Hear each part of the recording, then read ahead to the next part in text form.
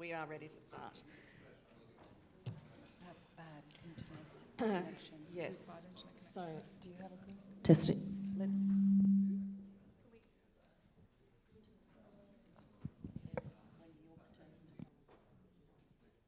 Great. Hi, everybody, and thanks for coming to this panel, a really important panel, we think, and hopefully you will too at the end, on tackling trolls and managing online harassment. In the age of Trump, we're adding, because there is an actual connection to the escalation of the sort of harassment that's being experienced, particularly among women globally. It's going to be a difficult discussion at times, and it might bring up experiences that you would like to share, so we're going to try and get to as many questions as we can. I think it's really important to encourage an environment where people feel safe to acknowledge the kind of harassment that they might have experienced. So please speak up if you'd like to add something at any point. I'm going to start, though, setting the scene in a pretty dismal way, I apologise, quoting from an OSCE study from 2015 that examined the particular experiences of women journalists in terms of online harassment. I was raped in the imaginations of many men, and in so many different ways they've expressed their interest in doing that in person. Also, they've promised to do the same to my mother. That was just one respondent out of many to this study that was launched at the end of 2015. And I'm going to start by giving an overview of some of the global research and insights that have been curated over the past 2 or 3 years as this issue has become more traction-worthy, I guess, within newsrooms, but certainly within civil society as well. And it's really worthwhile acknowledging that we are in, a golden age for audience-engaged journalism, and that's fundamentally important. And we encourage our journalists and freelancers as well to be active participants in online communities as a way of distributing content, as a way of ensuring that there is a sense of agency for our audiences. But online harassment is indeed a growing problem. It's an issue that is confronted by both men and women. We don't want to discount the fact that it's experienced by men, but as some of the evidence I'll present now demonstrates, it is much worse and frequently much more sexualised and violent in nature when it comes to women journalists. So the sexual harassment and the graphic threats of physical violence are the indicators for the kind of harassment that is typically experienced by journalists. Before I go any further, I just want to interview this rather amazing panel of women we've gathered here. We might at some point have a man joining us in the form of Greg Barber from the Washington Post, who's done a lot of work in online comment spaces. So if he pops up and starts to participate in the conversation, don't condemn him, he's been invited. But can I start at my right, Alexandra Pascalidou, who's a very prominent Swedish journalist whose story I will let her reveal when we get to this point. It is compelling, and I met Alexandra at a conference that the EU pulled together examining some of the issues in contemporary journalism, and I walked away in tears and with a sense of passion and urgency about this issue that I hadn't felt before. Mary Hamilton, to my left, who's a very experienced and high-profile journalist from The Guardian. She's the executive editor of Audience. Is that still your title at The Guardian? To my immediate right is Blanid Healy, who is the senior digital editor with CNN Digital, senior digital news editor. And last but not least, Hannah Storm, who's the executive director of the International News Safety Institute. So we're going to try and tackle some of these issues. We want ultimately to have a discussion that prompts action, that looks at solutions. But as I said, we need to scope the problem first. So the problem that we're talking about, particularly when it comes to women, is often described as cyber misogyny. So it can be expressed through online abuse and harassment, stalking, for example, but it's also potentially a threat that crosses over into the physical realm. And it's a genuine risk, whether it's online or offline, a genuine risk to journalists' psychological health as well as potentially their physical health. And I'm emphasising psychological health because for too long we've told journalists, just look away. It's not real, it's only on the internet. And I think that's something we need to acknowledge as a problem. It can be a particularly brutal experience for journalists, particularly women, who are reporting on feminist issues, tech issues, and Mary's going to talk a little bit more about this, politics, social policy issues. So if you're at the intersection of reporting on race and politics and you're a woman, you're more likely to be a target for this kind of harassment. There's an early quote from these debates from an email that Jezebel staff sent to executives at Gawker that really still resonates with me. One of the journalists says, "It's like playing whack-a-mole with a sociopathic hydra." In other words, you just can't push that thing away. And she said, on behalf of her colleagues, it's impacting our ability to do our jobs. So from a newsroom management perspective and from the perspective of the role of journalism in democracy, this is a huge issue, yeah? So women feeling often that they need to walk away or that they have to withdraw either from online communities or from a particular round. Some of the research indicates that women are leaving the profession altogether or not entering the profession. And it's also causing women in audiences to pull back from participation, and sources as well. So it goes on to affect civil society discourse and the sort of agency that's required for a civil society.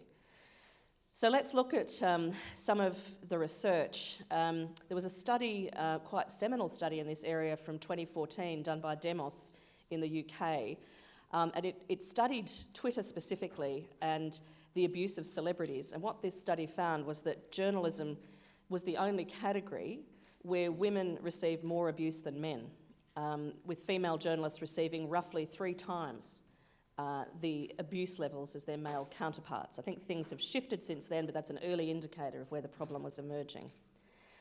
That OSCE study, look it up, it's really helpful, it's full of detail, from 2015, found that among the journalists who were surveyed, 90 to 95% of the experience of harassment occurred online within that group. So, we spent several decades ago when I started as a journalist, we spent a lot of time and energy looking at physical sexual harassment and verbal sexual harassment in the newsroom. Still a huge issue, but this is the kind of statistic we're seeing in terms of online engagement. And the study found that female journalists, bloggers, and other media actors are disproportionately experiencing gender-related threats and intimidation and harassment on the web, and that it has a direct impact on their safety and future online activities. There's a range of recommendations from that study, a call to action for news organisations, for individual journalists, for civil society groups, and we'll get to some of those issues later. But to summarise the sorts of threats that they discovered through this research, they included death threats. They included the threats of rape and violence that we hear so much about. They included threats to harm the children of some of the reporters. Hacking through email and Skype specifically, and social accounts. One that's really troubling, and young journalists who I've taught previously are experiencing this through Tinder interactions, but the creation of fake profiles on dating sites designed to direct harassment at women journalists, for example. There were reports of dead bodies being sent to journalists. I have a friend who's a feminist writer in Australia who works for my organisation as a columnist, and she has received archival pictures of dead bodies as a way of trying to silence her, and that's revealed in this research as well. Also, blog posts, that go viral, defaming individual journalists, and even newspaper ads in some cases being taken out against the reporters following an onslaught of online activity. And one of the other interesting points was that the foreign correspondents who responded to this research talked about the fact that they knew they were at risk of this kind of harassment physically in the field in certain contexts. They didn't expect to feel victimised in the way that they did when they came home to their domestic newsrooms. I know that we probably don't need much more, but just to highlight the fact that this is not an issue only confronting women journalists or journalists specifically, but the UN Broadband Commission found in 2016 that 3/4 of women online have been exposed to some sort of cyber violence, and they've urged governments and industry to work harder to protect women and girls online to ensure their participation. And an issue that we'll get to that has emerged since the US election campaign through the the discussion around the graphic sexism that was revealed in connection with Donald Trump, and I don't want to politicise this too much, but the effective licensing of the harassment of women that occurred with online harassment attacks on women journalists and women commentators, anyone who spoke up. You know, the attacks began to be sexualised. So I don't think I actually introduced myself, which is hilarious. I've only had one espresso, so forgive me. I just realised that I'm talking about everybody else. My name is Julie Pizzetti. I'm an Australian journalist and academic, and I work at Fairfax Media, which is the biggest publisher of news in Australia. And in that capacity, I work there in the capacity of the lead on digital editorial capability. So these are issues that I'm not just researching and talking about, but also trying to respond to in a practical way through training. So let's get this discussion properly underway now that we've created that pretty depressing picture of global experience. I'm just going to ask each member of the panel for their reflections on experiencing online harassment, whether it be individually or in the context of a newsroom in the course of their work. And I'm going to start with Alexandra, who also has a video that I think we might see at some point. So Alexandra, the way you've explained your particular experience actually starts from having been a migrant child in Sweden and experiencing harassment from, you know, your upbringing through to your role in the newsroom. Can you just take us through your story? Yes. Good morning. Would you like me to show the short film now, or? Yeah, we can start with it if you would like to hear. Does it? And what about the voice? If you don't leave the country within 24 hours, we will kill you and your family. When this anonymous letter arrived through a letterbox, I was a 9-year-old nobody. I came to Sweden at the age of 6. My father was a Greek migrant, a cleaner. We lived in a suburb mainly inhabited by refugees and migrants, in a family without books or newspapers. My mother took the letter and went to the police. When she came back, she said, "There is nothing they can do because the threat is anonymous." I'm grateful and privileged to work as a journalist in Sweden. Since my first day at work 20 years ago, I've been called a whore, a slut, a bloody foreigner, a disgusting migrant, a Jewish, gypsy, Muslim whore. They've been telling me they will cut my tongue off, they will cut my fingers off, they will break my knees. I should kill myself, or they will kill me. They've been telling me to go home, or they will send me home. They've been threatening me with gang rapes and sexual torture. There are times when I wake up with verbal violence and fall asleep to sexist, racist rage echoing in my head. When I went to the police, they said, "There is nothing we can do. The threat is anonymous." Unfortunately, I'm not alone. I'm one of millions. People that fear for their lives, feel unprotected. You can watch the rest. It's only 3 minutes or something. It's so interesting to be here. Thank you so much for your invitation, Julie. And it's also very revealing to see who are here. The majority are women. We only have a couple of men here. And I think there should be more men attending this seminar. You know what I mean? Because this is so much, I mean, there are like millions of women around the world that are daily being harassed, humiliated, threatened by mostly men. They are the ones sending all these threats just to silence women. And I could talk about this for a long time, but I happen to be a migrant, and I stood up for being, of Greek origin. I stood up for being a woman. I stood up for being from a working class family in the poorest suburb of Sweden. It was called a ghetto, and I stood up for all of these things, being a journalist, doing TV shows and so on. And from the first day, and now it's been like 20 years, and every day I've been receiving these kinds of threats.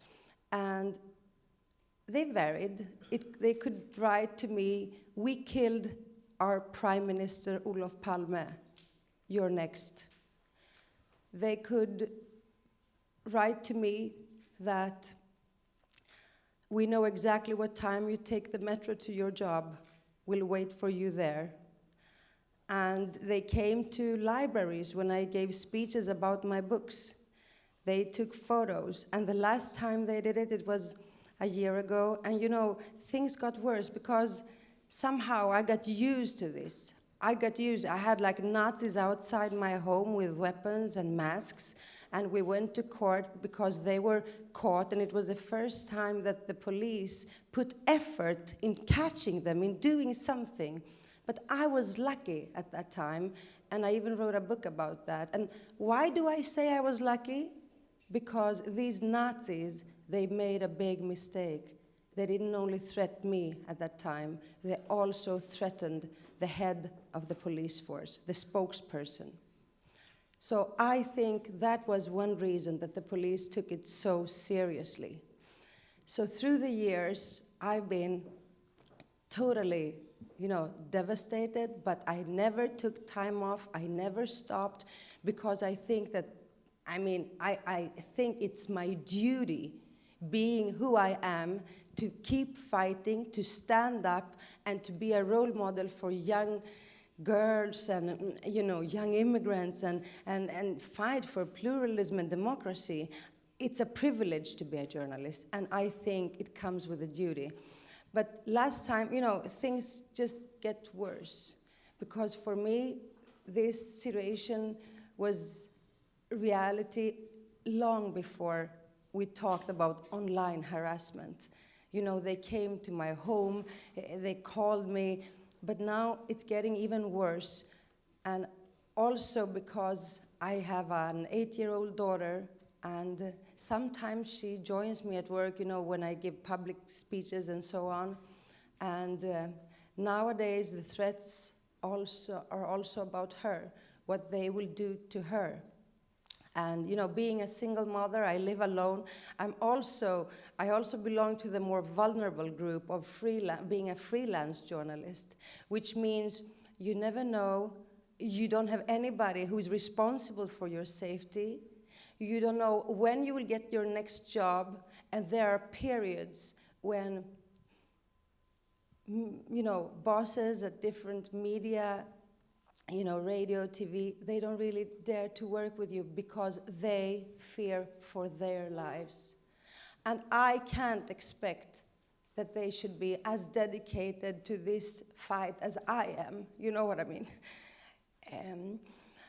And I think that the worst part is what has happened as a consequence is, of course, the lack of democracy and the freedom of speech, because what we start doing, many of us, is self-censorship.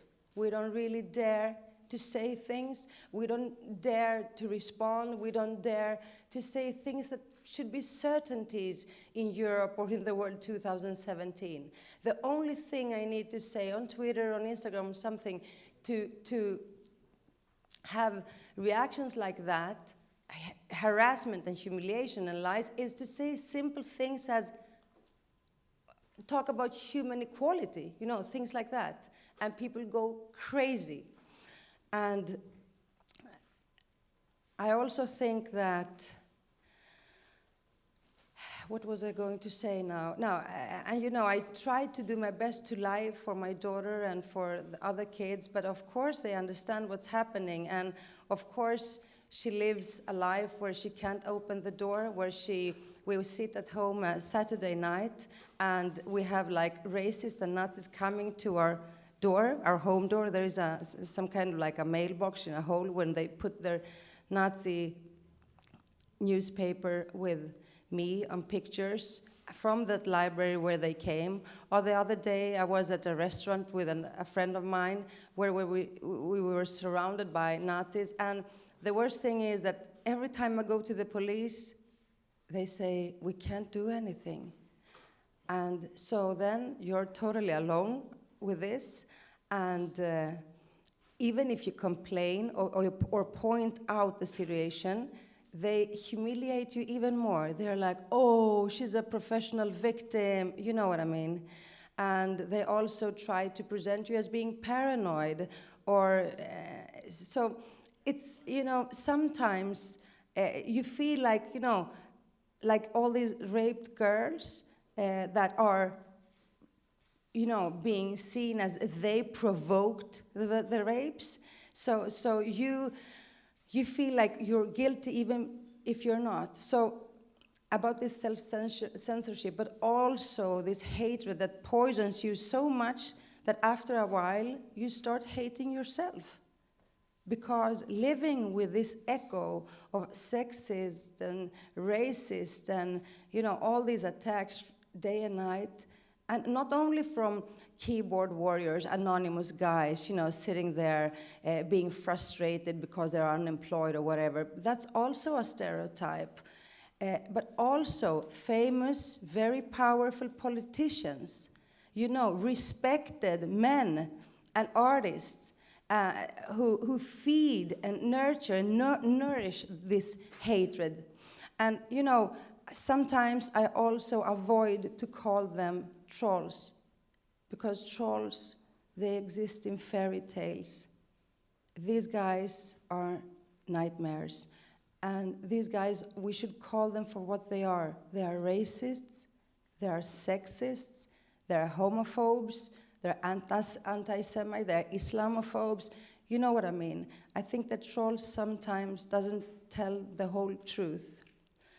There are so many things from my own life that I could tell you, and I've written books about it, and I've written articles about it, and everything. And I really, really struggle not to give in, not to give up, and it's a daily struggle because I don't have anybody to back me up or to support me.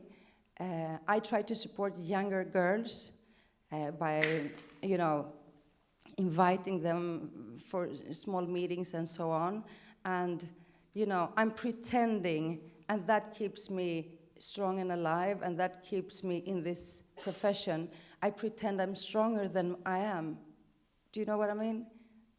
And it's a great way of manipulating yourself, to think that you're stronger and that there's a bigger goal, a bigger mission, and that this is not about me. This is not a personal matter. It's not, I'm just one of millions, and we are together in this, and we really have to fight this together. And today, I'm thinking of, like, I'm sitting here, you know, I'm like white, you know, I'm European, I'm Greek, and I'm thinking, and I've met girls around the world and women, it's even worse for them. You know, being black, for example, in Europe today, or being a Muslim, I mean, I really hope that we can start something from today, some kind of a network to support each other and to share some ideas and share some very concrete actions or something. I can answer questions if you want and tell you more, but I keep it like that. Thank you. Thanks, Alexandra. It was a genuine privilege to actually hear you speak from the heart, and very practically as well. I'm going to go to Mary Hamilton now, who's, I suppose, at the other end of the spectrum, in that you're not a freelancer. You're somebody who's actually managing these issues as they manifest within a very large suite of newsrooms that The Guardian operates as audience editor. Can you talk to us about your approaches and your concerns? Sure, I can talk a little bit. So About 18 months ago, a colleague of mine, Becky Gardner, who used to work with The Guardian, kicked off a piece of research called The Web We Want, in which that kind of involved multiple different strands, but we published a swathe of journalism looking at the issue of harassment online, and looking more broadly at kind of discourse and the state of discussion on the web. And as part of that work, The Guardian looked internally. We looked at our own comments. And so we have a data set of about, I think at the time it was about 60 million comments that had been left on The Guardian website under articles. We looked at those comments, and we looked at the moderation decisions that had been made on those comments. The Guardian's always had comment moderation. We've always chosen what we retain to publish on the site. And we looked at the rates of moderation blockings underneath certain stories by certain authors. We looked at every author that had published, I think, more than 2 articles on the site during that time. And when we ran the numbers, we found that the largest numbers of comments that had been blocked, the authors that were the most abused, effectively, looking at the Guardian's own criteria for abuse, of the 10 people where the block rates were highest, 8 were female, and neither of the 2 men were white. Now, the Guardian doesn't see death threats on our site, like rarely, if ever, and when they do exist, they are taken down immediately and the perpetrator is permanently banned from the site. We are strict about our moderation policies, but even in an environment where the harassment that we see is relatively limited in scope compared to what can happen in places where there isn't that consistency in moderation, we were still seeing the same sorts of patterns around gender, around race, around sexuality. And there are lots of people have raised a few quibbles with the way that that sort of research was carried out. There is an open question as to whether at The Guardian the people who are not white, who are not male, who are not straight, are more frequently asked to write about subjects that cause people to respond in particularly aggressive ways.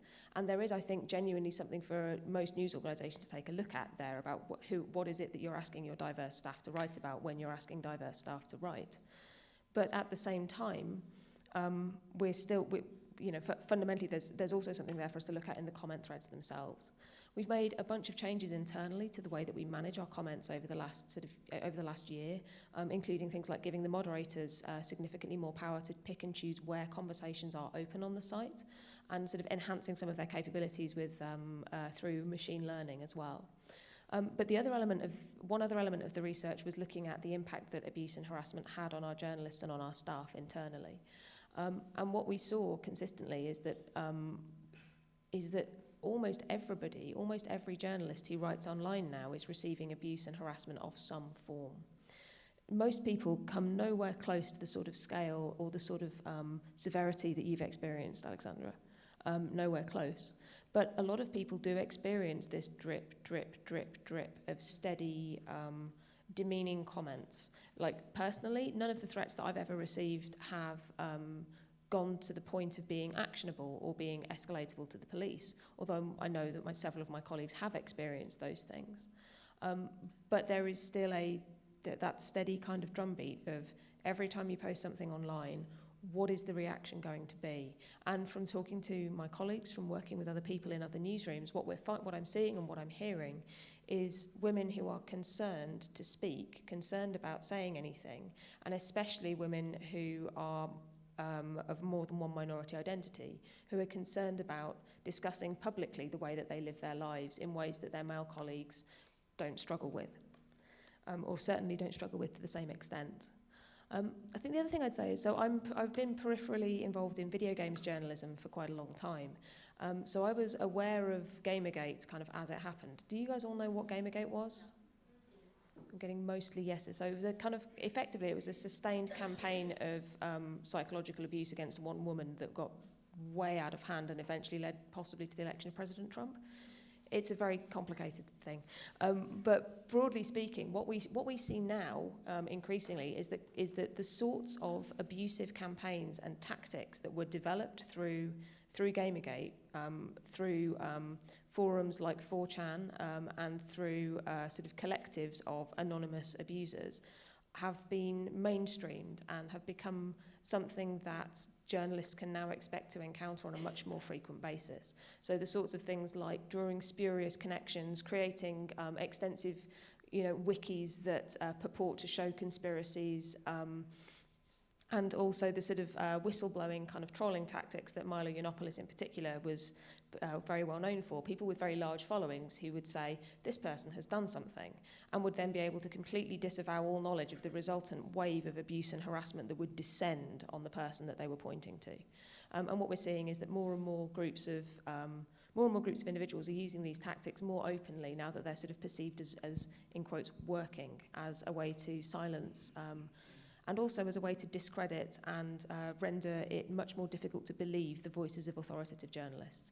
We also think that we're seeing, groups of organised individuals related to government activity in some areas as well, especially around Russia. It's very difficult to prove that, but there are certainly some really interesting patterns out there in the data, and finding ways to address that. We can do a great deal within the confines of our own comment threads, but we can't at the moment meaningfully impact what happens to a journalist when they step onto Twitter. Or Facebook Live. Or Facebook Live, yeah. Or Periscope or YouTube. But Twitter is still, for us, I think, by far the biggest vector for abuse that most of our journalists get. Okay, great. Thanks, Mary. We're going to pass the microphone. You've actually got your own. So over to you, Blanid. What are your experiences? I think we're on, yeah. So where I'll start with this is by saying I'm not an expert in online harassment. I don't work day in, day out with our social teams in the sense that I don't sit and moderate comments. I don't, work as a community manager, and I've certainly never worked with a journalist that has experienced the scale of what Alexandra has experienced. But what I want to talk about as a senior editor in an organization is that dealing with online harassment and dealing with trolling and dealing with the environment that people are, experiencing is not something that lives in a corner. It's not something that should be handled by one part of your organization and siloed into, a section where a group of people have to deal with it. It starts at every point of where you work with journalists, and at the point of when you hire them, for example, at the point of when you are commissioning them, when you are working on what an angle of a story is going to be, and you're taking responsibility for then when that journalist writes that piece and what happens to it. When we deal with online harassment as organizations, it can't be merely in a reactive way. It has to be something that is, 360, something that is part of our editorial meetings. And so where sort of, I suppose for me, my first interaction of what I would describe as, I think every journalist is sort of one story away from being it on the internet, and literally tagged, it at points when sort of the audience or a group of people will decide that they have such an issue that they will start to just really go after an individual writer or producer or correspondent. And for me, I learned that lesson very early on a much, a very small scale lesson, in the sense of when you all of a sudden experience the avalanche of people taking issue with what you've done on the internet. I was a student journalist at the time. I was in Northwestern, and I was sent to cover the White House Correspondents Association dinner as a student journalist. And it was at the time sort of the mid-2000s when George Bush's approval rating was in the 30s, and it was months after Hurricane Katrina, and everybody was just incredibly, it was quite an atmosphere in the US at that point. And I remember filing what I felt was a fairly innocuous report on an evening which, if anyone's ever been to the White House Correspondents Association dinner, it's a very odd sort of event that brings, Washington and politics, together with journalists in this slightly strange space for an evening. And again, what I thought was sort of an innocuous report was posted on the White House Correspondents Association's website, and my college email was put at the end of it, and the invitation to email Blanid Healy at whatever my email address at that point in time was, in these mid-2000s, was sort of put out there. I don't think I certainly didn't know that was going to be the case. And at that point, it was cue the onslaughts of email. describing my reporting as terrible and idiotic and, everything under the sun. Because of course you're going to prompt reaction from both sides of the the Republican side, the Democrat side, and just people who just had an issue with you. And at that point, for me, I think that stood with me and stayed with me in the sense of when I think about commissioning people, you have to, before you sort of, I don't think I would ever put something, out there without, in the sense of, email this reporter directly without really thinking about that. But also thinking about your commissions, talking through, especially with younger journalists, when you first hire them. And this was an experience when I was UK editor at Mashable before I joined CNN. Where you're commissioning around hot button topics, things like feminism, with a writer who worked a lot around relationships, sex, and dating. Obviously, things that before we hired her, you go through the process of talking through that the reality is that it's not just now you write a story, it goes out onto the internet, then at that point, that's when the reaction begins, the abuse can begin. And it's awful that we have to think about these things when you're in an interview process and you're hiring people and you're talking to them about these scenarios. And it's terrible that you have to think about it when you're commissioning. And it's dreadful that women have to think about self-censoring. And I feel incredibly lucky that I have had only these minimal experiences. And it's ridiculous that I have to say that I feel lucky that I haven't had other experiences. And that's where we are today. So my perspective on it, though, is I think we have to think about these things, really across the board. And as managers and editors, we have to be much more conscious of what is happening, thinking well ahead what happens when you become it, when our journalists become it on the internet and when people start going after them. Absolutely, and we'll come and unpack some of those examples of practical actions in a moment. But over to Hannah Storm, who runs INSEE, the International News Safety Institute, and where these issues are emerging as new elements that represent threats.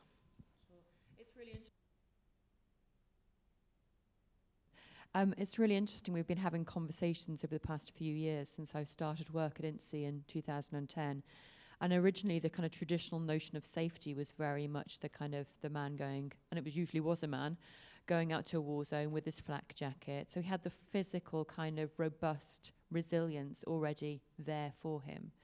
I think in about 5 years ago, it was around about the time that Lara Logan was attacked in Tahrir Square. Some of you may be aware of that.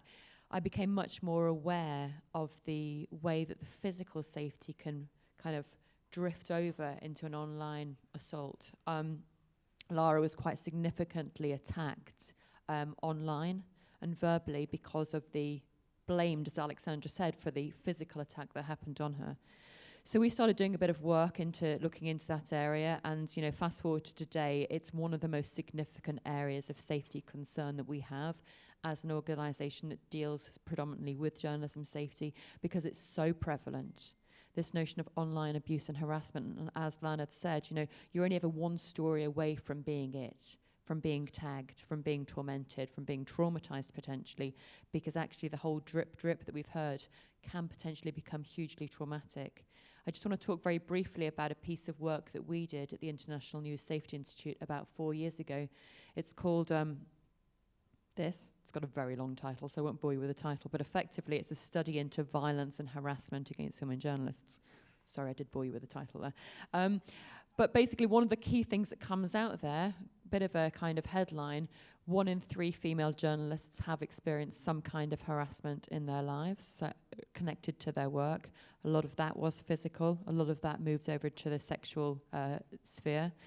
A lot of that, and this was 2013, 2014, so we were kind of at the early days of trying to understand the prevalence of online harassment and abuse. But it was quite clear, and I'm going to quote a couple of examples that people gave us. It was quite clear that people were experiencing terrible threats and abuse. So here's a lady from the United States, and I'm quoting her, for the nearly 5 years I worked as a technology journalist at a magazine, I was constantly criticized online. Often this had nothing to do with the content of my articles. I was called a whore for writing a negative article about Apple. People searched me online to come up with embarrassing information and posted it beneath my articles, and people often made belittling or sexist jokes as comments. The conventional wisdom to ignore comment sections did not apply because my bosses required me to look at and respond to comments. And that to me is really interesting because in the last couple of years, obviously we've seen management kind of get and understand a bit more how to broach the subject. But I'm still finding and having conversations with journalists around the world, ranging from India to New Zealand to Congo to Russia to Argentina, female journalists around the world who are dealing with this. They don't all have the backing of great organizations like The Guardian and CNN, so they don't know how to respond or not to respond, how to deal with it.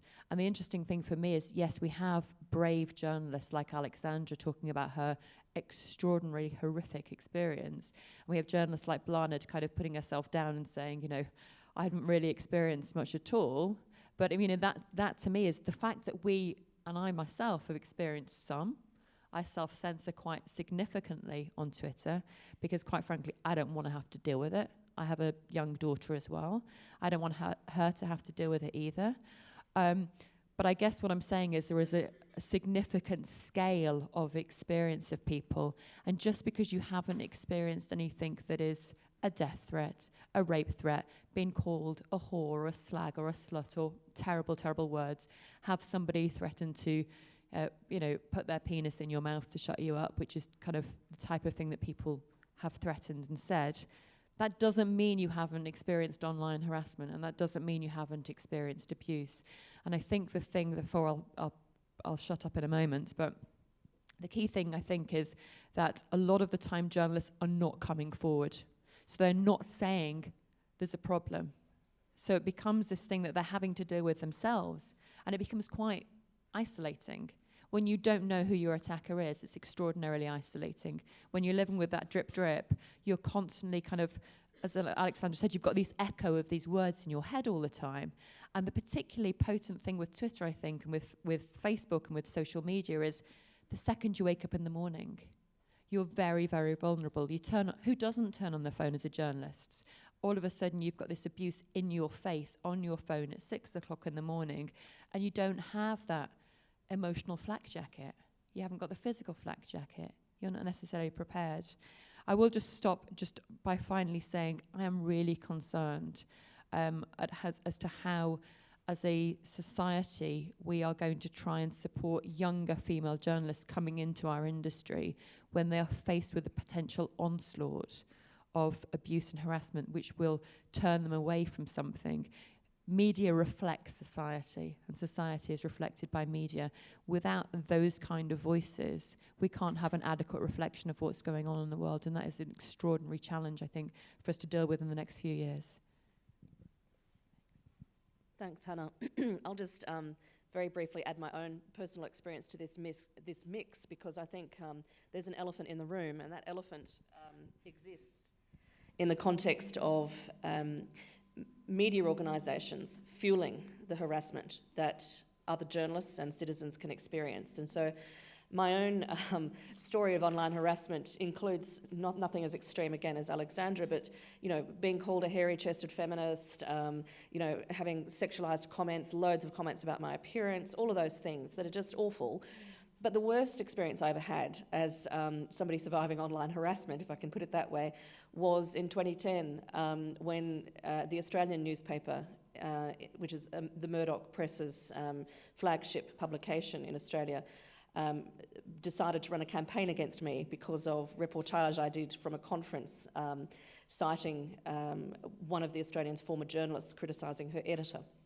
And it was an early example of the kind of pylon that we're describing, fueled by right-wing commentators online, as well as those who are actually journalists. And I think, therefore, it's important to acknowledge that we have a responsibility, those of us who work as journalists, in thinking about the implications of the kind of campaigning journalism that can occur, targeting individuals for political expression, for example.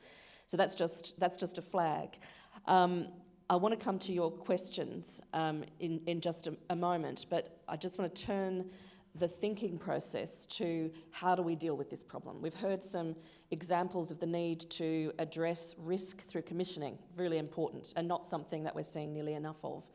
So if you're doing, a series of stories for some reason on return of kings, on online harassment groups, like groups that exist to abuse women, what are the potential consequences? Who is going to suffer the impact of that kind of journalism within your newsroom? That's one example. And some of the other examples we heard include, proactively dealing with people's lived experience of online harassment, acknowledging the problem at very senior levels, for example, and ensuring that there are processes in place to assist with going to the police in cases that are actionable. So let's turn our minds to that. But I want to see within the audience whether there are questions that you'd like to put or experiences you'd like to share. Okay, we've got one here and one there. Do we have a microphone that can actually go around? You're going to take this one? I think here. Thank you. I am Gülsen Harman from Turkey. Last year, I did a project for International Press Institute tracking down digital threats, including online harassment against Turkish journalists. And as you may not be very surprised, the huge chunk of the online harassment is addressed to female journalists. So going back to some of the points you already made, dripping that you have mentioned, and in Turkey, the online harassment against female journalists is mostly coming from state-sponsored actors. And it totally changed all the context. So fighting back the trolls, and one thing that Alexandra put also very importantly, in Turkey and in other countries also, but mostly in Turkey, the trolls have names. They are sometimes in the very high level of the power, they are pro-government columnists, they are editor-in-chief in the pro-government media outlets, so they have a name, and that's why the chilling effect is so strong also on female women, because I did a feature about interviewing a few female journalists, and none of them has ever gone even to a prosecutor office to file a complaint, because they know so well that if I complain, I will get even more online harassment and a very disturbing, the exchanges with the government itself. So they refrain from it. So, and it was a great panel. Thank you so much. And hearing from all the stories from around the world, that it's a kind of a relief, but kind of a support that to know that it happens everywhere. But so I have to put a question also to you.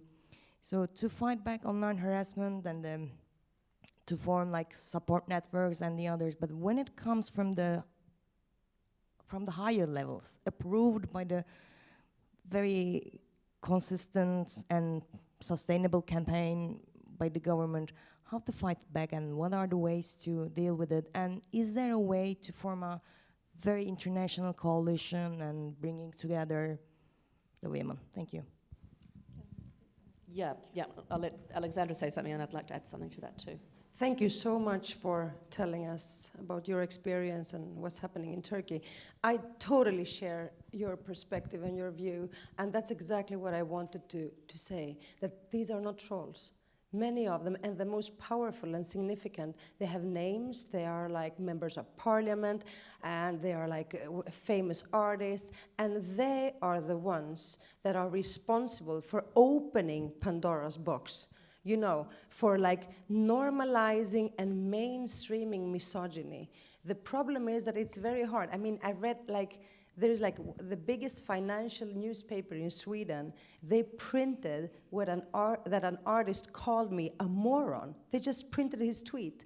And it's exactly that. How can we fight this when it comes from such a high level? We always talk about Trump here, but I mean, Trump is not alone. There are so many Trumps out there that are like totally give the green light to this hatred. So we should really find a way of, and mostly, I mean, you know, I would really like editors and everybody to, you know, people with a lot of media power to do something about this.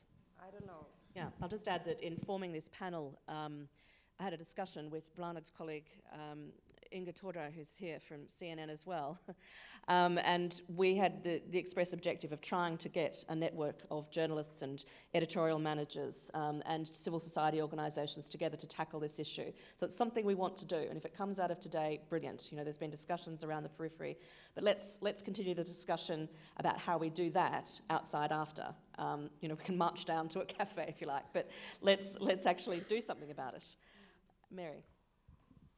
I think I'd just say there's a lot that we can do to support each other, and there are a lot of kind of tactical things that can help to address the immediate issues. Those things don't necessarily help to address the balance of power, but they're still important because fundamentally, so a lot of the work that I've done on this has intersected with work around vicarious trauma and people's exposure to, for example, images of death or of traumatic events that have serious psychological impact.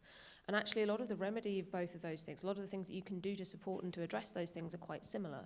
They're about acknowledging that there is a problem and collectively finding space and time to support other people who have gone through similar things and to be supported by those people. Just the very fact of having a group of people around you who can say, yes, what you're experiencing is real. Yes, it absolutely sucks. Yes, you know what? Sign out of your Twitter account. I will monitor your email for you for 3 days while everything goes to hell, and I'll pass on anything you absolutely need to see. There are these tactical things that we can do to support each other that don't necessarily involve law enforcement, that don't necessarily go to addressing the balance of power, but that do help people to remain resilient and help people to remember that what they're experiencing is genuine, that their feelings are real and supported, and that actually it's possible to find care and community with each other even in the face of stuff like this. I'm going to go to the next question because we're running out of time rapidly. I think there was a question here before, and I can see one up the back as well. I'll come to you next. Hi, thank you all for the great experiences. I'm a Bulgarian journalist. I report on migration. There is a huge backlash against refugees and migrants in my country. Therefore, it goes on the journalists who report on the issue and who do not do it in a negative sense.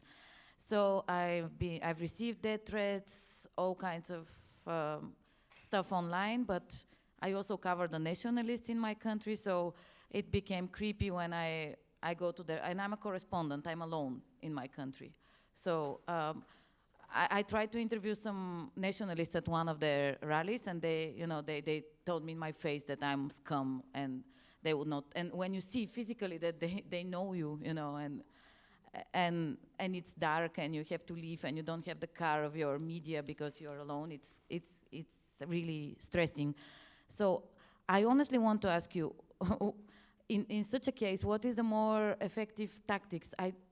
I started talking openly about it, writing blogs, etc., but I don't feel safer. I mean, I'm lucky that I have a lawyer boyfriend who takes care of my stuff, but it's personal and it's not done by my employers.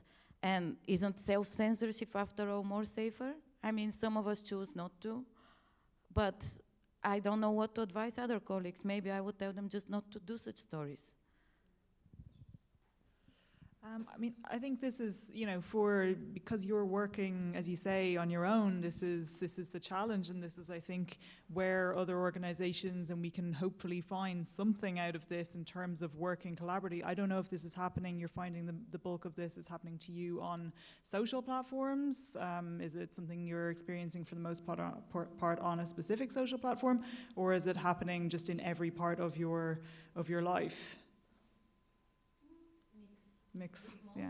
It's mostly online, but I'm not the only one. I mean, I don't want to victimize myself, and it's even, many people who work on human rights issues or migration, etc., in my country are exposed to that, and everywhere. It's like, yeah. If you're a Muslim woman and you're black and you're talking about refugee issues or politics, Yeah. it's part and parcel of what you deal with. Yeah, and I mean, and you can't self-censor. We can't become that. We can't do that. You know, this is, you know, these issues need to be reported on. The voices need to stay strong. But then you can't be on your own either. You know, just taking the bulk of this back at you. You can't sort of put yourself out there as the only person who's gonna have all of this coming at them. And I think that comes to, how do we work more collaboratively? How do we work with people who are out working as freelancers? How do we bring them more into the fold of our community? How do we then work with platforms to try and find solutions? You know, and it comes back to, if platforms can find solutions around pulling down copyright material, for example, they seem to be able to do that very well, and other things, you know, and we work with them, I think, as an industry, you know, on how do we optimize, and for engagement and for views and for whatnot, but we have to collaboratively now pull together, not just on behalf of our own organizations, but on the most vulnerable people who are freelancing and who are working on their own as individuals, and find solutions, ultimately. Sorry, I just need to go to another question, sorry, because we're really running out of time. We've got a few minutes left, and I promised yes up the back. And I just say the training word, that's a really big part of this as well, like collaborating on training and capacity building. Thanks. Good to see you. Alexandra Michelle Ferrier from the United States. I'm Michelle Ferrier. I'm a professor at Ohio University, and I'm also the founder of Trollbusters. And we have 3 sessions today talking about online harassment, and ours is later on this evening. But I only had enough handouts from my session, but I wanted to let people know Trollbusters is working internationally to try and support women journalists who are facing online harassment. And we've done work, I think a lot of the work that needs to be done is proactive. In protecting yourself and locking down your identity, in browsing safely and making sure you're doing things to protect yourself and your sources. But also, I think one of the things we'll talk about this afternoon is the language that we're using to describe the activity that's happening. And there are different nuanced ways in which you should respond based on that. And so in January, we created a flowchart that says different kinds of threats that you're experiencing and then what you should do. So whether it's doxing or a distributed denial of service attack or a critique or an implicit or an explicit threat, we've designed this for the US, but we're also looking for partners to translate this and put in place the resources that are available in your own country to be able to help support journalists. And we've had interest already in translating this into Spanish and Arabic and Hindu, but it needs the local context. Yeah. It needs the local resources, because there are organizations working to try and do some of this work in places, and work with the platforms to try and find alternative routes for journalists and their success. And so I'd invite people to check us out, hopefully come get a handout, and I'd love to chat with you. Okay, great. Collaboration happening in real time in this panel context. We don't have time for any more questions, I'm sorry, but we're happy to keep talking outside after this panel. We've got about 1.5 minutes, which is kind of, 15 seconds each to wrap up. I'll start with Alexandra and work our way to Hannah, if that's okay. Okay. 1, 2, yeah. No, I think we should be tougher. I think we should support each other and show solidarity on an international level. But I think we should also, like you, in Bulgaria or wherever you are, you should address your government, the ministers, because this is about press freedom. You should invite others, victims of this verbal violence, of this horror, the daily terror, and you should go together and ask your government and the system what they are prepared to do. Because this is about press freedom, it's about freedom of speech. I mean, this is a fundamental right for everyone. And I hear you here, all of us, we say, I'm so sorry, I don't want to be a victim, because they stigmatize us, and make us feel bad that we are victims. Paonita. So I think it comes back to not sort of siloing this and not looking for silver bullets, right? This is something that needs steady, everyday work. And I think, that's something that we have to realize within our organizations, and also outside of them supporting people who, you know, who need that extra support. So, you know, working with all parts of your organization to understand that this is part and parcel of what we do. It's just part of now society. You know, it's something much bigger than just it. You know, back to the experience you had in person. This is it goes beyond our platforms and beyond the internet. And just working collectively, I think that's really the only way forward, and linking up with Trollbusters and other organizations in truly kind of collaborative ways. Yes, and I just say, on a practical organisational level, thinking about how you integrate traditional safety approaches, which Hannah's talked about, with your digital security people and your managing editors, and thinking practically about how you deliver some of the things we've discussed with locking down your profiles and providing support. And this is genuinely a workplace safety issue. So your HR departments, if you're in a news organisation, are increasingly experiencing journalists taking time off due to psychological trauma experienced through online harassment. It's real, it's costly, and perhaps that's what talks. So let's continue the discussion collectively and collaboratively, physically outside later, and also online. I think what we need is a forum where this can be discussed and debated. I have a question for all the men in the room. Hello.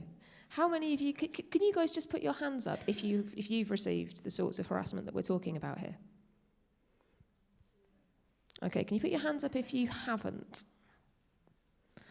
I'd like to ask if all of you could possibly go to your newsrooms or to your colleagues or to people who you think maybe might have learned something from this panel today about what life is like for folks that do experience this sort of thing, and just tell them about it. And just make it clear that this is an issue that's important to you and that maybe it's something that they might care about too. I think for all the collective organisations that we do who've experienced this, there is still a huge barrier to get past between the people for whom this is just an everyday fact of life, for whom everything that we utter on the internet comes with a decision about how harassed we want to be today, and the folks who don't experience that, have never experienced that, and maybe don't ever have those conversations, that aren't ever in rooms like this. And actually, it's you guys who are here who've taken the step to come into this space. Thank you for doing that. If you guys can go away and actually tell some more people about that and start to kind of normalise the idea that this is something that's discussed openly and above board, widely, not just by the people who experience it, that could potentially have a larger impact than you probably realise. I'll make it very quick. It's horrific that it's become normalised, but we have to accept the fact that we need to talk about it more. An industry meeting that we had a couple of weeks back, I had a moment where one of the people who is a very high up person in a bureau in London, there was a penny drop moment, and literally this person's mouth almost dropped to the floor when they heard about some of the experiences, and it was completely like, I didn't even realise that was going on. So, as everybody said, collaboration is absolutely key. Thank you ever so much for coming, because the fact that you're here means that everybody is part of the conversation. So appreciate that very much. Thanks, everybody. Thanks for watching, and thanks for tolerating the fact we've run over by a couple of minutes, even though we promised to finish early. So thank you.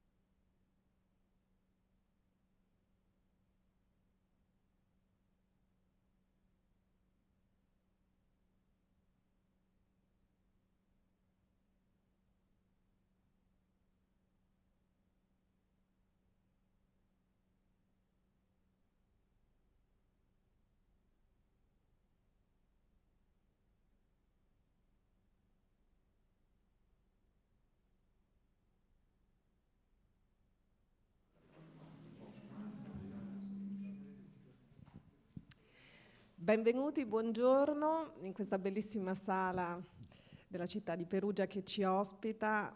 Quest'oggi io ringrazio i presenti, ringrazio Marco Longari che ha affrontato un lungo viaggio dal Sudafrica e ha accolto l'invito che gli feci un po' di tempo fa per partecipare ad uno dei panel di questo festival. Io ebbi modo di conoscerlo telefonicamente per un'intervista di 3 anni fa. Era il periodo in cui purtroppo perdevano la vita un po' di fotoreporter, anche qualche italiano. Ricordo Simone Camilli, ricordo James Foley, ricordo Andrei Stenin dell'agenzia di stampa russa Ria Novosti, e per mano dell'ISIS cominciavano a girare in modo virale sulla rete video che non avremmo voluto mai vedere. E insomma in quella circostanza chiamai Marco Longari, che conoscevo solo di fama, per un commento ad una stagione nera per i fotoreporter, e allora mi sono ricordata di questa persona che mi colpì molto per non solo evidentemente la sua statura professionale, la sua competenza nel suo campo, ma per una carica umana che in un po' di anni di questo mestiere mi è capitato poche volte di incrociare. E parlando qualche tempo fa con lui per cercare di prepararci a questo incontro di oggi, tra le altre cose Marco mi diceva: mi piace l'idea di non sentirmi paracadutato in una realtà, ma di starci in mezzo. E mi sembra un buon modo per avviare questo incontro in cui probabilmente guarderemo pochissimo, forse per nulla, e invece tenteremo di ascoltare chi come lui, alla luce della sua vastissima esperienza non solo in Africa si è stabilito una decina d'anni fa, dove dirige il servizio per l'Africa della France Presse, ma a Gaza, piuttosto che in altre regioni bollenti, perché magari infiammate dalle guerre. Insomma, sentiremo da Marco Longari soprattutto parlare di come si stanno formando generazioni di fotoreporter locali.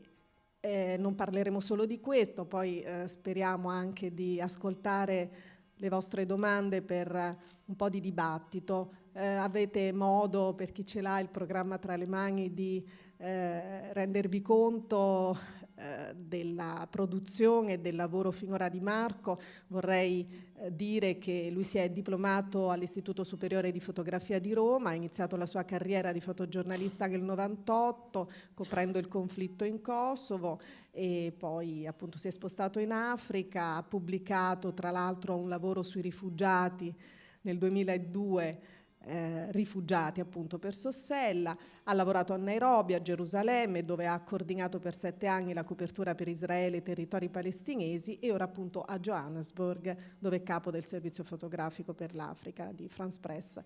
Vorrei nel ringraziarti ancora intanto capire come siete organizzati proprio dal punto di vista di lavoro, quante persone tu guidi, chi sono queste persone e come è cambiato in 10 anni il vostro lavoro.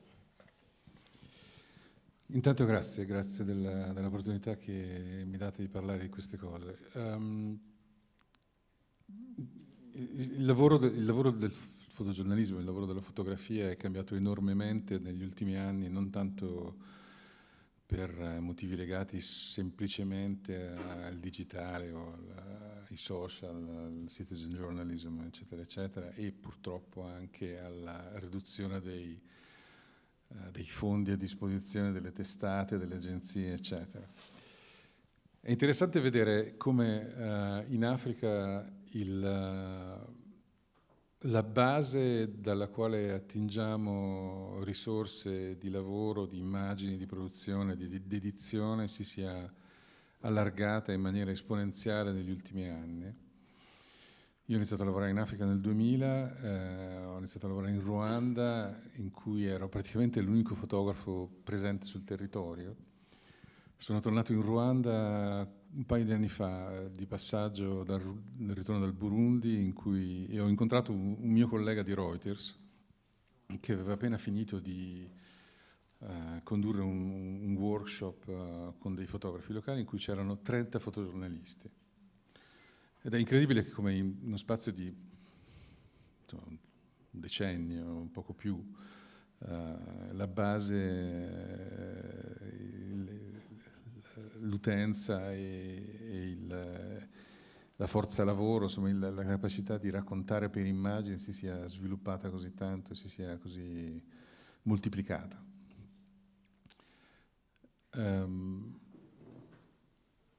Il lavoro che noi facciamo in Africa in questo momento è un lavoro di cambiamento di struttura. Siamo partiti 4 anni fa da una struttura che era gestita dall'Europa e che a un certo punto abbiamo deciso fortemente di spostare in Africa per riuscire ad avere una voce locale, un'attenzione più da vicino, per quanto è evidente che il continente è talmente enorme che da vicino è tutto relativo, ma per riuscire a mettere l'accento su storie che venissero identificate, prodotte, costruite, lavorate e fotografate con risorse locali e non tanto con uno sguardo filtrato attraverso un prisma e un diaframma europeo centrato troppo su interessi particolari legati a come vengono viste le cose da quassù. Che è un po' diverso. Che è assolutamente fondamentalmente diverso ed è quello la parte fondamentale del lavoro che facciamo, la parte più importante del lavoro che facciamo. Esiste una struttura di una direzione che insomma, io ho la fortuna di occupare, il posto che ho la fortuna di occupare, e esiste una struttura che è estremamente capillare. La regione Africa si occupa di 47 paesi, l'Africa è composta da 54, ma i paesi di lingua araba non ci competono perché fanno parte del Medio Oriente, anche se geograficamente non lo fanno parte, ma insomma per una questione di lingua, perché appunto i pezzi vengono scritti in arabo e quindi c'è bisogno di un desk dedicato che fa parte del desk del Medio Oriente. Ma c'è dunque 47 paesi e il nostro gruppo è composto di più o meno 50 fotografi. Quindi siamo veramente tanti. Quanti italiani, quanti africani? Italiani 2, per una stranissima coincidenza, sono tutti e 2 a Johannesburg, e c'è un altro espatriato, un inglese, che è a Nairobi e che comunque adesso sta andando via e verrà rimpiazzato da un giapponese.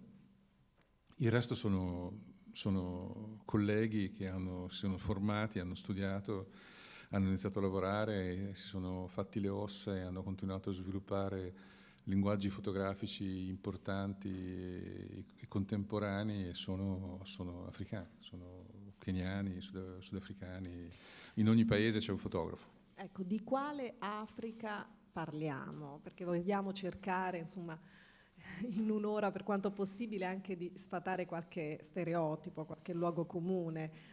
L'Africa molto spesso nel nostro immaginario da occidentali coincide quasi esclusivamente con i profughi, con i migranti, con la malnutrizione, con i bambini con la pancia gonfia, con i guerriglieri, con le ONG che pur fanno un lavoro lodevole in alcune parti del continente, non solo. L'Africa, lo abbiamo accennato, non è chiaramente un monolite, ma allora voi che Africa cercate di raccontare? Insomma, questi fotoreporter che lavorano con voi e che poi da voi stessi sono formati, che Africa vanno a scoprire e come la restituiscono? Devo dire, la complessità del racconto fotografico del continente, come di qualunque continente, adesso non è un discorso che è circoscritto all'Africa evidentemente, la rappresentazione fotografica di una realtà talmente sfaccettata come la realtà del continente africano è direttamente proporzionale allo sbocco che queste immagini hanno nella distribuzione globale. Cioè, voglio dire, noi copriamo storie a tutto campo, ovviamente abbiamo un mandato che è istituzionale, l'agenzia di stampa francese è un'agenzia di stampa, quindi copre istituzionalmente degli eventi che sono legati agli eventi giornalistici, gli eventi che sono quelli classici di un'agenzia di stampa. Ma forniamo, scopriamo e copriamo, rincorriamo storie nei 4 angoli del continente che hanno a che fare con un'infinita varietà di situazioni, considerando soprattutto che in questo momento storico particolare il continente africano vive un momento di espansione importante. È uno dei luoghi nel mondo in cui il terziario, un ceto medio si sta sviluppando, si sta affermando, e con questo conquiste economiche, culturali, politiche si vengono affermate e riaffermate, e per cui c'è comunque un interesse generale a contenuti che siano generati sul continente africano e che sono destinati ad un'utenza, un'audience africana, che in questo momento appunto si interessa di più all'editoria, che compra giornali, che compra riviste, che si interessa di quello che accade sul continente africano con un'ottica e con un'intenzione narrativa africana. Per cui il fatto di potersi avvalere di collaboratori, di staff e di collaboratori che sono del luogo e che conoscono quindi le pieghe della realtà e non hanno un prisma, un'attenzione che è virata da un preconcetto, da uno stereotipo, da un'intenzione editoriale che è legata da intenti che stanno altrove, invece viene coltivata attraverso racconti, sguardi, interessi, linguaggi fotografici che sono più vicini a chi poi fruirà quelle immagini. Questo per fortuna, perché altrimenti dall'altra parte c'è una fatica enorme. Cioè, una cosa che racconto spesso è che negli anni passati a lavorare in Israele e Palestina e coprendo il Medio Oriente, le primavere arabe eccetera, bastava che qualcuno starnutisse e comunque le foto stavano sulle prime pagine dei giornali. Mettere una foto in prima pagina di una storia africana su un giornale europeo, insomma occidentale, è già più complicato. C'è un interesse anche attento da parte dei soliti noti dell'editoria. L'ultimo lavoro del New York Times, per esempio, fatto sulla Nigeria, con questo incredibile layout che è rivoluzionario, eccetera, la dice lunga sul fatto che comunque alcuni gruppi editoriali si siano fatti furbi e abbiano capito che c'è un interesse, che quindi c'è bisogno di un'attenzione particolare e che quindi c'è un investimento, eccetera, eccetera. Da questo punto di vista è importante che chi come noi invece produce dal basso, fra virgolette, continui a farlo in un certo senso, con una certa qualità, con un certo discorso alle spalle e con un certo linguaggio fotografico che sia destinato ad un bacino d'utenza che è appunto contemporaneo, che guarda le fotografie in questo momento storico e che quindi si nutre di certe immagini, di certi contenuti. Ma dall'altra parte invece c'è un silenzio totale, c'è un'assoluta disattenzione, se vuoi, per alcune storie che sono invece importanti. Per esempio? Per esempio è impossibile raccontare di Boko Haram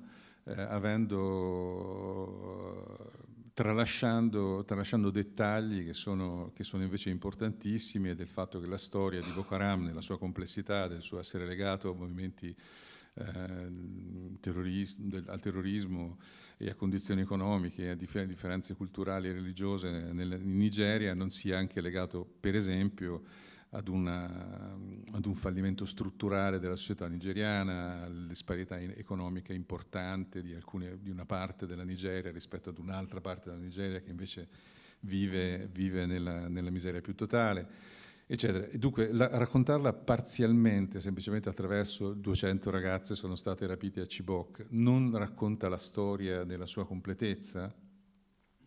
E nonostante ci siano dei paradigmi da rispettare nell'editoria, per cui dovete raccontare le storie in 200 parole, in 300 parole, in 600 parole, in un segmento di un minuto alla televisione, in una fotina in prima pagina o nella terza pagina o nell'ultima pagina, piuttosto che uno slideshow ridicolo montato su testate nazionali di cui non faccio nome, l'avete capito tutti. Comunque non si possono raccontare le cose in questo modo qua, oppure sì, si possono, si fanno, ma quello che succede è che l'immagine che viene restituita a chi osserva queste storie è un'immagine che è stereotipata, tritata e ritritata, e non restituisce da una parte non restituisce la complessità della situazione.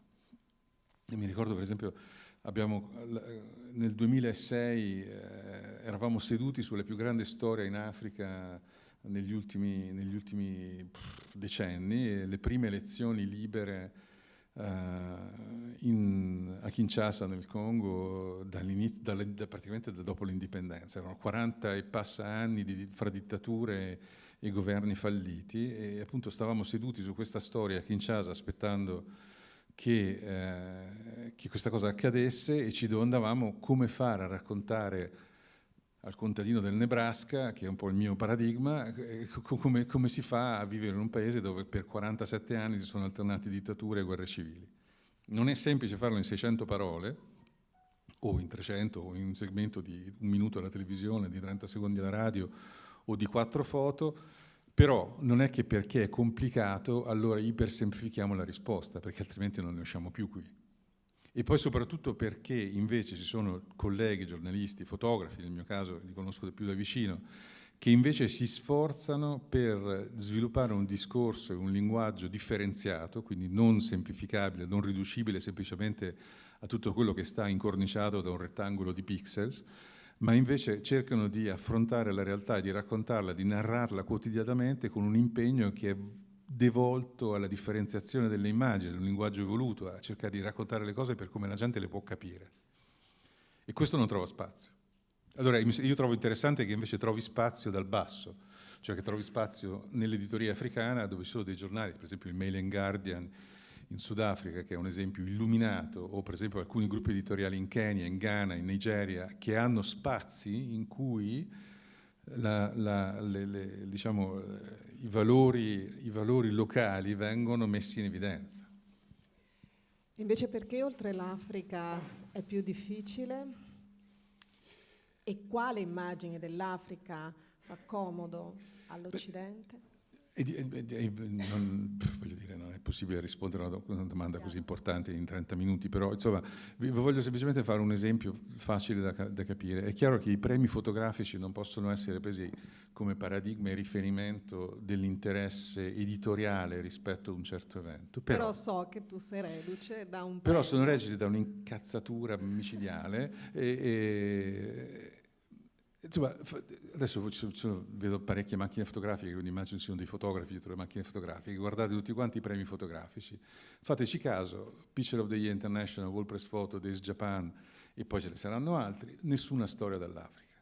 Nell'ultimo anno in Africa sono successe delle cose importantissime, ma delle cose che insomma sono equiparabili a movimenti altrettanto importanti che sono accaduti da altre parti del mondo, e non ce n'è traccia, non ce n'è traccia. Le uniche immagini che hanno a che fare con l'Africa, che sono state riconosciute, non dico premiate, ma riconosciute nei premi fotografici, sono migranti morti nel Mediterraneo e una storia sulla malattia mentale in Africa, fotografata come i padri comboniani fotografavano i congolesi alla fine dell'Ottocento. Sfondo grigio, sguardo assente, zero empowerment, e non c'è speranza. Allora, se tanto mi dà tanto, e questo è deprimente in via generale, perché comunque voglio dire, l'attenzione miope di un certo atteggiamento di superiorità rispetto a certe storie che invece sono più piccole, ma sono ugualmente importanti, perché formano la comprensione. Spesso quando mi trovo a parlare con gli studenti rispetto alla fotografia, mi piace cercare di spiegare questa cosa qua. Quando guardate le fotografie, la vostra attenzione non viene circoscritta semplicemente a quel rettangolino verticale orizzontale che vi trovate di fronte, ma quell'immagine forma un pensiero. E se continuiamo a formare pensieri rispetto a cose importantissime, come per esempio i migranti e il motivo che c'è alle spalle della migrazione, viene fatto soltanto attraverso delle immagini che sono stereotipate, semplicistiche, e comunque che non rappresentano una complessità, ma che invece la destrutturano per semplificarla, il pensiero che viene formato attraverso la fruizione di quelle immagini è un pensiero semplice. E comunque non possiamo continuare a cercare di risolvere problemi complicati attraverso pensieri semplici. Questo semplicemente non funziona.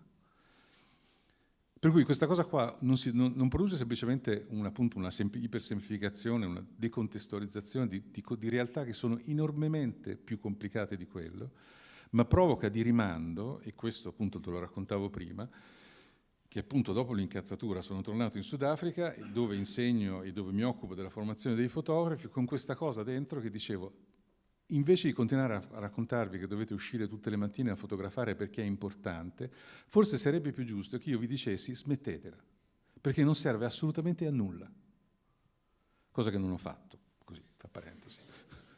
Speriamo che ci sia ancora margine in cui la disillusione, insomma, o il disincanto possa non trovare spazio. Non so se ci sono già degli elementi sufficienti per stimolare le vostre eventuali domande, ci farebbe piacere che appunto ci fosse interazione, prego. Ah, certo.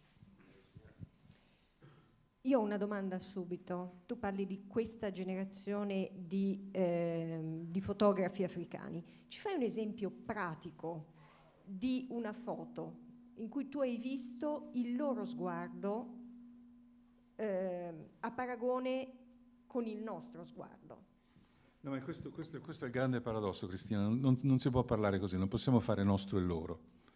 Viviamo in un mondo in cui siamo iperconnessi dalla mattina alla sera e dobbiamo smetterla di pensare che solo noi siamo iperconnessi, è una stupidaggine, è sbagliato. No, ma non te lo sto dicendo per rimproverarti, lo dicevo così, parlando ad alta voce. Quello che succede invece è che i miei colleghi che vivono a Nairobi si nutrono delle stesse immagini di cui mi sono nutrito io fotograficamente. Guardiamo gli stessi fotografi, guardiamo gli stessi libri.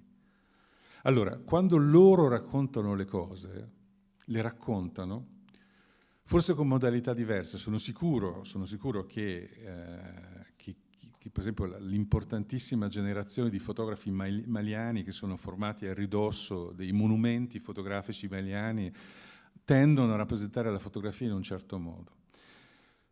E sono altrettanto certo del fatto che, venendo da una tradizione pittorica importante, basta alzare lo sguardo, racconto le cose usando codici narrativi che sono simili a codici pittorici che mi sono vicini. Ma questo non vuol dire che un fotografo che si è formato nel Turkana, in Kenya, fotografa soltanto esprimendo pitture rupestri. Cioè, non funziona così. Quindi non è tanto quale fotografia loro ha avuto, esprime veramente il concetto a cui mi stavo riferendo prima. È invece la capacità di riconoscere che soprattutto nel loro sguardo esiste la capacità di riconoscere la realtà che lo circonda. Pensate alla tradizione importantissima di fotografi sudafricani che hanno documentato l'apartheid. Bam Bam Club, ma non soltanto versioni più pop di queste cose qua, ma ordinari fotografi da strada che tutti i giorni escono, i fotografi dello Star, per esempio, un giornale importantissimo in Sudafrica che ha sfornato generazioni di fotografi importantissimi. Loro sono stati capaci di riconciliare una tradizione locale, fotografi neri, gente uscita dalle township, gente che con un passato complicato. Noi ne abbiamo uno in agenzia, Mujahid Safodian è un fotografo bravissimo che lavora con noi a Johannesburg e che è un colored, che viene dai Cape Flats, uno dei posti più maledetti in Sudafrica, che è stato in galera durante l'apartheid e che ha una visione assolutamente poetica della realtà e ogni volta che fotografa e si avvicina alle cose è capace di illuminarci attraverso una potenza del riconoscimento delle cose che a noi sorprende tutte le volte. Ma non è che mi sorprende perché lui viene dai Cape Flats. Mi sorprende casomai, questa è veramente un'epifania, il fatto di capire che come le vede lui le cose, nonostante, anzi direi soprattutto perché viene dagli anni 2 dell'apartheid, si è fatto la galera, perché è nato nei Cape Flats, ha la stessa identica sensibilità che posso avere io o che riconosco nel nostro fotografo che lavora adesso a Lagos e che si occupa di Boko Haram, che lo riconosco nei fotografi che sono passati per Kinshasa e per altri posti dove abbiamo messo dei fotografi a lavorare. Lavoriamo tutti quanti guardando le cose nello stesso modo. Questa è la vera rivoluzione. Tant'è che poco fa ci dicevi che il tuo auspicio potrebbe essere anche quello proprio di vedere un domani un keniano andare a dirigere un servizio fotografico, non so, in qualche città d'Europa. La grande rivoluzione non è, voglio dire, il grande paradosso potrebbe essere quello di essere qua io a raccontarvi questa cosa sull'Africa e poi io sono nato a Roma e lavoro a Johannesburg e dirigo il servizio per l'Africa. Ma il problema non è questo. Il problema non è che io sia in questo momento a dirigere il servizio per l'Africa a Johannesburg. Il problema è sperare che a un certo punto ci sia il mio collega Simon Maina, che è keniano, Kikuyu e vive a Nairobi, che diriga l'ufficio di Roma. Quello sarebbe la grande rivoluzione.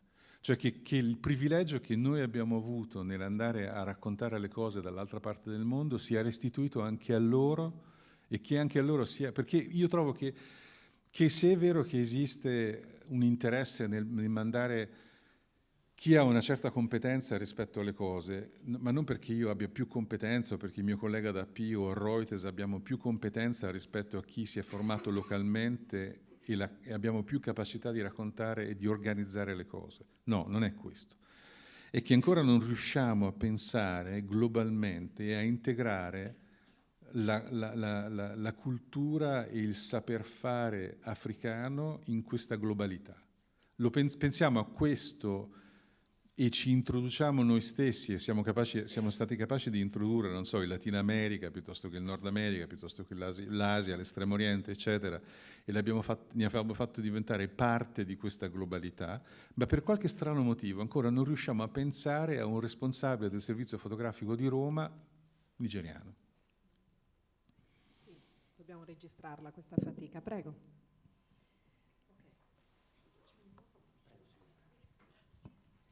Io abbraccio totalmente il concetto della complessità e apprezzo molto quello che hai detto adesso, perché è un concetto che io continuo a ripetere ed ho ripetuto in panel che ho fatto appunto in questa occasione, questo festival in cui si parlava di Africa e giornalismo.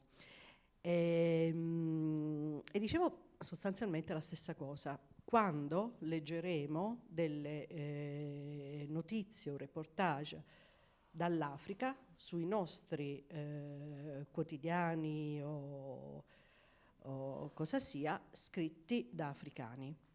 Anche io mi aspetto un giorno che accada questo.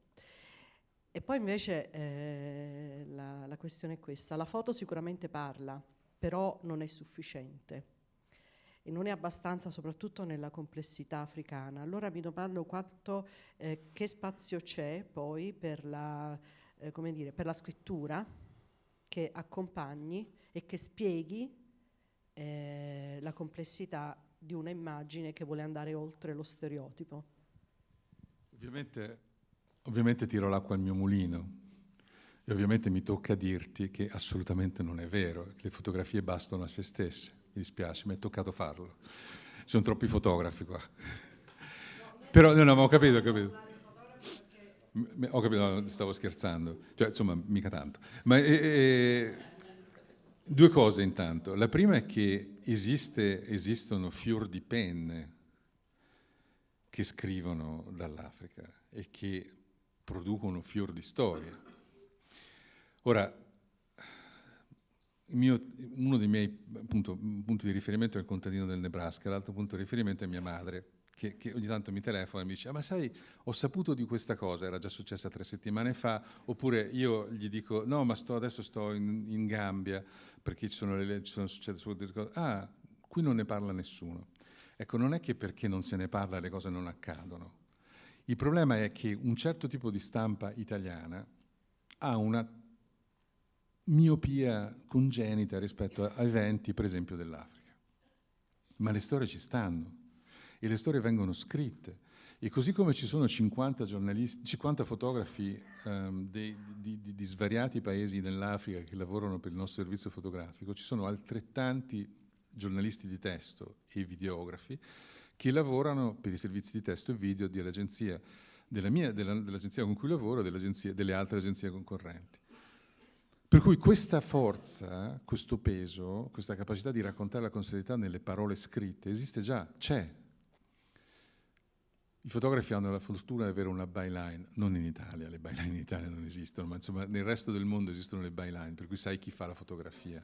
Nelle agenzie non tutti i pezzi sono firmati dai giornalisti, non ci sono le iniziali. Per cui voglio dire, il problema è che chi scrive ha meno possibilità di essere esposto in prima persona, a meno che non firmi un reportage, 600 parole, eccetera, eccetera.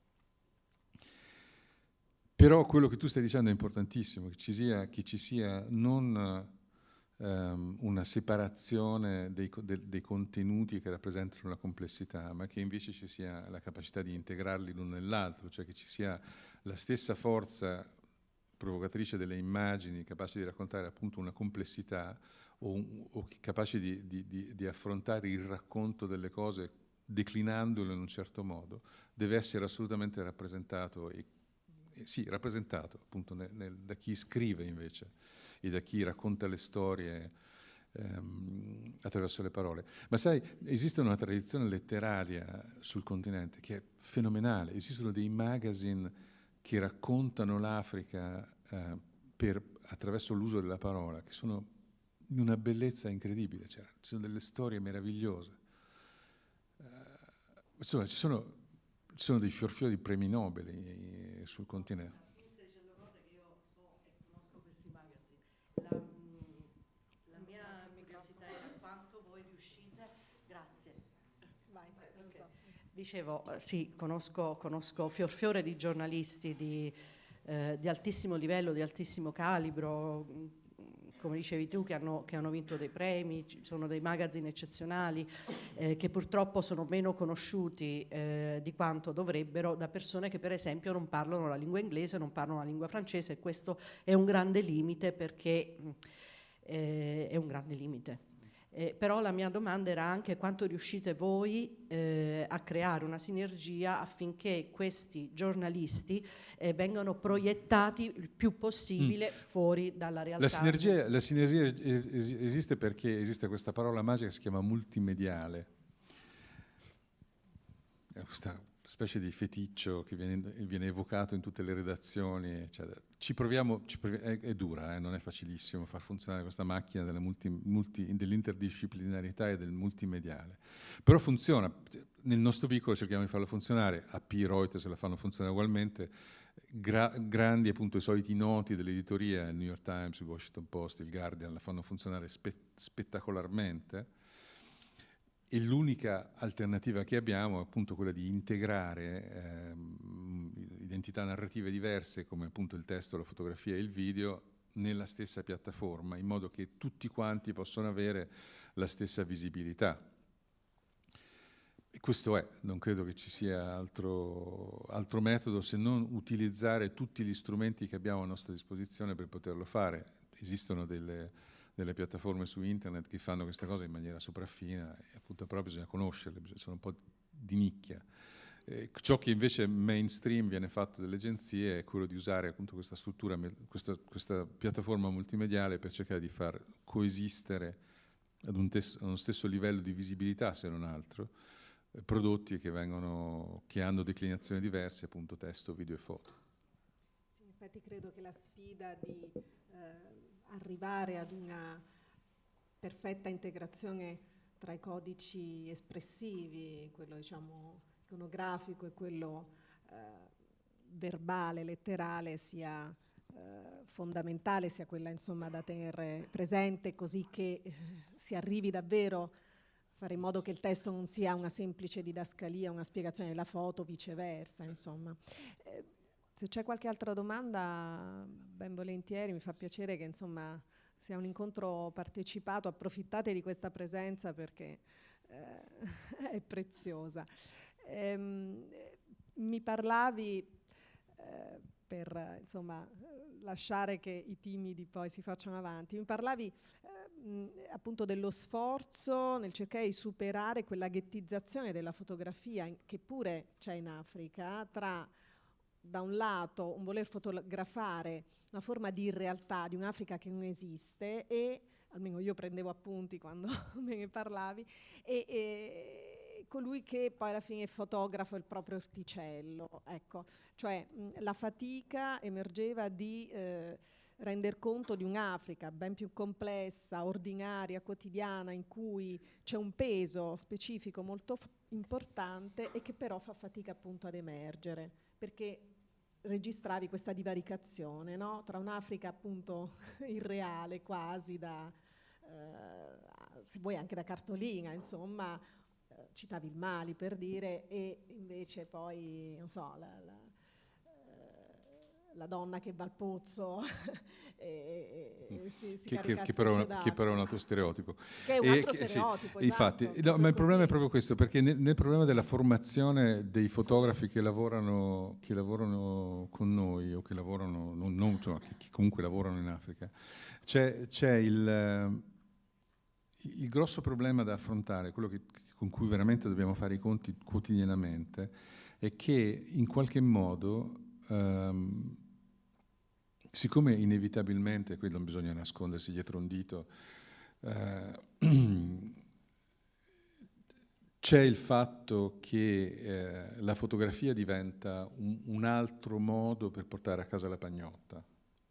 Okay? Cioè, è comunque un mestiere che è relativamente giovane e che viene interpretato, evidentemente non in maniera generalizzata, questo non lo si può dire, ma in alcune realtà più rurali avvicinarsi alla fotografia e avvicinarsi alla fotografia destinata all'editoria viene visto ed è esattamente così, come un buon sistema per guadagnarsi da vivere.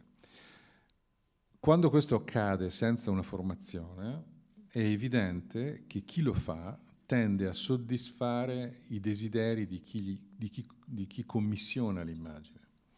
Per cui se questo crea dei problemi enormi, ma attenzione perché questo viene creato in qualunque contesto, posso citare a braccio esempi italiani della stessa esattamente dello stesso modo, ma esiste negli Stati Uniti, esiste in Russia, esiste in ogni posto in cui l'accesso all'informazione è immediato dalla remunerazione economica, per cui io ti do quello che tu mi chiedi.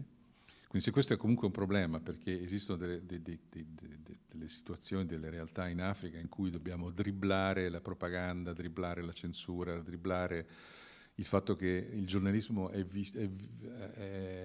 vissuto e interpretato solamente attraverso la propaganda politica. Se voi aprite un giornale in Nigeria, non tutti i giornali, ma insomma la maggioranza dei giornali nigeriani, vedete che la fotografia è semplicemente è vista e utilizzata quasi esclusivamente come figurine panini, no? I ritrattini, i cerini, insomma, i ritrattini dei politici o delle personalità locali, perché l'uso dell'immagine è funzionale alla rappresentazione.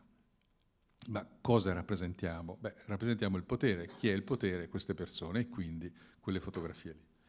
Ma anche quando invece esistono delle realtà in cui esiste una maggiore liberalità nell'approccio all'immagine, se veniamo da una realtà in cui non c'è formazione, quello che viene realizzato sono appunto le cartoline, ma che è il punto di vista di chi? È il punto di vista di chi ha venuto prima di loro, ha rappresentato quella realtà attraverso uno stereotipo. Per cui anche da parte di chi dovrebbe rompere quello stereotipo e quindi affrancarsi da una certa interpretazione della realtà, che peraltro non è più richiesta. Questo è il punto. Se la verità, una certa rappresentazione pietistica della realtà africana è fatta da bambini col ventre gonfio e la bocca affollata di mosche, non ha più senso perché non è più vera, questo non vuol dire che esistono dei posti sul continente in cui la povertà è così estrema da sfociare in quelle immagini. Ma non può essere la rappresentazione univoca della realtà sul continente, perché non è vera. Perché se uno va in sobborghi delle grandi metropoli africane vede che le cose non stanno così. Ma chi rappresenta quei sobborghi, se non ha una formazione alle spalle e un indirizzo editoriale capace di spiegargli che non è quello ciò che l'editoria si attende da loro, bene, verranno riprodotti esattamente gli stessi stereotipi o cartoline. E questo è un problema enorme, perché è un ciclo è un cane che si morde la coda, adesso ricominciamo con questa storia, però se non rompiamo questo ciclo di rappresentazione attraverso la formazione, e allora lì sì che è importante raccontare le cose con la complessità che si meritano, non ne usciamo, cioè continuiamo a propagare lo stesso ciclo vizioso per cui chi guarda, invece di accaparrarsi il proprio punto di vista personale ed individuale sulla contemporaneità, rappresenta quello di qualcun altro, che sia il mio o che sia il presunto mio, poi in realtà il mio non è, ma insomma il presunto mio o quello del presunto editore o il presunto fotografo che è venuto prima di lui, eccetera, eccetera, eccetera. Per cui quando i fotografi, i miei colleghi keniani vengono mandati, riescono a essere ingaggiati per esempio dalle organizzazioni non governative che li assumono per fare dei lavori di documentazione, nonostante parlino la lingua, nonostante possano potenzialmente arrivare più lontano di dove potrei arrivare io, che non parlo la lingua e che sono comunque 1,90 m e molto bianco. Si frenano? No, non è che si frenano. Non usano gli strumenti che hanno a disposizione, raccontano le cose attraverso il modello che loro pensano essere quello che gli verrebbe in realtà richiesto, quando non è così. E il problema è quello di convincerli che non è così. Che se io vedo il lavoro di un fotografo, non so, se io vedo il lavoro di Paolo Pellegrin, per esempio in Iraq, e vedo l'uso dell'orizzonte storto, perché comunque è una cifra stilistica che è riconosciuta, questa libertà di poter interpretare le cose attraverso un segno differente non viene usata. Quando invece, e questo non è valido in Africa, è valido ovunque, a parità di un'inflazione di immagini spropositata, vince solo chi ha un'autorialità di segno. Ma se quell'autorialità non viene promossa, ci si appiattisce. Certo. Sul basso. C'è qualche domanda? Prego.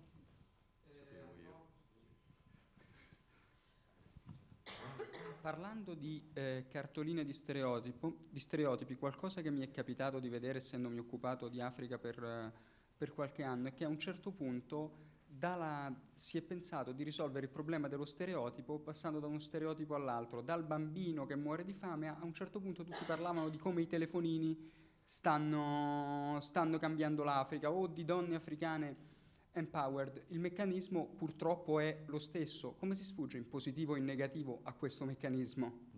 Beh, purtroppo lo sai, non si sfugge, cioè non scappi, perché se al posto delle donne, delle empowered women in Africa ci metti adesso appunto il problema della middle class che emerge, hai sostituito un'altra volta hai soppiantato uno stereotipo con un altro stereotipo. Il problema non è quello, il problema non è cercare di scappare ad una rappresentazione forzata della realtà, il problema è cercare invece di rafforzare l'autorialità. Se tu mi racconti una storia che è genuina, perché non è che a un certo punto non è che i telefonini non ci stanno, non è che le donne, per esempio in Sudafrica, non svolgono un ruolo primario, guardate quanti ministri donna ci sono nel governo sudafricano.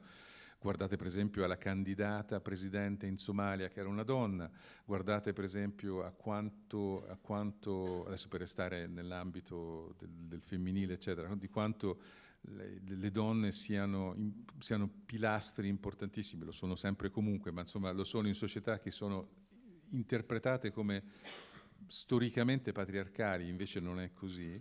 Se la storia è raccontata in maniera autentica e con un certo grado di autorialità, ma non nel senso che siamo tutti quanti premi Nobel o siamo tutti Robert Capa, ma perché ci vuol dire che c'è un'autenticità di intenti, cioè io racconto quella storia conoscendone i dettagli e raccontandola, declinandole lo svolgimento attraverso una rappresentazione autentica delle cose, non semplicemente illustrando i fatti in maniera didascalica. Allora comunque sei stato capace di superare il rischio dello stereotipo. Ma guarda che per esempio, fare un esempio di cui non abbiamo parlato ma che invece era importante raccontarlo, c'è questo problema della migrazione. Ora, ovviamente l'attenzione è manipolata da quello che succede nel Mediterraneo, dal fatto che appunto c'è questa propulsione verso nord dei migranti e della gente che invade l'Europa. Ma tu lo sai perfettamente che c'è un punto in Africa in cui la polarità si inverte. È una specie di clessidra, lo strozzamento della clessidra, che fa sì che la migrazione, invece di andare a nord, viene a sud. E però questa storia non Chi esiste. la racconta? Non c'è. E sai quando si racconta questa storia? Quando ci sono 3 morti nelle township a Johannesburg. Allora, solo in quel momento lì si racconta questa storia. Ma una volta che viene raccontata, si racconta un'altra volta in funzione del fatto, ci stanno invadendo quassù. È un doppio salto mortale che comunque ritorna sempre allo stesso prisma interpretativo e non viene mai invece raccontato dal basso, cercando di spiegare il perché il meccanismo delle migrazioni funziona in Sudafrica e perché invece non è un'invasione barbarica e non lo può essere, ed è una bugia che viene raccontata alla gente, perché ci sono le prove. Basterebbe semplicemente raccontare le storie. C'è per esempio anche tutto un sistema patriarcale, mi dicevi, che sta subendo dei forti contraccolpi dalla crescita della borghesia in alcune zone dell'Africa, anche questo forse poco raccontato, o forse raccontato in funzione di punti di vista che non esattamente sono interni alle storie stesse. È chiaro che quando l'attenzione viene spostata su racconti che sono di infinita complessità, come appunto il patriarcato, nella massa delle storie prodotte fotograficamente o per parole o per immagini video, eccetera, prima di riuscire ad arrivare ad un livello di racconto strutturato, importante, autoriale, insomma, ce ne passa un po'. Ma questo è vero un'altra volta, è vero ovunque, non è che le storie, perché non è che il patriarcato è una cosa che riguarda solo l'Africa, vuol dire, basta guardare la longitudine dello stivale italiano per scovarlo in ogni posto.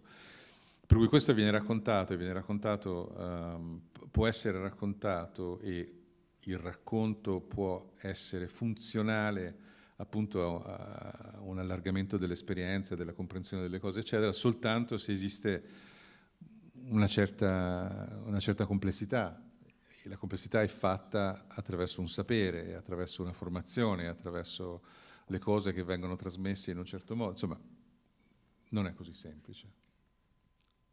C'è qualche domanda? Prego.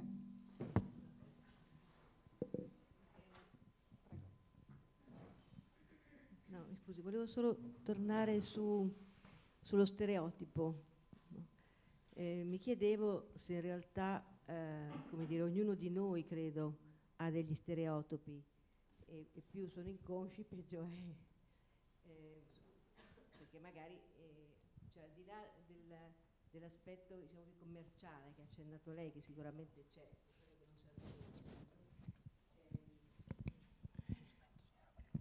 grazie. Però penso che comunque, quando uno fotografa, è portatore di alcuni stereotipi, che gli piacciono o no. Certo, più uno è consapevole e più può cercare di evitare al massimo. Però la domanda è, non crede che se uno ha un approccio comunque, chiamiamolo empatico, adesso non mi viene un altro termine, alla realtà che c'ha davanti, può più facilmente sfuggire a questo, forse non totalmente, insomma, però riesce a introdurre quell'elemento di... penso di essermi fatta capire. Grazie. Grazie perché la domanda è importante. Credo che l'elemento empatico sia un ingrediente fondante di qualunque atteggiamento fotografico, cioè se non c'è un'empatia verso la storia che racconto, buonanotte, cioè comunque non la racconto. Anzi, se manca l'elemento empatico, cioè se il mio atteggiamento fotografico non è di empatia verso la storia che sto raccontando, allora quello che metto di fronte alla storia che racconto sono appunto i miei stereotipi.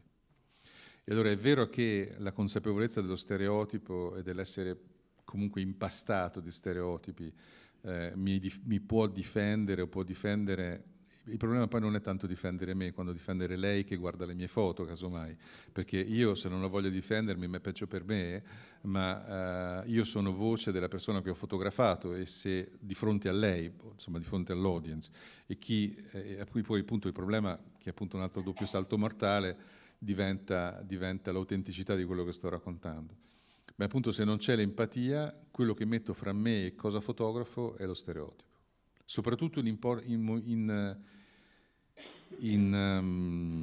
eventi di una certa portata, in cui l'azione delle persone si differenzia in maniera importante. Cioè, non posso raccontare una conferenza stampa con lo stesso linguaggio fotografico, lo stesso livello livello di empatia che uso per raccontare, appunto, non so, le migrazioni, piuttosto che una guerra, o piuttosto che, sempre perché così evitiamo di ricadere negli stessi stupidi stereotipi, ma insomma, per esempio, invece raccontare una storia bellissima di successo culturale. Per esempio, nel 2014 sono andato a fotografare un evento culturale in una regione del Sudafrica che si chiama KwaZulu-Natal, dove nasce la cultura Zulu. Esiste un rito di passaggio, si chiama Reed Dance, la danza delle canne, in cui, non quelle che pensate voi, sono altre canne,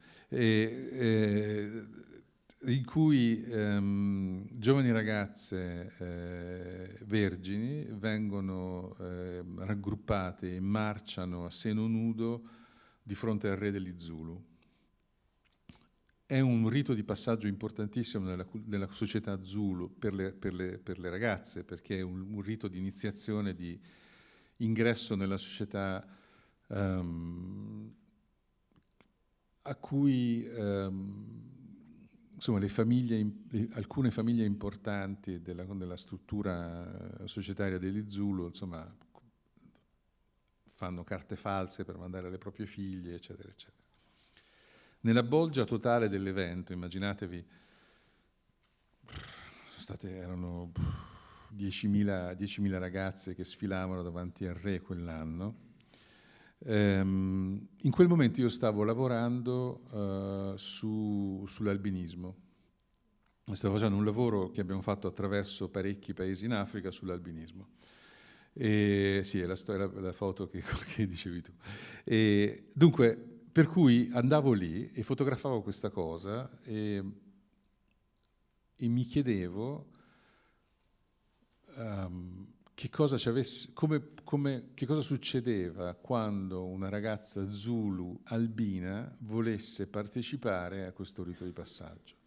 Se in qualche modo il fatto di essere albina non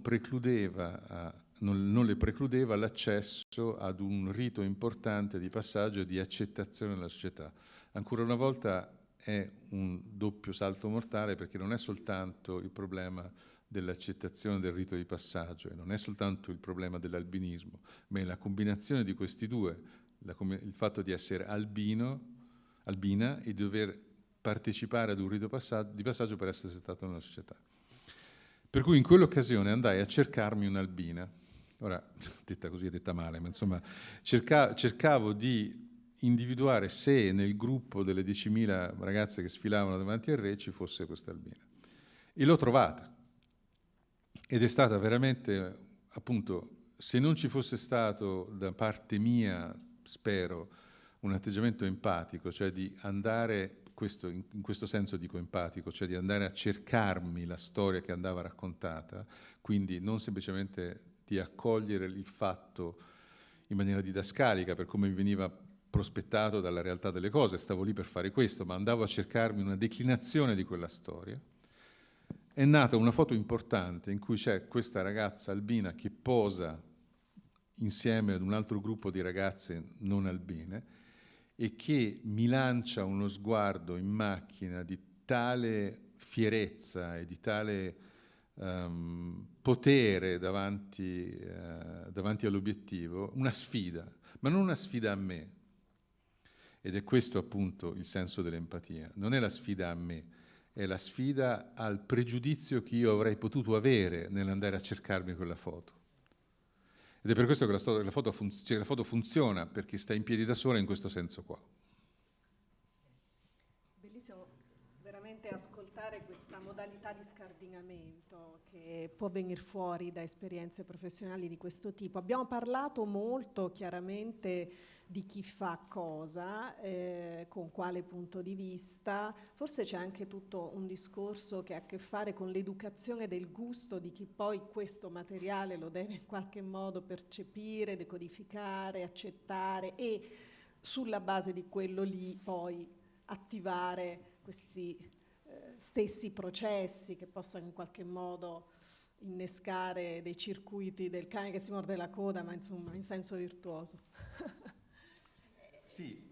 Forse lo si fa poco, come lo si dovrebbe fare. Tu insegni sì, però insegno coloro che vorrebbero diventare esatto, fotografi, chiaramente. Non posso permettermi, cioè, non ci posso mettere la testa a pensare di poter perché c'è una forma di, ritengo, anche aridità che via via secondo me non è una forma di secondo me non è il problema, non è l'eredità, casomai il problema è il problema di sovraesposizione. Cioè, pensate alla timeline di Facebook, pensate tanto la conoscete, cioè ce l'abbiamo tutti, pensate a quante immagini vi vengono proiettate in faccia ogni volta che passate attraverso la vostra timeline su Facebook.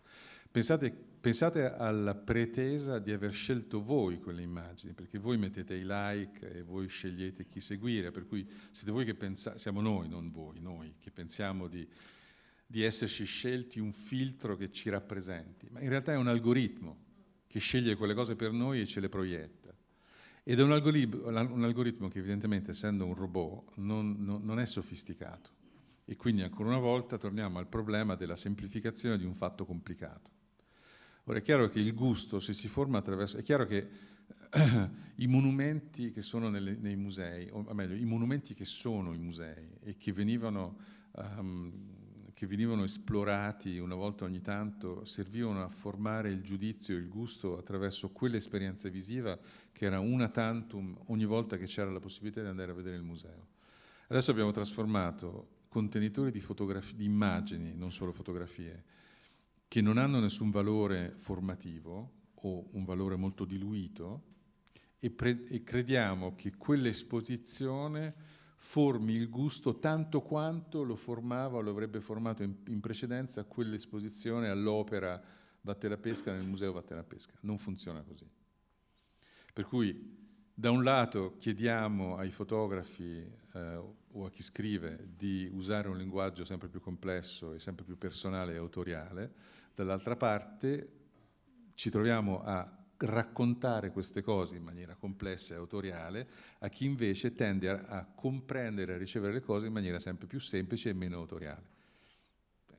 È un pasticcio. Però... Forse c'è il tempo, se volete, per un'ultima domanda. Mi sembra sia stato un incontro sufficientemente denso. Prego.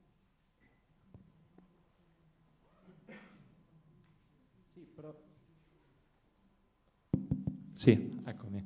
Proprio sull'ultima cosa appena detta, se il tuo modo di lavorare con l'avvento dei social network è cambiato proprio secondo la fruizione dell'immagine e della fotografia, quindi se ne sei stato in qualche modo condizionato oppure se hai perseguito la tua stessa linea. Come molti dei miei colleghi presenti qui dentro, sì, è cambiato enormemente, nel senso che lavoro di più, che mi tocca lavorare di più, perché non solo lavoro per il wire per cui lavoro, ma lavoro anche per mettere le foto sui social media.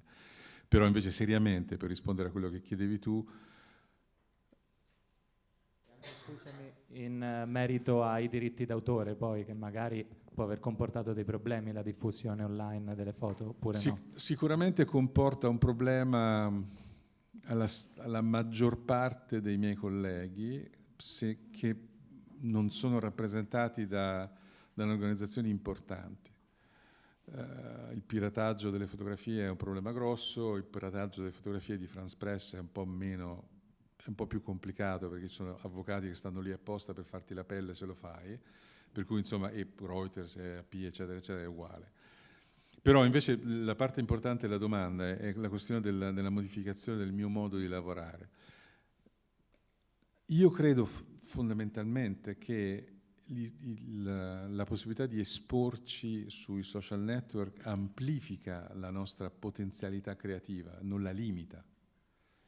E per cui invece c'è un rimpallo fra quello che prima non avresti potuto fare in un discorso giornalistico molto strutturato e forse un po' arido, che si è nutrito invece di un mondo, quello dei social, delle fotografie, che è esploso esponenzialmente in termini di qualità e di creatività, che di rimpallo ha influenzato l'aridità da cui partivamo. Per cui, se usato in maniera intelligente, invece diventa un amplificatore di creatività, che fa bene sempre a tutti.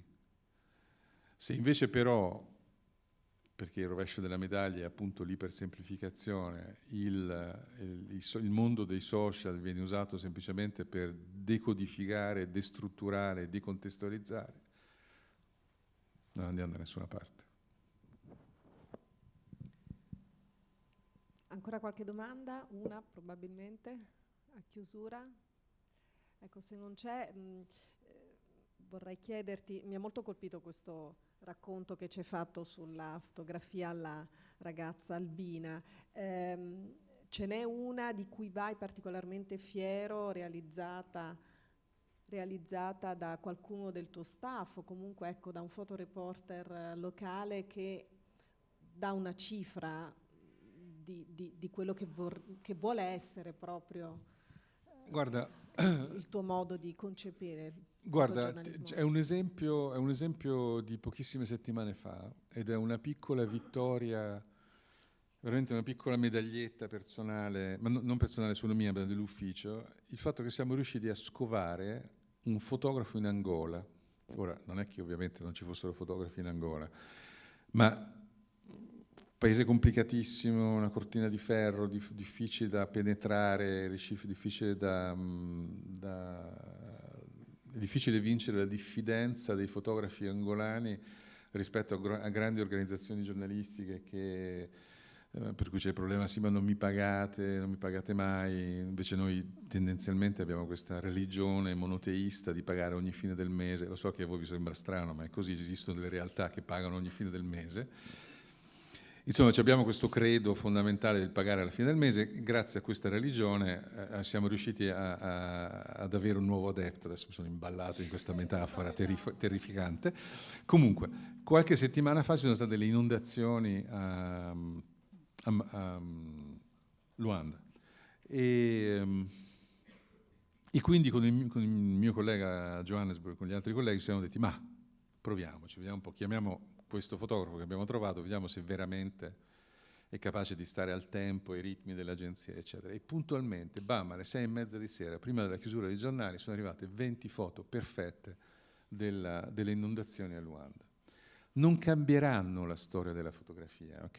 Non sono le fotografie di Salgado, momenti epici con la luce di Salgado, eccetera. Però sono la testimonianza che da un lato un certo lavoro umano funziona, per cui tu riesci a convincere una persona a priori assolutamente diffidente che no, ti puoi fidare, questa cosa può funzionare, e sono testimonianza del fatto che esiste un credo fondamentale da parte nostra di dire che c'è comunque un talento, anche se uno solo, in ogni maledetto angolo del continente. Che questa cosa che era stata scritta, io me lo ricordo, io ho iniziato a lavorare in Africa nel 2000, e il credo dell'agenzia, non solo della mia agenzia, ma delle agenzie in genere, era che sì, vabbè, ma tanto stai in Africa, basta che sia una cosa quadrata o rettangolare, va bene qualunque cosa.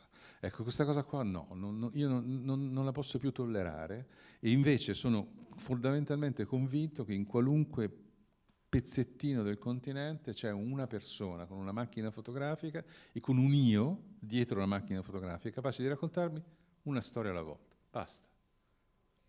Grazie per questo regalo che ci fa ben sperare che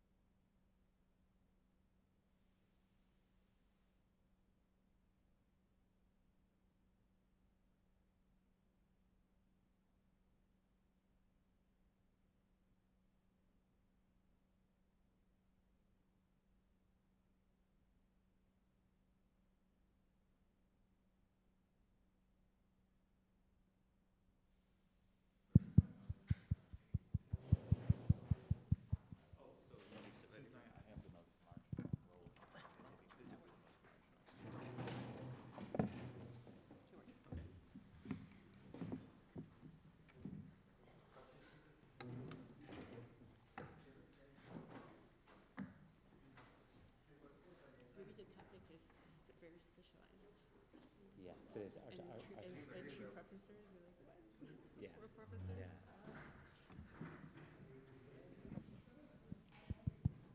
We should get a journalist next time.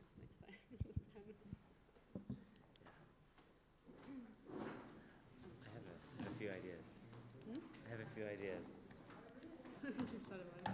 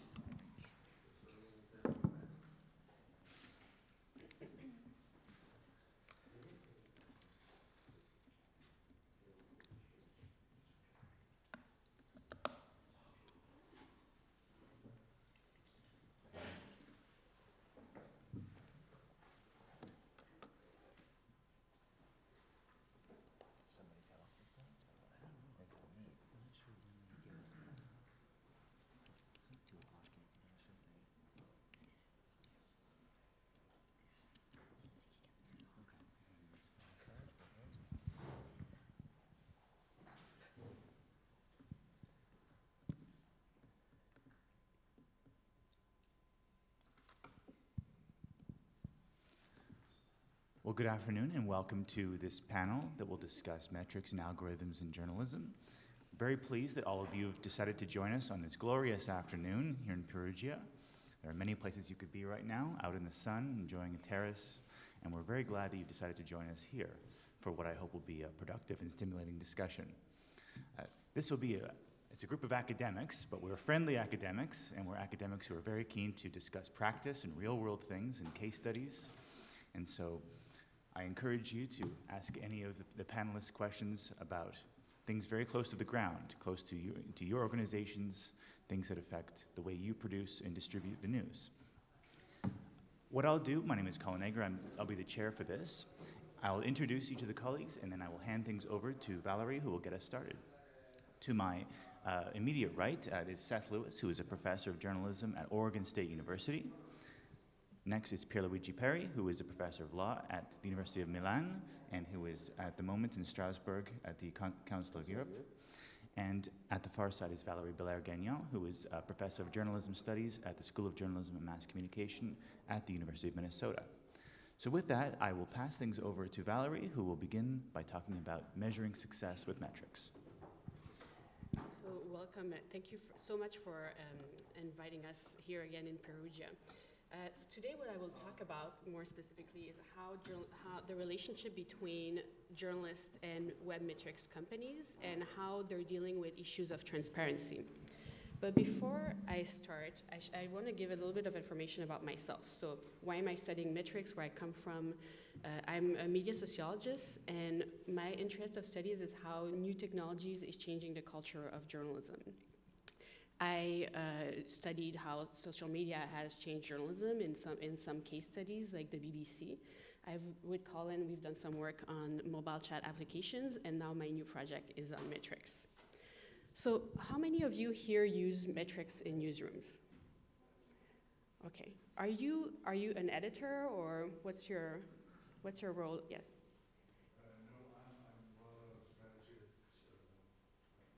So you use metrics on a daily basis?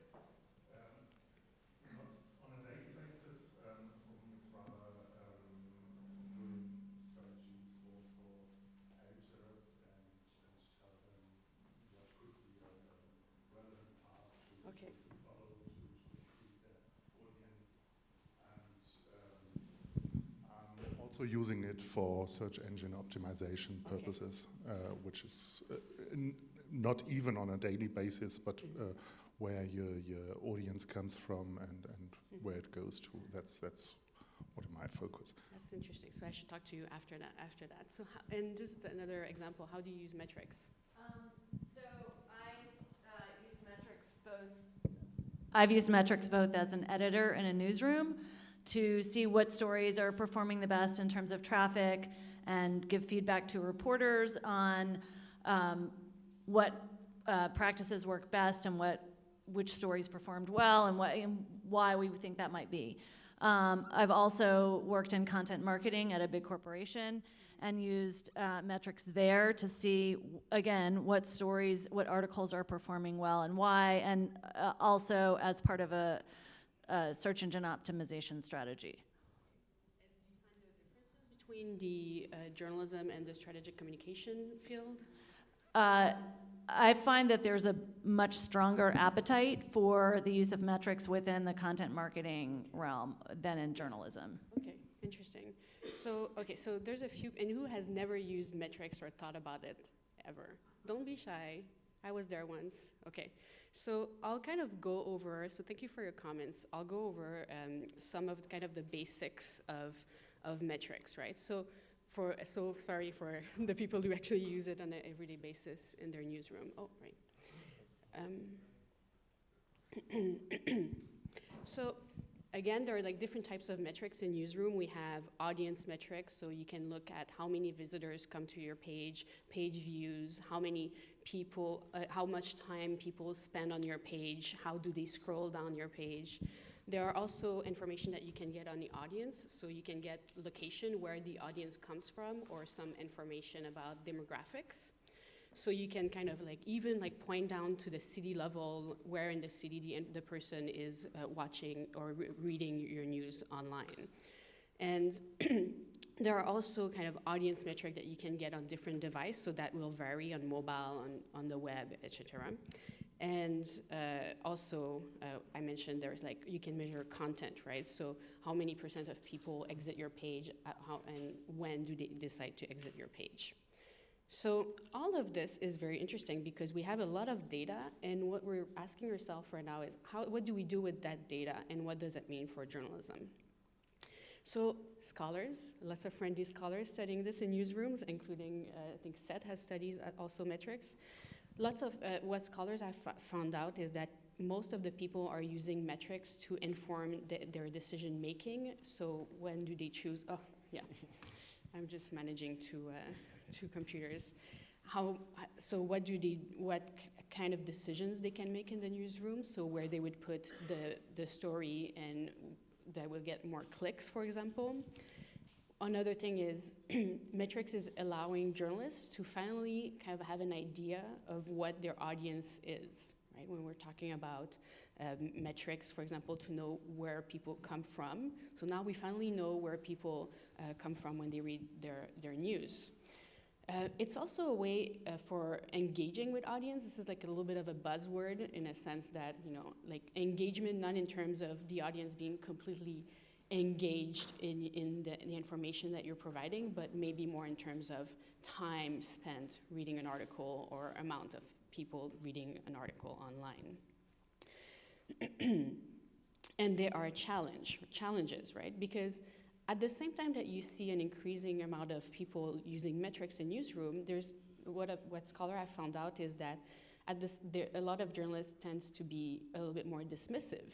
So because it kind of is a challenge between how do I keep my autonomy as a news producer, but how do I also take into account what the audience likes?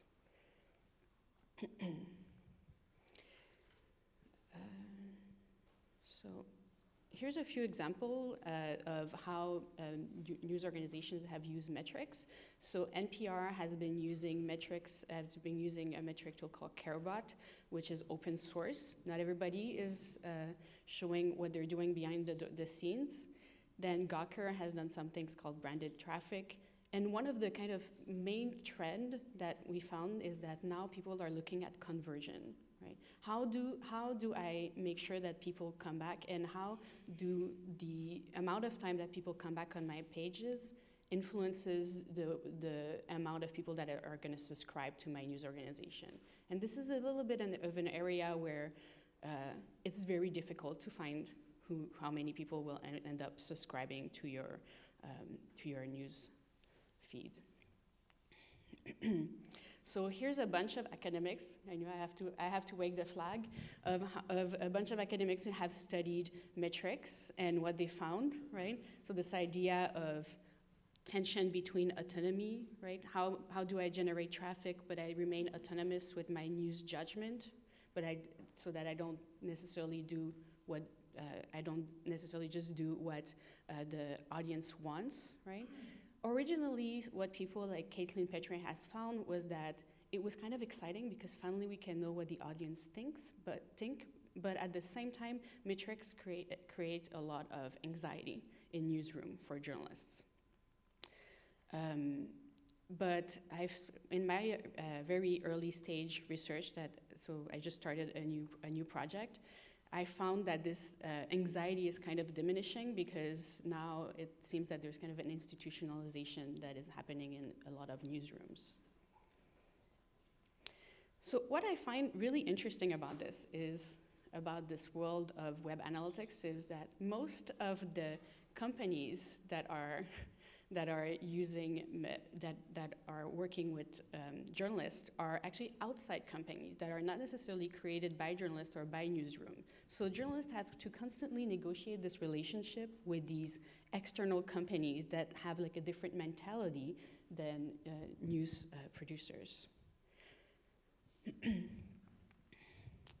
And this is just an example of, so I spoke to a few people at different organizations, including Parsley, and this is an example of what the dashboards would look like for those who have never seen a metrics dashboard.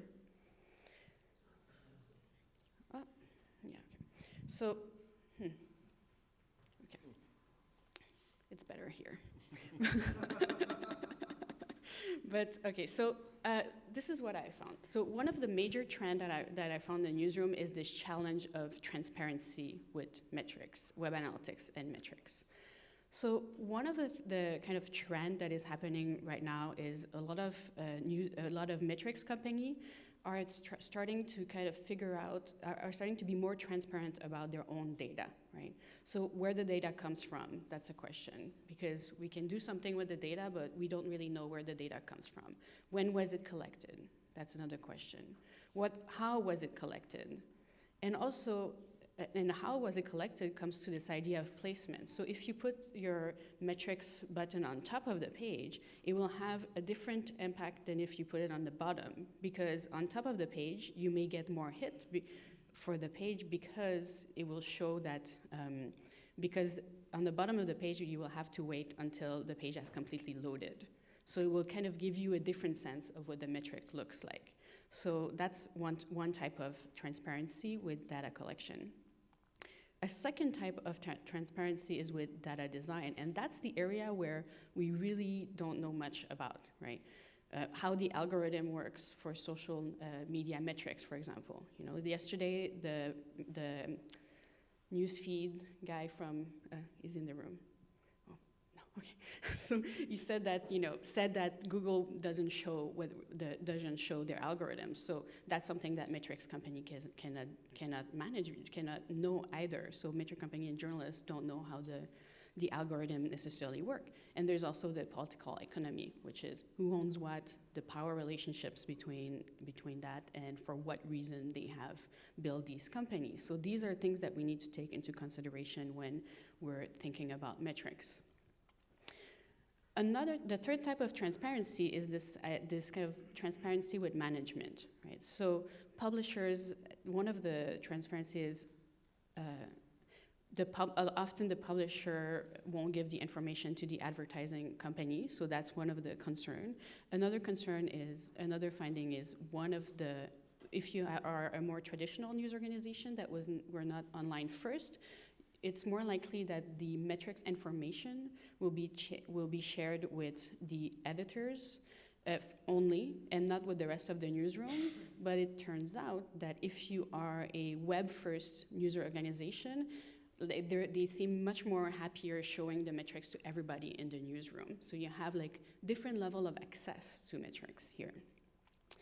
And also transparency in terms of management, in terms of how social media organization or platform and web analytics company want to share the metrics. And the other thing is that we don't know is how much of the information is actually shared with the audience, because we're collecting all this information with the audience. So a lot of people are wondering in newsroom. So should we actually tell the audience when we're collecting their information and for what reason should we have that responsibility?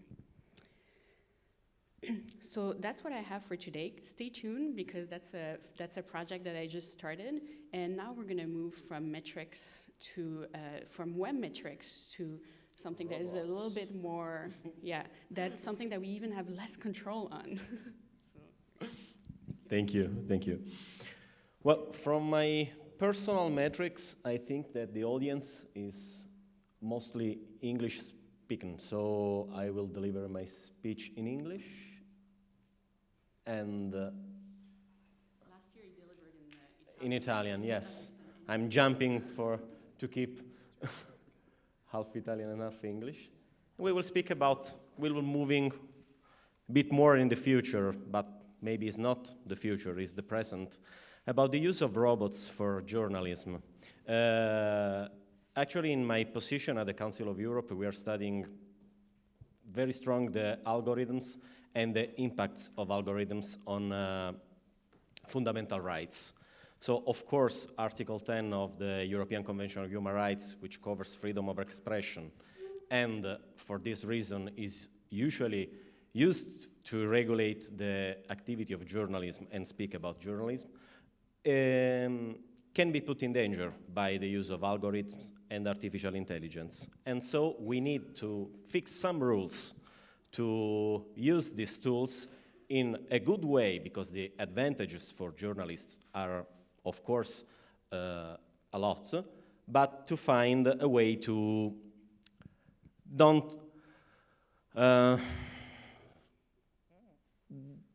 put in danger fundamental rights. So what we intend for robot journalism. Robot journalism is not exactly this. It's not a robot writing the article. Robot journalism at present is much more a software. It's a software that, in a definition given by Dierik, is the practice of using technology to automatically produce news content. So we have a process without the intervention of human. We have a software that is browsing on the internet on a given environment of news, of information, extract the news that he wants to use, and with a data set of library, with a data library, he delivers news. So we don't have any human intervention unless the human want to intervene in this process, for example, for fact-checking or some activity like this.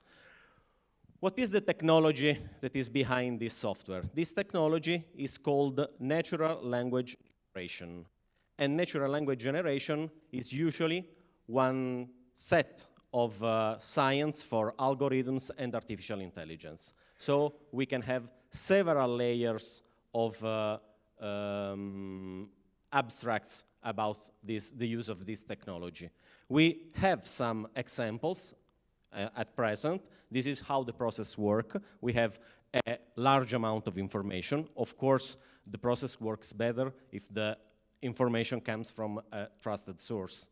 So we have this large amount of information that is processed, and after we have the news delivered and published also, especially on social media or web pages or similar. What example we have? The Los Angeles Times during an interview said that he is using two kind of system of robot journalism. One is QuakeBot. QuakeBot is a system, is a robot that is connected with the United States Geological Survey, and it delivers automatically news about earthquakes. When the earthquake is over a given magnitude, he delivers the news. Of course, you can see that the news is just the magnitude of the earthquake and the zone where the earthquake was. So it's not a complicated news, but what we have with this system. With this system, we have an immediate delivery of the news. There is a gap of around 4 or 5 minutes between the earthquake and the registration, of course, of the US Geological Survey and the publishing of the news. So it's a good system. Another system is about the homicide. I just don't put in the slide because you know, but they have a kind of survey on all the homicides happening in the Los Angeles area. So you have a map with all the dot points on the homicide and the news, because the claim, so to say, of this robot is no homicide without an headline. So you have an headline for every single homicide happening in the Los Angeles area. This is a project, News at 7, that comes from the Intelligent Information Laboratory of the Northwestern University, and is about machine-generated content from existing online sources. So you have more sources than one, like we have seen in QuakeBot. We don't have just one trusted source, but we have several sources. And this software at 7 deliver news chosen by some sources that the programmers are giving. And another one for the fan of football match is Rosalinda, is developed by a Swedish company, and is robot journalism specifically delivered for football match. So it follows all the information about football match, and the aim of this project is to guarantee coverage of the news for the local events. You know, the kind of events that usually are not covered or are covered not when one team win or not. So to guarantee that every football team has a good news coverage. And we are looking through a wide adoption of this system. For example, Press Association made a statement. The editor-in-chief said that the society is going to use more and more kind of automation tools for journalism. And we can see also what are the topics more covered from this kind of journalism. The topics are usually sports, elections. There is one of this system that is running now in France to follow the election of the new French president. Financial news, weather, natural events like the earthquake, as we have seen. So what are the characteristics of this news? It's important to have the news more or less in real time. So it will be very costly for a newsroom to have a journalist following all these small events. The robot can follow all these events and deliver the news immediately. And this is an advantage, of course. So it happens that it seems that we are in the Willy Wonka factory. Everything is good. We have coverage. We can cover also the small events. So everyone is informed. Everyone is happy, and so on. Of course, there is another side. There is the dark side of the use of this technology. But let's focus on the advantage. After, as a good lawyer, I will tell you the problems. But let's start with the advantage. The advantage are the full coverage of the events, the rapidity of delivering of the news, the reduction of the costs, because of course I don't have to put in charge every single journalist on every single topic, the possibility to deliver multi-language news, because for a software it's very easy to deliver the same news in several languages. We have more free time for journalists, so a human journalist, I mean, can follow more another topic without wasting time in following small events. And we have also an help for stop the propagation of false or inaccurate information. One of the main topics of this journalism festival was the fake news. The robot journalism can help, because if you target one news as a fake news, the robot will not spread this news anymore. And so you have a good effect on this topic. But we have also a problem. This is a page that I took from USA Today, I think. And it's about a mistake the QuakeBot does last 30th of May. reporting an earthquake of magnitude 5.1 that never happened. So we must conclude that robots can be wrong. So the Willy Wonka factory is still changing, is already changing. What can we do to make the robots more reliable? The input must come from trusted source. We have also a standardization of the news due to the use of the same library. So if you look at the QuakeBot news, they are more or less the same. What changes just the magnitude and the location of the earthquake. And there is a general cost of this system because these systems are not inexpensive. So the problems that I see are, the first about security. We are now looking on the rising of security problem for the Internet of Things. In my opinion, we have to look also for the problem of security connected with algorithms and artificial intelligence in all their possible use, so also for journalism. What can we do to try to fix the security issues? Create a list of trusted source, make a control of the data library, cross-check verification of the news, of course. The robot can do the cross-check verification. So for example, taking the QuakeBot example, if he has another source that was not just the US Geological Survey, he can check that the earthquake was not reported by the other source, so he can at least raise the flag and say, well, I have to check if this earthquake already really happened or not. Security audit of the code and random human verification, so kind of audit process. And another concern, this is a concern that we are actually dealing with at the Council of Europe, is a concern about ethics. It's difficult to speak about ethics thinking of algorithm and artificial intelligence.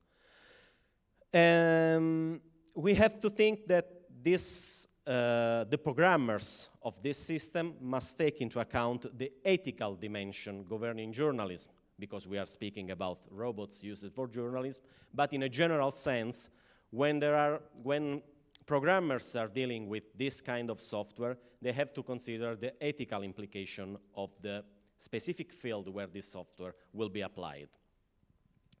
And some consideration, besides the code of ethics for human journalists, are about transparency of these algorithms, accountability of the programmers of these algorithms, the input of an ethical framework inside the algorithms, and some techniques of risk assessment. Another point that is difficult, and the European Union now is dealing with this, the European Parliament has just issued an interesting study about the liability of automated system in a general sense. The European Parliament concluded that, in principle, once the parties bearing the ultimate responsibility have been identified, their liability should be proportional to the actual level of instruction given to the robot and of its degree of autonomy, so that the greater the robot learning capability or autonomy and the longer a robot training, the greater the responsibility of its trainer should be. So the more you are going to train a system with kind of back propagation techniques to see if the system is really gathering the good news, is delivering the good news, and so on, the more you are responsible for bad training, so to say, of the software. And so the European Federation was this problem, and in March, so just 1 month ago, they had a general meeting considering the implication of the use of robot journalism in the professional, and this is the recipe to have a good implementation of robot journalism. First, the training for journalists on how to use automated content and data journalism, and project management used in computational field. Dialogue between journalists, editors, and computers and data scientists, because of course we have to tell to the programmers what are the ethical standards that we want are implemented into the software. Transparency, including the use of the algorithm, so how the algorithm works, and apply journalist ethical standard to automated content and algorithms. the suggestions, I totally agree with, of the European Federation of Journalists. We are moving forward, so probably we will see in the future a robot winning the Pulitzer Prize. It's not impossible. Thank you very much.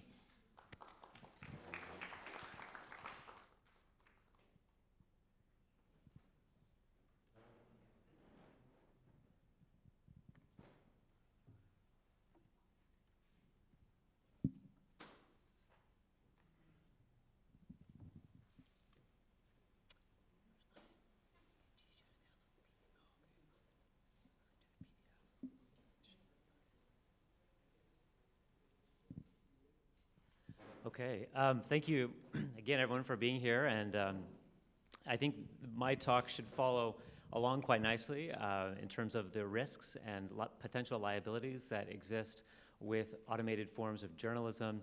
My hope is just to simply to raise some questions and some provocations, things we should be thinking about with regard to the implementation of automated forms of journalism and what types of potential potential liabilities, particularly in the case of libel, may exist. And just as a note again, I'm Seth Lewis from the University of Oregon, and this work that I'll present to you has been some research I've done with a media law student at the University of Minnesota, Casey Carmody. So I want to start with a quick little story that I think puts this in context. Last August, you may recall there was some controversy over the summer of 2016 with regard to Facebook and how it managed its trending topics feature on the right-hand side of the page. You would see a list of news stories or little issues that Facebook identified as being hot topics, things that people were talking about. And there had been some controversy with regard to whether Facebook was downplaying conservative issues and giving more credence to liberal causes or articles and so forth. And so what Facebook did is it actually removed its human editors from managing the trending topics and instead had algorithms handle that process. And so within literally hours of this change occurring, there was a particularly sticky problem, as you can see here from this BuzzFeed article by Craig Silverman, who is here at IJF and has been talking quite a bit about fake news and is a key expert in this area. He recognized that Facebook made a particularly sketchy website's fake story a trending topic for much of the day and into the next day as well. Fox News host Megyn Kelly was one of the top trending topics on Facebook. Her name appeared on the sidebar screen seen by users in the United States. And what happened is if you hovered over that name, over that topic, up popped this story that claimed that, that this Fox News host had been kicked out, had lost her job for backing Hillary Clinton for president, which is something that never happened. So it's a false story on a false site. But nevertheless was one of the most shared and trending topics. And so when Facebook recognized the issue, of course, they took it down. But it raised the question, could a bot commit libel? Well, for reasons that will become clear in this presentation, Megyn Kelly certainly could not have successfully sued Facebook over the situation. But you might imagine, we can imagine other scenarios in which a private individual, not of that sort of stature in the public sphere, could somehow be tied up into some kind of association that's very negative, that harms their reputation, and therefore could raise the question that if the robot goes off the rails, so to speak, who's going to be responsible in that situation? So 4 essential points I'd like to make today. One is that automated journalism, as Pierluigi just talked about, is a growing feature of algorithmic news and likely will continue to improve and proliferate in the years ahead. News organizations that are adopting such algorithms may need to consider, in addition to the social, technical, and ethical questions that Pierluigi described so well, they may need to also consider some legal implications of libel that could be committed by a news writing algorithm, however far-fetched that may sound at this point in time.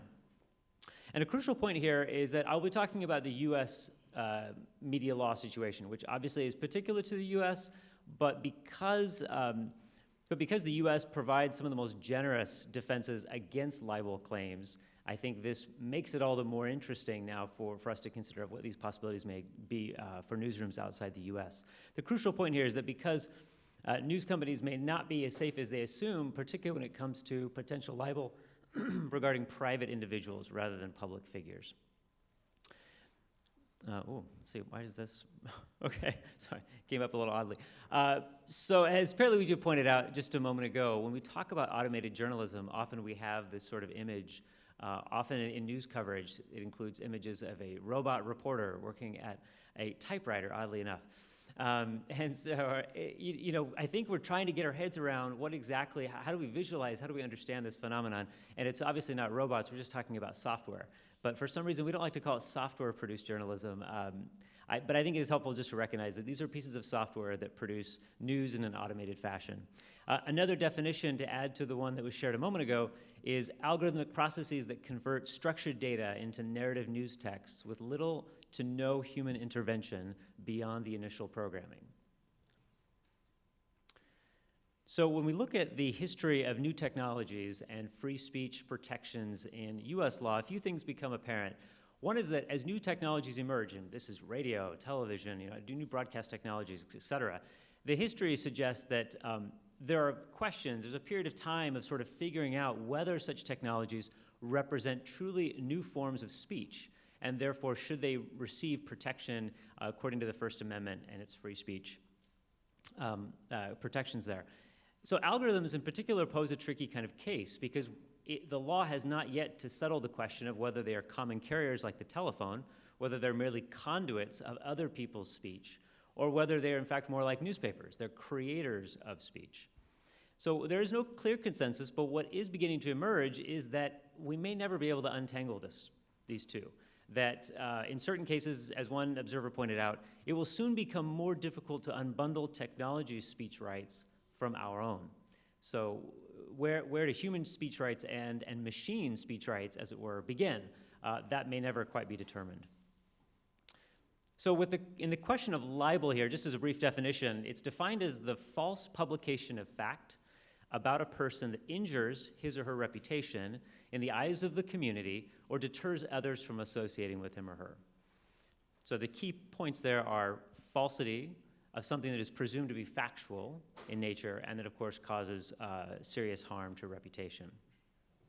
So what happens if and when libel occurs through automated journalism? There are three key areas that I want to touch on briefly.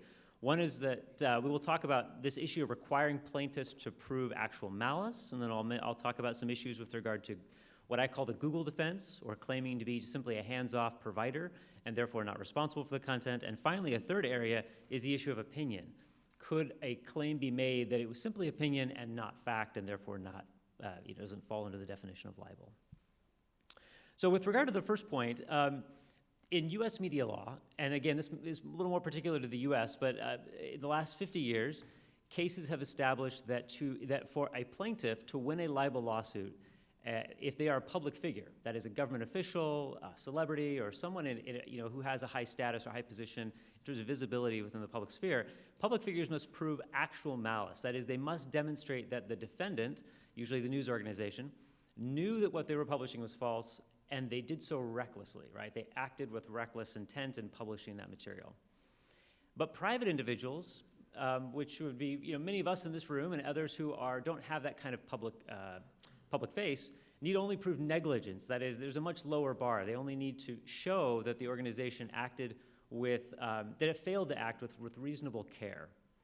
So the upshot here is that if a libel case occurs that involving a public figure, usually if this happens with humans writing the story, then there's a process involved. There may be depositions, there may be ways of interviewing and finding out what were the processes that were involved. Did the news organization fact check the material? Did they talk to sources? Did they give people a chance to respond, et cetera? Well, we can't really do that with an algorithm. You can't really interview the automated system.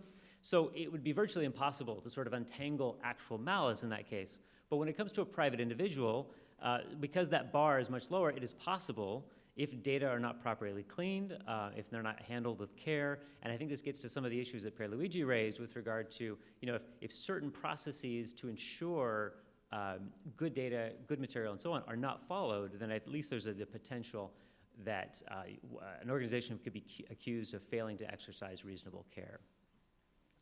The second area where a news organization might claim a defense is to say, and I'm calling this myself the Google defense. Essentially, they're saying, we're not responsible. We're merely a conduit of speech. So the analogous case here for journalists is the lawsuits that have been made against Google for its autocomplete search results. So if you were to go to Google and you start to type in a set of terms, you've probably seen this before where it recommends certain search terms. Well, this one up here, the visual you have before you is kind of a particularly controversial case from 2012 where the former First Lady of Germany sued Google, brought action against them because of the associations with her name in autocomplete search results, which she said were entirely baseless and were just based on rumors. And so this is an illustration of how Google's claim was, hey, we're simply connecting people who are searching with pages that offer information about that. We are not responsible for the content they're in. In this case, actually, they did back down because of a cease and desist order. In the news organization's case, though, it would be hard to make that case that they're simply a conduit of information because whereas in US media law, there's a distinction between interactive content providers, which have no responsibility, and information content providers. So, interactive computer providers and information content providers. The one being a platform, the other being a producer. And so journalists, news organizations would fall into the latter category. And so there'd be no real relying here on the Google defense in this case. And then the third area is that this question of opinion. The courts they've carved out special protections for opinions, satire, ideas that can't be proven factually, and so on. Well, so in this case, statements of pure opinion rather than statements of facts are immune from libel litigation. It would be very hard for journalists to demonstrate this in the case of automated journalism, however, because journalism is presumed to be about facts, right? This is what we've been hearing about for the last several days at this conference, is all of the concern over fake news and so on. There's a sense that journalists provide just the facts. Moreover, it doesn't help that many of these automated journalistic systems are themselves framed in very objective sorts of terms, that somehow the algorithms help us to achieve a more neutral, balanced set of perspectives, which would be the opposite of something that's saying it's purely opinion. So a few points here on which to conclude. As automated journalism grows, we are going to need to make sense not only of its social, ethical, and technical dimensions, but also its legal implications for organizations. And I would agree in many ways that libel by algorithm may seem ridiculous at this point, but also the very notion of automated journalism itself probably seemed fairly ridiculous a decade ago. And so it's probably better to begin asking questions and trying to come up with some solutions before it becomes a problem. Just to reiterate again, at least within the US media law context, and we could talk about how that may differ elsewhere, if public figures are defamed by bots, there's much less of a concern. But if, depending on how the data is used and so on, a private figure were to be involved, then it could be a bigger issue. And so I think this gets back to a question that Pierluigi raised, which is that when these things go awry, who bears ultimate responsibility? And that will yet to be determined. Thank you.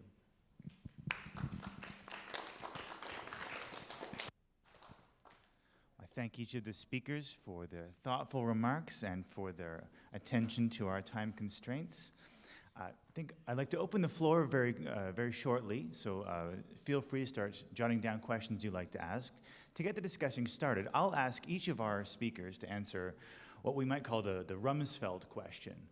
We've spoken a lot about things that we know, and things that we know we don't know. I wonder if each of the speakers could tell us a bit about some of the things that we don't know, and some of the things that we don't know that we don't know. And if you can link it back to journalism norms and practices, that would be really helpful. Thank you. That's my area of expertise. No, I'm kidding. No, so I'll start. Actually, I kind of knew what Colin was going to ask. So I think that's kind of something when I was listening to all the just to tie the conversations together was this idea of data and what we do with the data. So I guess like one of the things that I would say that we really don't know would be that what do these companies that have that data do with that data outside of the practices and the norms of journalism? So, and how does the use of this data varies across these companies that are not journalistic companies, or how does the use of this data varies within across the journalistic companies as well? And there are similar concerns when we talk about liability, right? So whose responsibility it is to deal with this data. And also, I think one of the kind of important question, which is more kind of a broad academic question that I would like to ask as well, and maybe for journalists to try to answer, is that what does that data do to the world that we all live in as human beings, but also the world that journalists are kind of creating and doing this and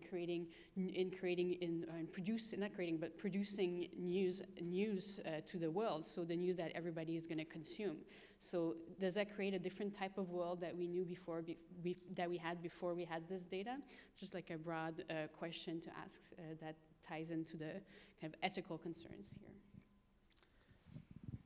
So what I would add to that is that perhaps the thing we didn't touch on here, and so getting into this realm of what perhaps we know we don't know, or maybe we don't know we don't know, is that we've talked primarily about ways in which data, news organizations receive data, whether from the audience generating it by their visits to the site or their apps, or by using third-party data around finance or sports or other means, and then transforming that into narrative text. And in some ways, you could look at what would be the potential outcome of combining those two, right? So where you actually have automated stories that attend to personalized interests. In other words, the behaviors of audiences in visiting sites and apps and so on end up shaping the types of stories produced through automated means. So such that you could have not just one story that represents a particular sporting event, but rather multiple stories tailored to the individual who's come to that site. And in that scenario, we can imagine all kinds of potential privacy, data privacy, and other issues that could arise in dealing with that combination of both the personalization and the automation of these processes. So I think that's the kind of frontier we have yet to get to, and there'll be some issues to untangle with that. Well, from my point of view, what I know that I don't know is the logic that is based on which is based the algorithms. And this is important. I don't know if the programmer, for example, is placing his bias inside the algorithms. And this can have a great impact talking about news. But what I don't know, if they don't know, is how the algorithms really works. We have some example of algorithms originally developed for, especially for, we have some question on employment law, so used for progress of career and this kind of analysis that had some bias inside. So for example, they advantage some class of workers and not others, but this was not an instruction given by the programmer. This is how the algorithms starts working, maybe for the data set, maybe for another input. So it's important to provide always a human supervision on how the algorithms works and provide the training, even if the training is one of the elements for liability. It's a great time to open things up to the floor. And who'd like to continue the conversation? Ask any or all of our panelists a question, or provide some thoughts from your own organization's perspective. Yes. We have mics that will arrive there.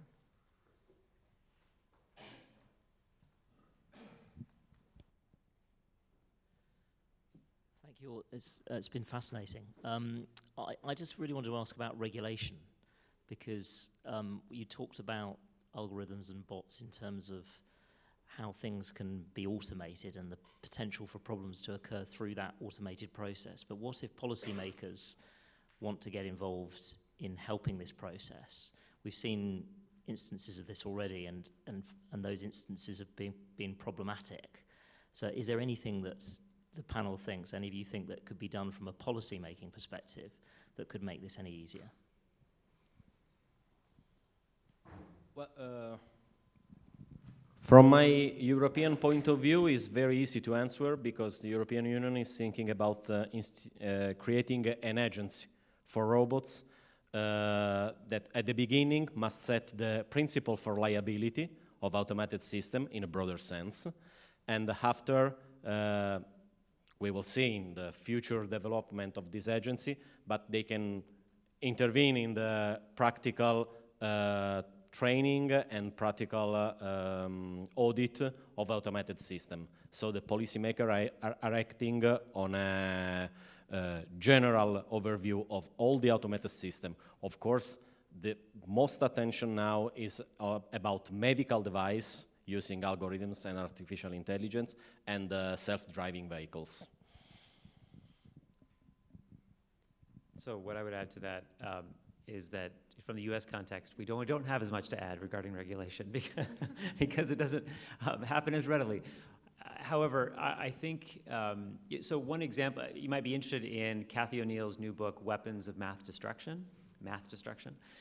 It's a book that I think nicely outlines some of the challenges and pitfalls with algorithms and the need for regulating them, but also the difficulty in doing so in a meaningful way. But I think the thing I would add to this is that automated journalism as an issue, as a problem, as a thing to be solved in some ways from a regulatory standpoint is relatively, really a small one in comparison to the much bigger issues. So we have problems of algorithms affecting job applicants and their ability to have their resumes surface, or issues of fair housing, or other financial and kind of major issues in the US that probably rise much higher on the scale than issues of kind of robot journalism at this point. But certainly I think there is kind of a broad question to be asked about, again, from a responsibility standpoint, what types of ethics, intentions, assumptions, what types of issues need to be addressed both at the programming side of things as well as from the user's perspective. What type of knowledge are we expecting users to have, and how does that, what kind of learning needs to take place both on the production side and on the reception side?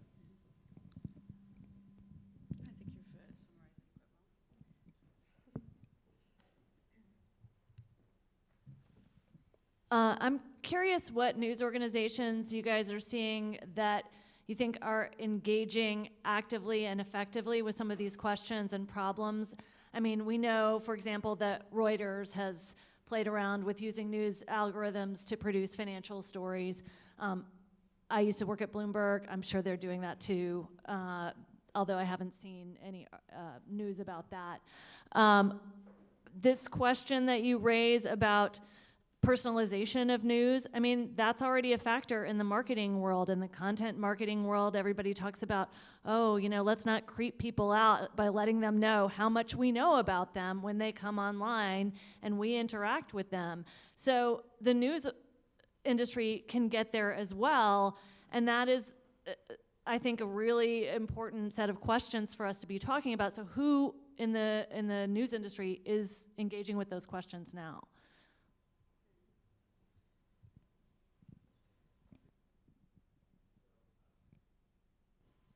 So first, with regard to automated journalism, the Associated Press has been kind of probably the most active news organization in the US at this point in experimenting with and just deploying various systems for automation. They have been producing automated stories on quarterly financial earnings reports for publicly traded companies.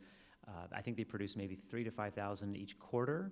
And they've been doing that now for the last several years. And I will add that I think they've done so in a rather careful way, and they've been somewhat transparent, really, in sort of talking about what they're doing and giving examples and trying to make it apparent. And actually, just this week, the AP and some folks at the AP produced a report about the future of AI and smart machines in the context of journalism. So they're certainly thinking about what the frontiers of this area look like, and I think doing so in a fairly responsible way.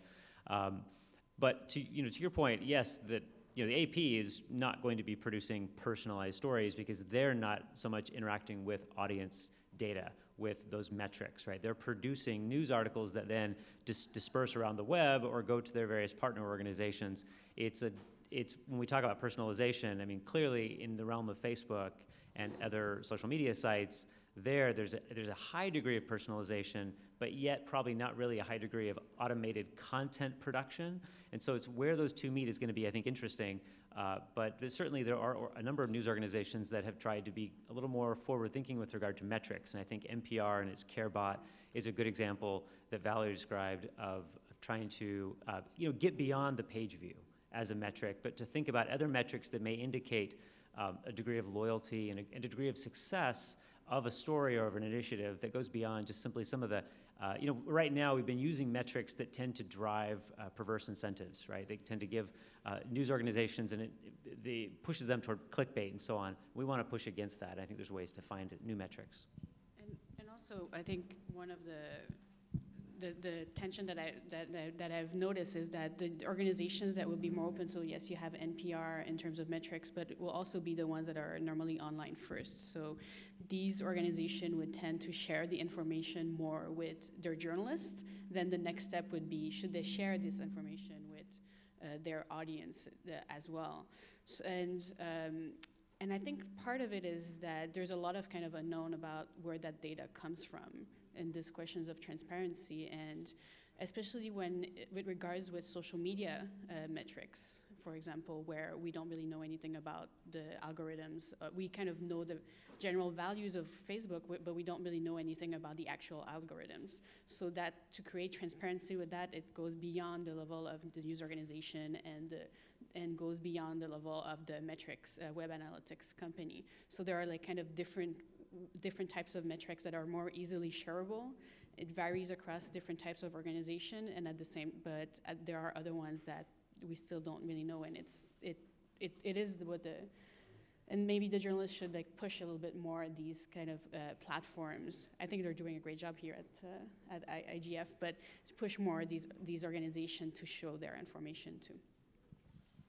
Yeah, from the point of view of the international organization like the Council of Europe, there is a constant exchange with the private parties, so with the media actors, to keep them aware about the ethical implication and the possible problems, the possible issues of using these tools.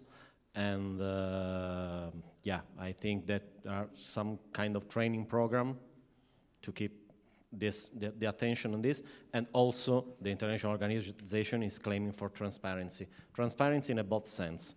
From one point of view, the audience must be informed that the news that is reading is generated by a machine. So no fake names, so to say, signing the article or delivering the article. From the other point of view, of course, transparency about the process, where the news are taken, how they are processed, how the news is delivered. Is there a timing? Is there other elements that are taken into account to select when the news is delivered? Well, that takes us just about to time. So I'd just like to take this opportunity to thank the staff and volunteers for making this event happen and making it such a special gathering over the past few days. Thank you to those in the room, in the audience, and those who've tuned in to the webcast online. Thanks also to the speakers for coming very long distances in some cases to be here. We'll be very happy to linger outside as they do the changeover, answer any questions you have. But thanks so much, and looking forward to continuing the discussion.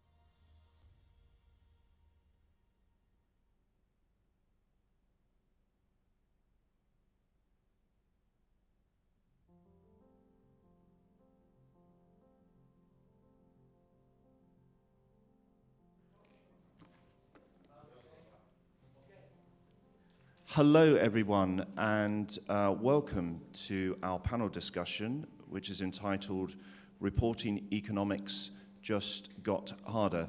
My name is John Crowley, and I am the editor-in-chief of the International Business Times.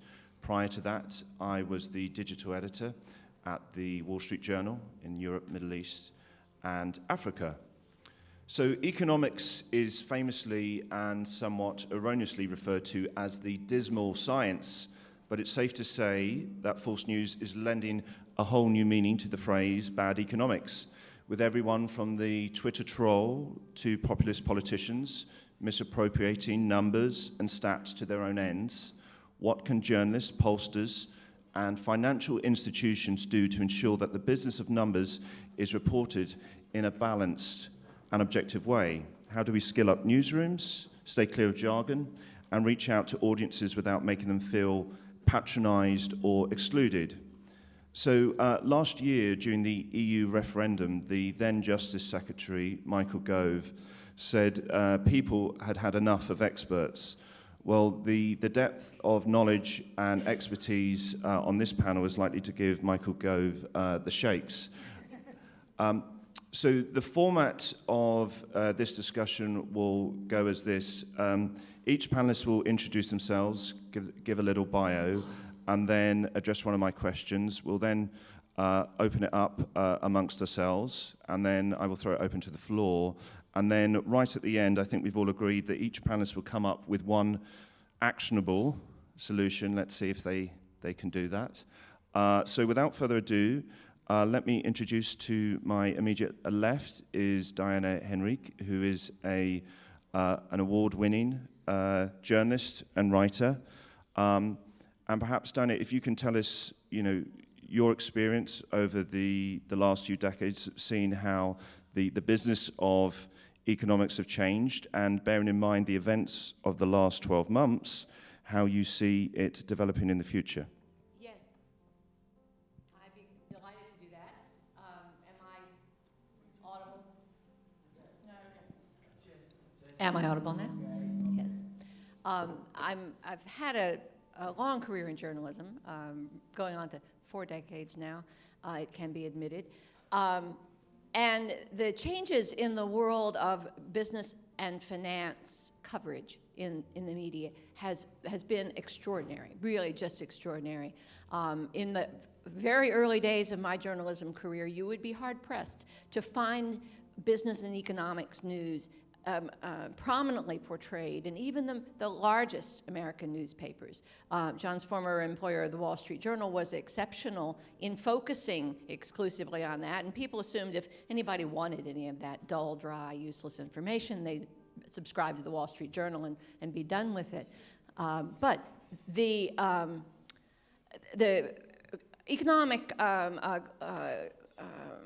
disruptions of the 1970s changed that. The twin Arab boycotts that greatly reduced the supply of petroleum to the U.S., a long period of what was called stagflation, high rates of inflation, low rates of economic activity that kind of bollocks the traditional economic cure for either one of those, one being high rates, which would hurt the other, and the other being low rates, which would feed inflation. Alerted even New York City taxi drivers to the importance of economic news. And so economic news, as in the nuts and bolts of the economy, price levels, imports, that sort of thing, began to move onto the front pages and into more prominent roles. Financial news, not so. It still lagged behind until in the 80s we saw this outbreak of takeover activity, the financialization of virtually every known asset, the rise of Wall Street in the late 1980s, and the dominance of that financial sector. That again challenged the media to climb another new learning curve to figure out how finance worked. What exactly was a swap? What was an interest rate futures? To figure out these gimmicks of financial engineering that were so changing the flow of capital. So we climbed that learning curve, and then what do we meet? We meet the digital revolution, where we have to learn a whole new vocabulary of technology and how technology is reshaping the economy. So Add to that, just one last point, is a remarkable fragmentation of economic activity. I'm just finishing a book on the 1987 market crash. In the beginning of the 1980s, the New York Stock Exchange handled 90% of the daily stock trading activity in the United States. Today, it handles roughly 20%. And the rest of the stock trading activity occurs in any of 62 different platforms, some of them visible to regulators, some of them not. So the fragmentation of economic activity across the economy and the increasing complexity of it, I think, has been an enormous growth challenge to business journalists, and we've got a lot of learning yet to do. Thank you. You're welcome. An abrupt stop. So let me introduce to my immediate right, Lucy Marcus, who is responsible for bringing this august panel together. And the first... I take the credit, not the blame. The first multi-tiered question that I have for Lucy is, have economists, financial institutions, and journalists, are we guilty as charged as being, talking down to the general public? If so, how can we fix that? And bearing in mind those first two questions, if we're kind of beating ourselves up too much, are we obscuring what perhaps we're doing well? Technology, so confusing. I think there are a couple things to it. As you pointed out, we're living in a time when expertise is not so valued. And in some ways, it's our fault. We've lost the trust of people, like everybody else. I mean, trust is at such a low. We've used our own special language to almost keep ourselves apart and special. Either it's because we're ivory towered, or it makes us feel, sort of more powerful because, we call something different that actually has a normal name. We don't want to use that name. And so, or things have gone wrong even when an expert has said it would go this way. Experts have expertise, but they don't have, what are those things called? Yeah, well, clairvoyance, but what's the ball? The crystal ball. I lose small words. And so it's, by holding ourselves out as experts, and then when we disappoint, that is problematic. And in the meantime, and Ben will talk more about this, we say that something is going to happen, and then it doesn't happen, then the fault is ours, which is not completely wrong. I mean, I think there are also a lot of people who peddle themselves as experts who actually are just chancers. So there's that. And I think there are a couple things that are different in the time we're living in now that there were in the past as well. First of all, you didn't hear from the expert to the regular community of people. It often was filtered through a journalist. But now, I mean, I write a monthly column for something called Project Syndicate, and all it is people who are experts. So, so besides me, Nouriel Rubini and Joe Stiglitz and, a whole cast of people write monthly, and that's, instead of getting just a quote in a newspaper about something that somebody else decides is important, or getting a tome of an academic document that describes something,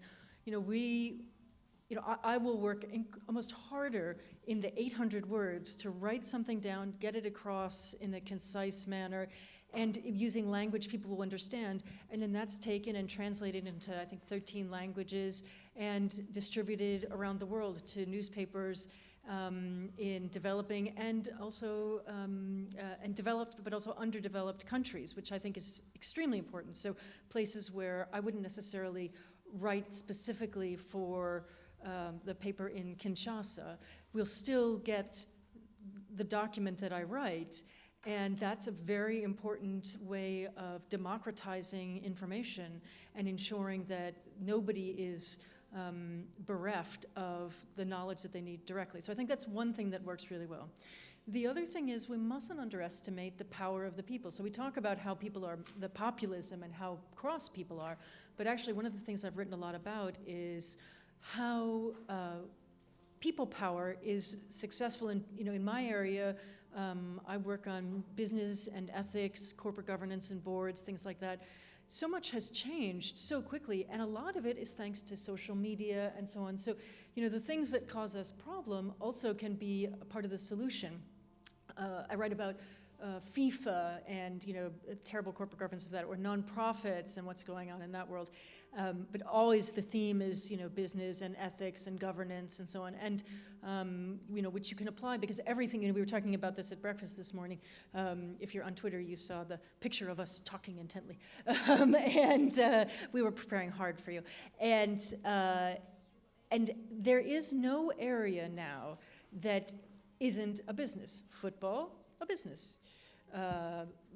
Music and the arts, a business. Every organization, fashion, I've written a bunch about fashion, every organization, every sector, all of you at some point in your lives have or will sit on a board, will be responsible for the distribution of money, if it's a nonprofit board, a for-profit board, parent-teacher board, it's all the same stuff, and that comes with a lot of responsibility.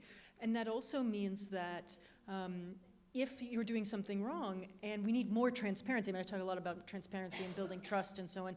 If something's going wrong, people will know and they will see and they will ask you to be accountable.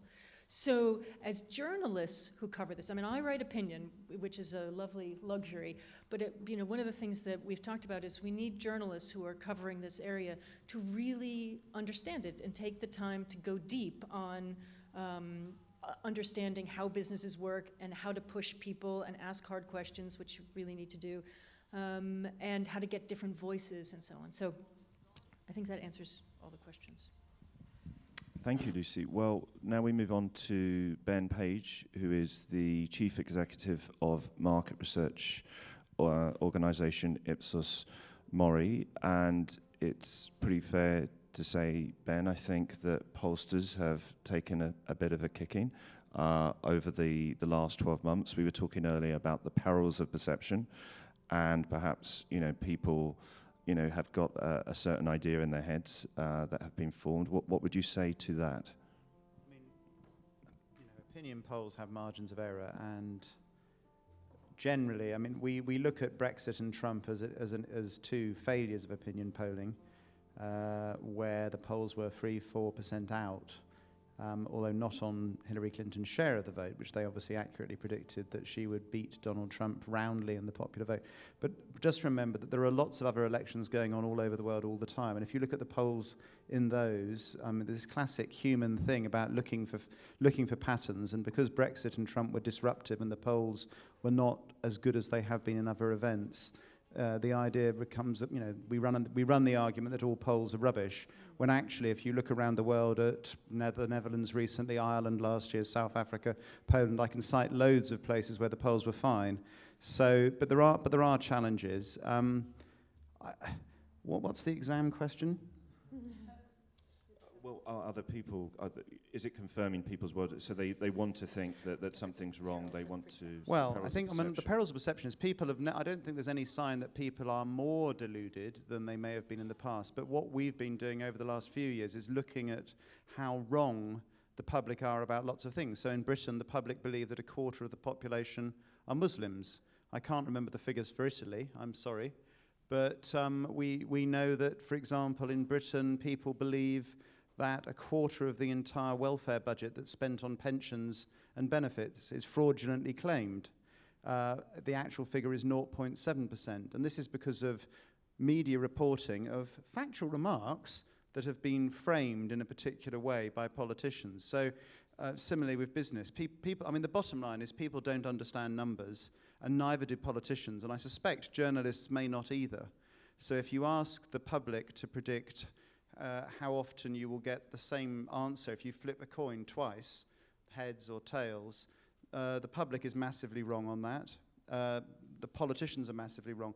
And I think understanding probabilities in this complex world that we live in, understanding numbers, is hugely important. And all the evidence is that in most Western democracies, we value literacy and writing well more than we value numeracy.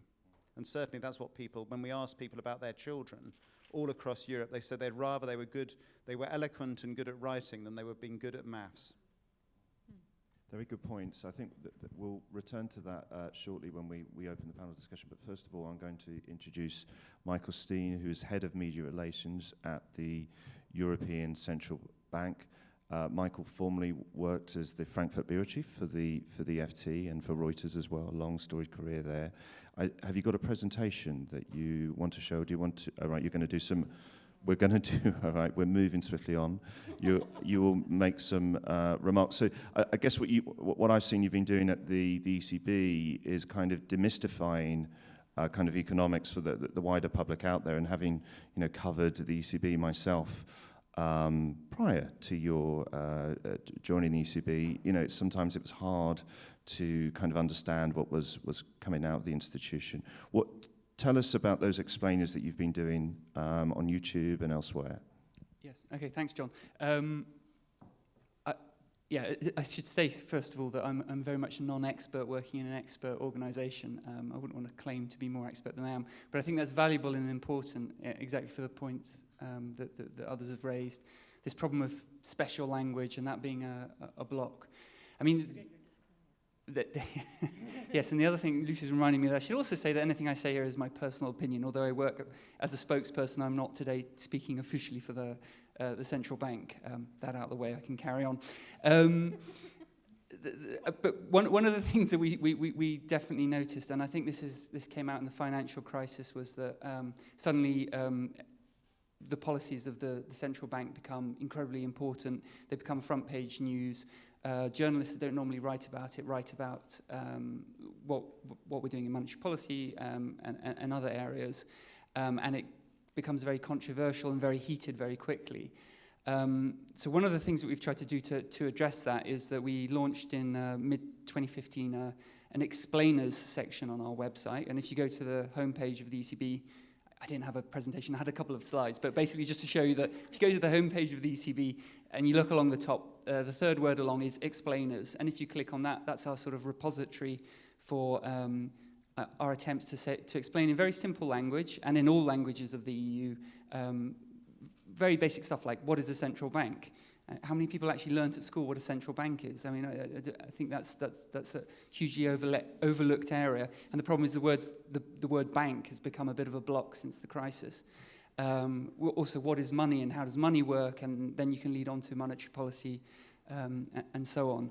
So that's kind of our sort of one of our attempts to have a positive answer to some of these huge challenges. Of course, that relies on people going to the website. I'd say we've had some limited success in this. We've had, in 2016, 500,000 hits on these explainers, which is not at all bad. However, there's 35 million citizens in the euro area, so we've clearly got lots of room to grow as well there. And we try and push, when we push a lot of stuff out on our Twitter account to try and draw people in. We don't currently do Facebook, which is one of those debates. So yeah, I think it's incredibly important to as an institution, to be seen to be stepping out of the ivory tower to help people generally understand, and also to help journalists. And the other plug I'd like to make, without getting too plug-tastic about this, is that we run, and this predates my arrival 3 years ago at the ECB, so we run regular journalist seminars, which we're really happy for people to apply to come to.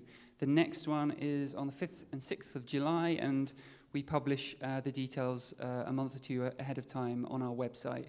We usually oversubscribe, but we do track who applies and try and, over time, satisfy as much demand as possible. So I think, yeah, I mean, that's yeah, what else do I want to say? No, explainers and seminars are the big contributions. I think one other, just as a former journalist, one other comment I would make at the outset is, of course, the joke is a bit, as a journalist, your job is to simplify and exaggerate. That becomes very difficult in my world, and that's where really clear and simple explanations of what you're doing and why are incredibly important. Because I think maybe people have always said this, but it feels like there's been a coarsening of the public debate. I mean, just this week, the Die Zeit, which is a very well-respected German quality weekly newspaper, had an opinion piece in it which actually called the ECB Satan's Bank, because the writer was unhappy about low interest rates, which means a low nominal return on savings. I mean, I think if you enter into that sort of territory, things get emotional very quickly, and that's very difficult as an institution that deals in facts and figures and data to know how to address properly. And I think that very much the first step is trying to be clear in your explanations of what you're doing and why. Some fascinating topics that have come up there. Did you want to come in there on a point, Diana? I did. Yes, I did, because I think that reliance on facts and figures raises a current problem that I perhaps should have raised more recently. The quality of the economic data that we're going to be getting going forward is going to be problematic. Reliable institutions like like Michael's and like the Federal Reserve in the U.S. are probably going to be okay. They're probably going to be able to maintain the data collection quality and analysis that they have been doing, I think. President Trump will have several appointees to fill on the Federal Reserve Board. Yet to be seen what will happen there. But the government task of gathering statistics, gathering data, jobs data, tax data, import and export data, that sort of thing, is all reliant on how good a data gathering operation you have, and it costs money.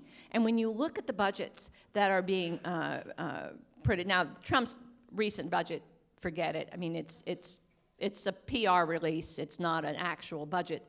But there will be an actual budget that will go through the Congress. And I, for one, will be looking extensively at what is happening both to the statistical support efforts in the Bureau of Labor Statistics, in the NOAA, the atmospheric weather conditions, extremely important to the economy in many ways, and what happens to the financing for fiscal regulation, the watchdogs in the environment. Going forward, these are going to be the challenges. We're going to have fewer sources of well-documented data. We're going to have to get smarter about figuring out what's garbage and what's not. And we're going to have to watch to be sure that the watchdog infrastructure for the financial markets doesn't collapse and fall apart on itself. Yeah, following on that, I mean, I think one of the things that it's our responsibility as people who write about finance or the economy or anything about business is to be fact-based. And so I write opinion, and that's perfectly fine. But the one thing that we can do that we couldn't do before, and you can't really do in print, is I put as many hyperlinks as I can so that if there's something you don't understand or there's something that you find interesting and want to know more about, as much as possible I go to primary sources. So I link to the report I'm referring to, or I link to the original article or the transcript of a talk or a video, whatever it is. I mean, I do all kinds of things. And my pieces sometimes look quite link heavy, but I'd rather have that so that if you're reading it, you think, oh, that's interesting, but I don't know what that is. You can go deep and do, self-learning, and that also helps with this jargon issue and helps with educating people about finance. So even with opinion, calling it Satan's Bank, if I can't link to something that proves that Satan is in some way associated, I'm reluctant to. Is there? Obviously, you wouldn't be allowed to have an account there anyway because it's a central bank, so it would have to be a bank of Satan that was, which is an important distinction. Satan's I think. Bank. You've heard it here first. The Bank of Satan. There were some points that Ben made on kind of. We've been talking about media literacy. What about educational literacy there? What would you have to say further on that? I don't think it's true that people are becoming less numerate. I'm not sure of the evidence on that. I think lots of people would show that people in lots of countries are actually passing more exams than ever. But certainly, I think in some industries, and possibly journalism in one, my own industry, where there's pressure on costs and people are become reliant on other data sources. So my industry is subject to de-skilling. It's not the reason for the accuracy or otherwise of political opinion polls, which in my industry are only 0.01% of what we do in any case. Most of what we do is for big global companies or governments, and it's never published. But certainly in the 30 years I've been involved, the stuff that I used to be able to do on a calculator in the 1980s, the young graduates nowadays, they can't do it. They rely, the computer tells them the answer. And increasingly they're relying on algorithms or calculations done by other people, which they just assume are right.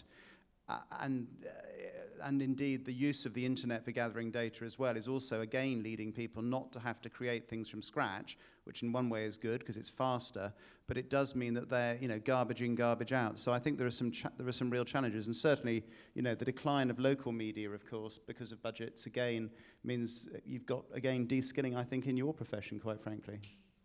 Michael, have you got any thoughts on education? Yeah, I mean, I think that the numeracy point that Ben made earlier is obviously incredibly important, and I'm a parent. As a parent, I think it's important that children learn to think critically, and I think there's other panels on that today as well. In terms of how you can improve these things, I think that the role for the media here is to be incredibly critical always of everyone, and I would include. So from my current point of view, I'm perfectly happy for very critical articles. What we try and do is agree on a factual basis before that. And as a Brit, what sort of upset me, I think, about the whole Brexit process was that there were a lot of blatantly wrong numbers flying around. And I think you need two things for a successful campaigner: a story, a narrative, take back control, and a number, in this case £350 million a week on the side of the bus that you're going to get back for the NHS or whatever. And that there wasn't a more vicious attack on that kind of free and easy, hey, here's a number, you want numbers, here you go, this is what we're going to get, was disappointing. Yeah, well, I was just going to say, I mean, one of the things that is very important is that people who cover these areas know what they're talking about. And it's constantly changing. It's just like science. I mean, what's happening is constantly changing, and you have to constantly skill up in order to get good at it. I've spent a goodly amount of time actually going into newsrooms and talking to editors and also beat reporters in various areas to explain about how business works, and also to say, look, it's your responsibility to hold board members to account and to hold chief executives to account. And it sounds counterintuitive, somebody who sits on boards, but actually it raises all boats. So if there's transparency, and if journalists are asking the hard questions, and consumers are more educated, then everything works better. And it is, I believe, really important to remind board members that they're not just there to fly in, have a slap up lunch and fly out again, but actually to be held to account. And one of the things that's interesting is, journalists, for some reason, they are not willing to accept the I can't talk about that from politicians who have been elected, but they are willing for a board member to say, I'm sorry, I can't speak about that, and just be, okay, I'll walk away. And actually, there are some things we can speak about, and we should be held to account for how we voted on pay, and how we voted on, environment, and, held responsible for that. And I think that's a powerful and important thing that journalists need to push harder on. I think the point about Brexit, which obviously is live in my mind as a Brit and as an opinion pollster, is that, and it ties in with Trump, and it's obviously something that people will be discussing elsewhere in this conference, and that is that it's clear that if you listen to the Vote Leave campaigners, they knew the £350 million a week to the NHS claim was false. They knew that the claim that Turkey would be fast-tracked to EU membership and 75 million Turkish people would be free to travel to Britain was also fake. But I think, and fake news has always been around, But as what they're using is Ronald Reagan's maxim: if you're explaining, you're losing. And it's what the liberals do, and is then go off and start arguing about the number.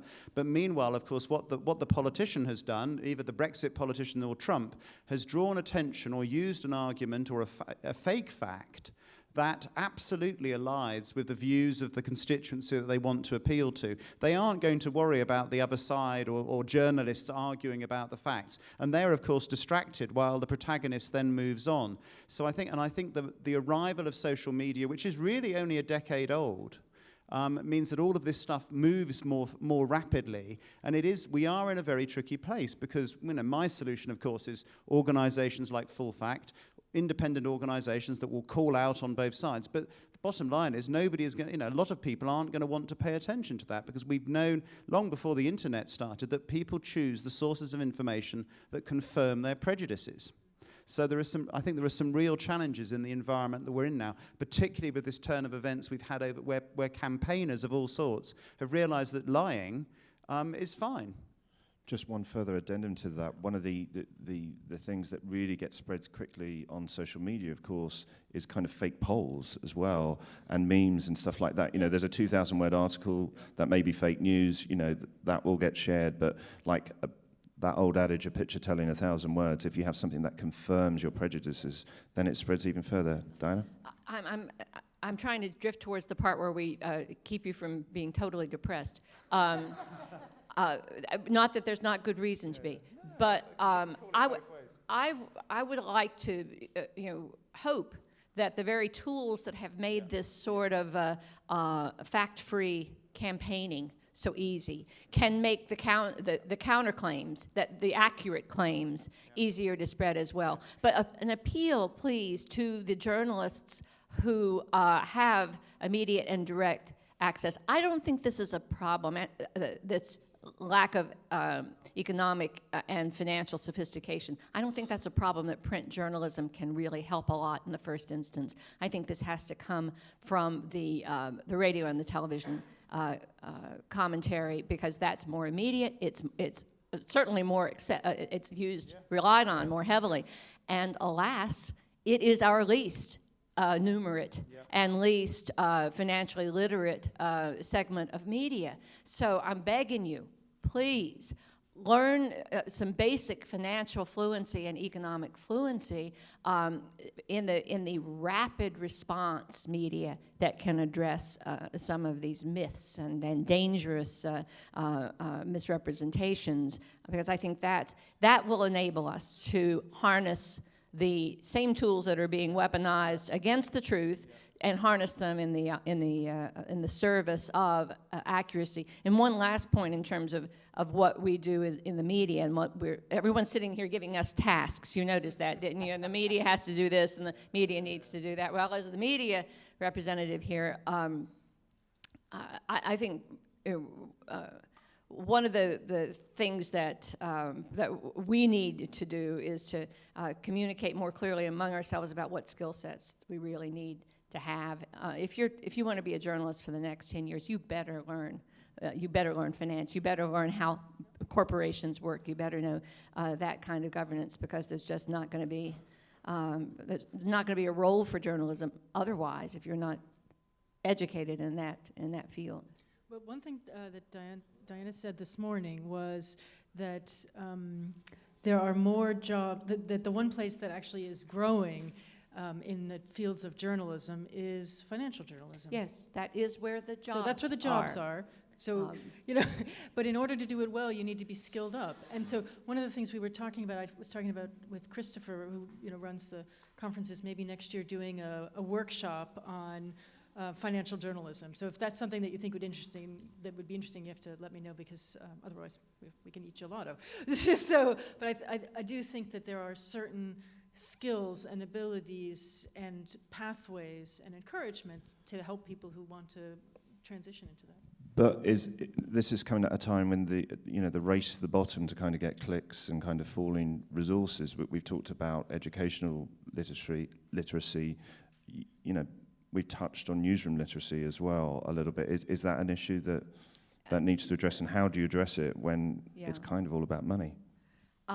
Well, you can spend the same money to hire a reporter who knows how to look at a balance sheet and income statement as you can to hire a reporter who doesn't, frankly, and that's the unfortunate thing. There's been a tolerance in newsrooms my entire career for ignorance about business that would never be tolerated in any other sector. No, yes, if I were to present myself to the New York Times as a whiz-bang financial writer who knew all about balance sheets and accounting principles and so forth, but I didn't know actually the difference between baseball and soccer, the editor would laugh me out of his office. And it will be a him, most likely. He would laugh me out of his office. And the fact that I'm not interested in it, that I don't play it, that I don't have any skill at baseball or at soccer, would not exempt me from condemnation. So the fact that you're not good at numbers, the fact that you don't like numbers, the fact that you don't follow the stock market should not exempt you from needing to have a knowledge about it. And yet, if you showed up in that same editor's office, unable to say the difference between a stock and a bond, unable to identify the current interest rate in the marketplace, it wouldn't bother him in the least. If you were going to be a sports writer and you knew the difference between baseball and soccer, you'd get the job even if you didn't know the difference between a stock and a bond. If you're going to be a finance writer and you don't know the difference between baseball and soccer, you're not going to get the job. So I think it has to be institutionally changed. We have to end this long tolerance for financial ignorance in the newsrooms. It ought to be a disqualifying lapse if you can't master some basics about finance and markets. Well, Diana, talking of going from one expertise to another. Oh, no. Okay, so you are the author of the book The Wizard of Lies. That's true. Based on your interviews with Bernie Madoff and yes. the Ponzi scheme in the fall. And there is a movie being released next month based on your book, in which you star in playing yourself. What was it like auditioning to play yourself? I did actually have to pass a screen test to play myself, which is a surreal experience. Do you think... Oh, well, I'll give the full advertisement here. HBO has adapted my book, The Wizard of Lies, which is available on Amazon, for a television film starring Robert De Niro as Bernie Madoff. And is he known as Bob to you? He asked me to call him Bob. What can I tell you? You can't keep calling him Mr. De Niro on the set, you know. But they recreate my interviews with Bernie Madoff in the film, which was quite fun. It was a remarkable experience as a financial journalist to get behind the scenes and see all of the different forms of artistry that are involved in making a movie. But it also will, I urge you, if you can see it, to see it, or to read the book if you can, because understanding how con artists work, understanding the skills that make con artists successful is I think, something that every political reporter these days really needs to master. But and actually, I'm proud to be able to say I knew her before that time. And maybe next time she will just cut me dead. This is with when her I whip glasses. on my black Exactly. glasses, right? But one thing that I think is interesting about that is, you know, part of our responsibility is to make these stories interesting. You know, you have to meet people where they are. And if you write a dry story, no one's going to read it. But actually, you know, to think that fundamentally a complex financial story could be made into a movie, which sort of sneakily educates people, is not unimpressive. And it's our responsibility. I mean, when I write my pieces, I try to tell a story and to have a theme to it and to make it accessible, because it's not in my interest or anybody else's interest to use special jargon and to make it inaccessible. And I think you have to understand the topic well enough to make it easy to understand. Because, of course, if you don't understand it that well, then you can't actually simplify it. One of the things about fake news is that it plays on emotions. That's why it does so well on Facebook. And the problem with the truth is sometimes it's not always that sexy and harder to sell. And with that in mind, you know, we kind of semi-beating ourselves up a little bit about, you know, what perhaps we've done wrong and how we can rebuild trust. But what about the great and washed out there, people who don't care? So, you know, truth can be subjective as well as objective. I mean, how do we, get through to them when they don't really want to know the economic facts? Or is that another patronizing assertion from ourselves? Well, in one way, here is another little bright silver lining, to the extent that it is one. Reality bites eventually, and in the economy more than anywhere else, your readers and your viewers will soon know whether you got it right or not. And all the political rhetoric in the world can't produce jobs in West Virginia, and eventually people there will notice that those jobs didn't show up. So when we're talking about the political battles on the culture front, it's impossible to prove whether same-sex marriage erodes the matrimonial bonds and changes society or whatever, but you can tell whether the economy is growing or not. So covering economic and financial news does have a rubber meets the road moment where reality steps in and shapes perception. And our job is to make sure, A, that we see it, and B, that we accurately convey it when it happens. Michael, do you want to come in there? Yeah, I totally agree on that. But eventually the truth does tend to out, doesn't it? But in terms of how, I didn't want to sound like I was beating up journalists earlier. And I beat myself, and believe me, I beat myself up as, on this as well. I mean, one of the challenges that we find a lot is matching the speed, because these days everyone is now, deadlines are kind of, The Economist now writes in real time, Bloomberg writes big think pieces. So one of the challenges I face sort of on more or less on a daily basis is matching the speed of the outside world to the speed of the inside world. And if we preempt as much as possible, but if we see something we strongly suspect is wrong, the first question is this right? Is this factually accurate or not? Which then requires depending on the subject, but more often than not, there's these very sort of arcane things, and you have to go digging, and that takes time. So from an institutional point of view, the challenge to provide good information in a timely fashion to the media is there, and I think one that we all have to live up to. And the other thing I just wanted to mention on I spoke earlier a bit about these explainers that we're doing, and we started off doing them in text, and we've now graduated to doing a few more videos. And we tried actually in January to do our first kind of slightly more emotional one, because it was a nice simple idea that was actually one of our trainees came up with, which was that there's now been a generation of children that have grown up with the euro and didn't have national currencies.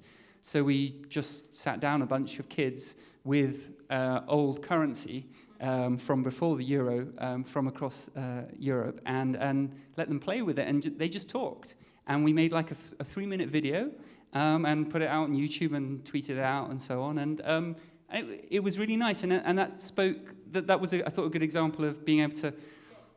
It's not meant to be propaganda, but it's just meant to remind you, one, this thing's actually been around for a while. You may think it's a failure because that comes up a lot, but actually it's not. And look, these kids all don't know anything else. This is now life as it's lived. The only other piece I would add is one of the reasons it's so important that as journalists or opinion writers or pollsters or anybody else who's covering the numbers is if we get it wrong, it changes markets. And so it's a special responsibility. If you are a celebrity reporter and you write something mean about, I don't know, a rock star, it hurts their feelings, but it doesn't necessarily ruin everything. But you can watch the markets when comments are made that are wrong, and they just, or they go up, or whatever. And I think that's why it's so important, in a way, to have that extra responsibility of following the numbers, understanding the numbers, reporting them accurately. Okay. I don't want to open ourselves up to the accusation that we are being remote and elite. So now I'm going to open, even if we are, yes. I'm now going to open it up to the floor. So if anyone has any thoughts or questions, stick your hand up and we'll try and get a mic to you. Just...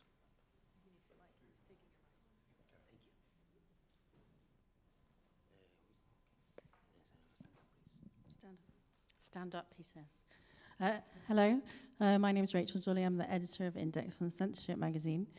I'm interested to know if you think economics writers, financial writers, should spend more time outside financial centres, so outside London or outside Frankfurt, maybe looking at the economics of a small town and what it's like to work there, and getting out of the bubble more. Yes.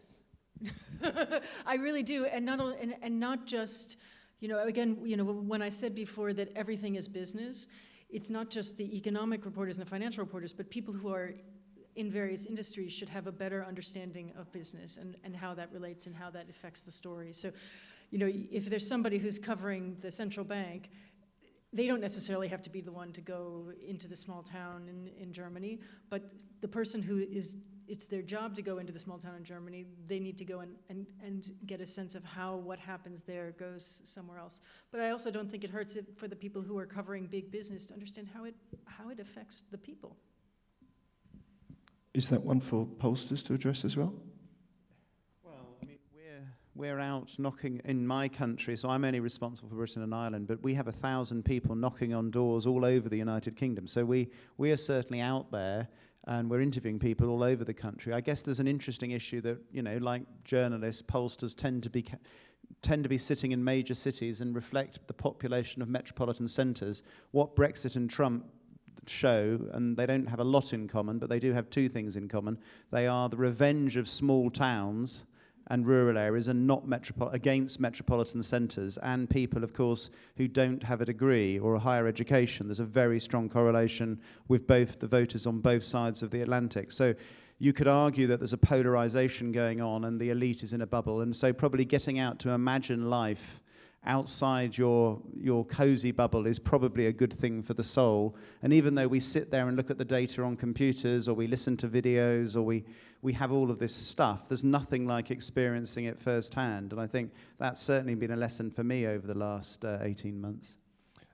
Michael, Mario Draghi goes out regularly, doesn't he, when they do the ECB press conference, to outside Frankfurt as well. What else does the ECB do kind of outside that? Is there any light you can shed? I think it's a great question, first of all. And we do the press conference rotates every, so we used to be twice a year, but we've reduced the number of meetings, so it's once a year now externally.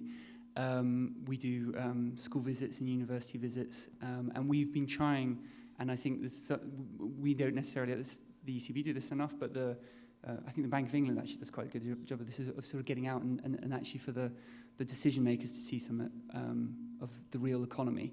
And for the journalists, I think it's the best economic journalism can be written from the factory shop floor, where you ideally understand both.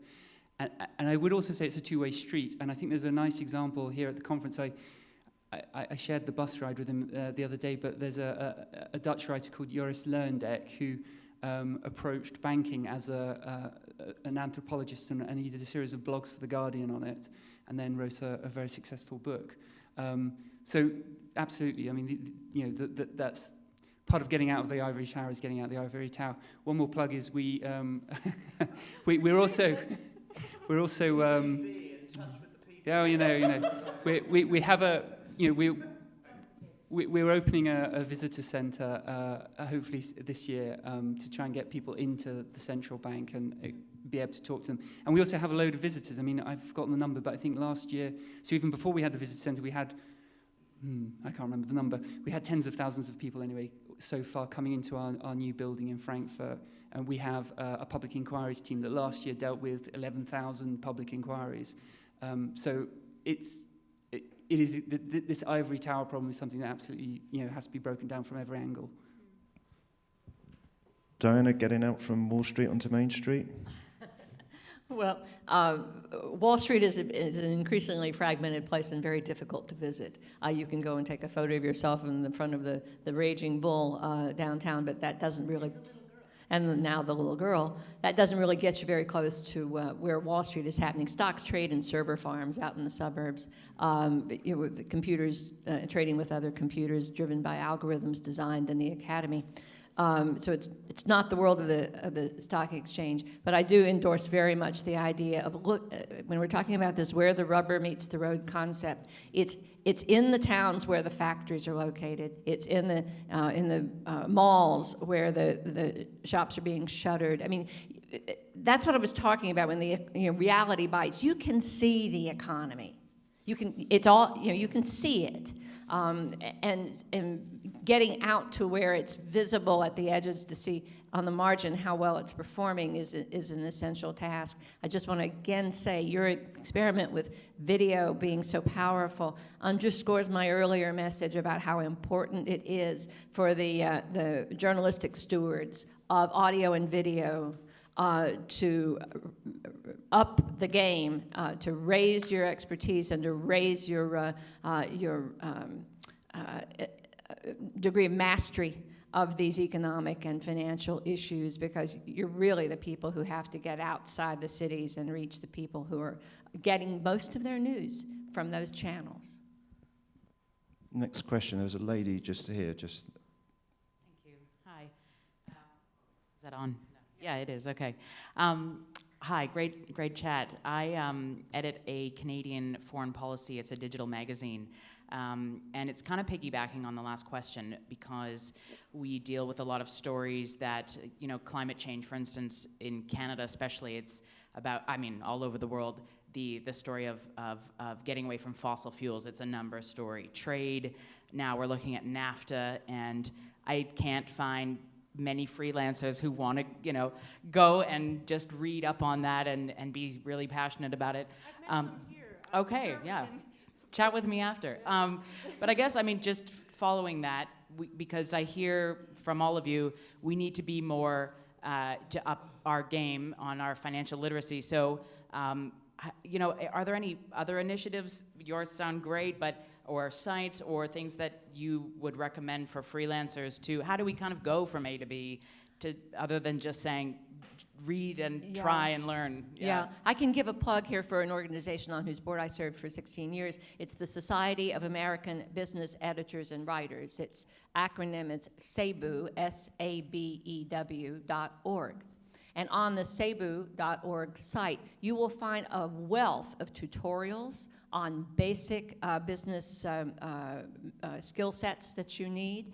You will find links to other websites that provide tutorials. Oddly enough, the Securities and Exchange Commission at sec.gov in the US has some wonderful and simple and accessible explainers on the operations of marketplaces. So on the web, there are resources for journalists to self-educate, and you can do that a lot faster than you can go get an MBA from Harvard. So by all means, check out some of these resources to educate yourself with. The other thing is some of the business schools do courses, free courses for journalists to learn some of the fundamentals of business. There's a directorship one and so on. And they do it for free, because then you go in and you meet all of the professors that they hope you one day will quote. So, which is fine, because it gets you in there and gets you learning the things that you need in a 2 or 3 day course, or at least to start. One other question down here at the front. Thank you. Hello, I'm Mary Hockaday from the BBC. So, Diane, I completely agree about the importance of the literacy being part of the immediate news and reaction. And certainly the BBC, we have both specialist teams, and every now and then we try and kind of sheep dip the general newsroom in some of this. Not always easy, but the responsibility is well understood. I wanted to ask you all a question, really, which is in the heat of the last year, and especially all the conversations about fake news, and nobody trusts anything, nobody believes anything, nobody even wants to believe anything, they just want to vote on their opinion and so on. I have felt that somehow the world of business and business news is the saving grace, because surely business people want the truth, because they have to make business decisions and investment decisions, and so the need, in other words, the flame will continue to burn in this space, even if the rest of us have given up. But I guess what I want to ask all of you is that really right? Is your sense that the world of business really does operate and want to operate on the truth? Or is this world of prejudice and perception and thought bubbles, it's one of the big discussions after the crash, isn't it? The group thing. So do you think that's changed? And I'm being a bit flip about this, but the notion that somehow the space of and need of truth in the world of business will save us all. Well, it's back to your point. I think we were discussing this earlier today, and I think actually, as we've already seen, some of the cures for fake news, or the internet allows fake news to circulate more rapidly, but it also provides chances for rebuttal. But actually, when it came to business, I think our view, but my colleagues on the panel will agree or disagree, ultimately, capitalism means that business needs the truth, numbers about interest rates, whatever, to be right in order to operate. And if governments interfere with those data, we've seen this in Argentina in the past, other means of data collection will be created because there will be a market for them. I think it's been interesting to watch the rise and fall of the Occupy Wall Street movement from the standpoint of a sort of a populist attack on capitalistic institutions. I agree with Ben. I think that there is fundamentally going to be a need in business for reliable statistics and data and a reliable picture of the world. The challenge is going to be: are they going to share it with us? Are they going to share it with us, or they're simply going to use it to make money for themselves, which is their obligation to their shareholders? The wonderful thing about government statistics is they're ours, whereas proprietary statistics are not. So yes, I think they will pursue the reality bubble, but I'm not sure they're going to let us in, and so I don't think we can rely on that to save us. I think you're right that that's what they're going to do, but I don't think it's our salvation. I would say there's one other piece as well, which is, as a person in business, I want good information. But then, as a person in business, not me, of course, but I might not want to give full information. So I need information to take decisions, but I might obfuscate or manage or massage my image. I mean, again, it's one of the, and you can tell that this is the way, when you look at somebody like Rex Tillerson. So he was used to managing very strongly what got out from his company. And now he's had to transition into something where the expectation is there's a lot of transparency, and that is not working out. And so I think you have to remember that, again, journalists have to push doubly hard, because there's one other component, which is a lot of the things that we take for granted as public services, utilities, all kinds of things, are now privatized to companies. And these companies are not run by people who are elected by you and me. They're people who are appointed by the shareholders and so on. So all of a sudden you've gotten, and I don't want to go too deep into it, but because I find it fascinating, but so I could geek out all night. But part of the issue then is things that we're used to having transparency and understanding and going deep into, we can't see those things anymore unless the companies take responsibility for the fact that even though they're unelected, they still have an accountability. So textbooks get published by companies, and so there's a responsibility on the board and the company to make sure that even if it's not something that makes a profit, it still gets published at a reasonable price, and the facts in it are facts, not alternative or wacky or any of those facts. And so that things get very complicated, that your kids go to school, they sit on chairs that hopefully won't break, but if somebody in the company thinks, let's use a lesser material, the next thing you know, your kid's on the floor. It's all of that. And that also goes to the media making business. So all of us write for some sort of media outlet, but if it's something that's not making as much money, you're going to see a lot less reporting in those areas, or those wonderful long-term projects that companies used to do more of, with long-form, in-depth, years-long research. They just can't afford it anymore. And so, all of that means that, things that we took for granted as somebody was going to figure it out and tell us the truth, or something was going to happen and it was going to be okay, we can't take that for granted anymore. I think another caution in this age, especially the age of Trump, is to be cautious about the applicability of business experience to government life. You know, that really the only thing being that being a CEO of a major company prepares you to do next is to be king. That's about what it prepares you to. It doesn't prepare you to lead a democratic society, because you don't have the, you never have to deal with any constituents. You never have to deal with any competing interests. So let's not fall into the meme of let's just run government like a business and it will all be better. I have one answer for that, and it's Enron, but business can really, really screw up too, and we need to hold them accountable for that. I was just going to say, I mean, one of the things about Donald Trump, as with so many things, Italy did it first. You need a man of the people from outside politics to fix things, who likes women, who's a billionaire. Sounds familiar? He's been here. You've done it. Didn't work very well. I just wanted to add, I mean, I totally agree on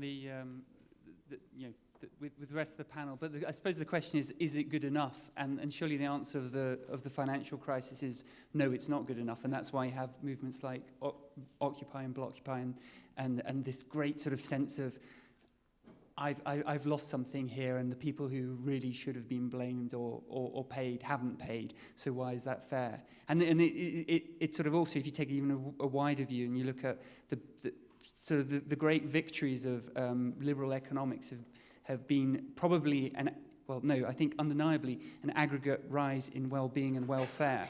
But at an aggregate level, that doesn't help you if you're the dock worker in Rotterdam who used to be employed by the docks, and you were trained by the docks, and now you're a flexible worker and you have to sort of pay for your own training and deal with everything yourself. And so what is the answer for the dock worker? Well, probably it's something to do with skills and training, so it becomes a political question. But that's a bit probably the missing part for me. So I think we've got about 10 minutes left. So I'm going to go back to the question I posited right at the start, which was give me one actionable thing that we can do after this panel session to solve the issues posed in this debate. You can repeat what you said before. You can also say bring Robert De Niro to Perugia next year. We may have a bigger panel room then next time for that. So who wants to take that thorny issue first? Everyone's kind of looking at Ben. Because we've been pondering this for over a decade, looking at it, and we come back to all of the debunking websites, the organizations that are trying to be neutral and call out politicians on all sides of the debate, or businesses about what is, analyzing statements and whether or not they're true. I think that there is a surge of those organizations. There's all sorts of independent journalists to do that stuff too. The problem is still that you can explain away till you're blue in the face, and if people are not interested, they still won't pay any attention to that. But I certainly think that for the informed citizen, one of the things the web does give, as well as fake news, is more places to find things out than was ever feasibly possible, 15 years ago. And I will beat my drum again. Financial literacy. Get it, spread it, use it. I think that's going to be the saving grace as we try to navigate economic news in the years to come.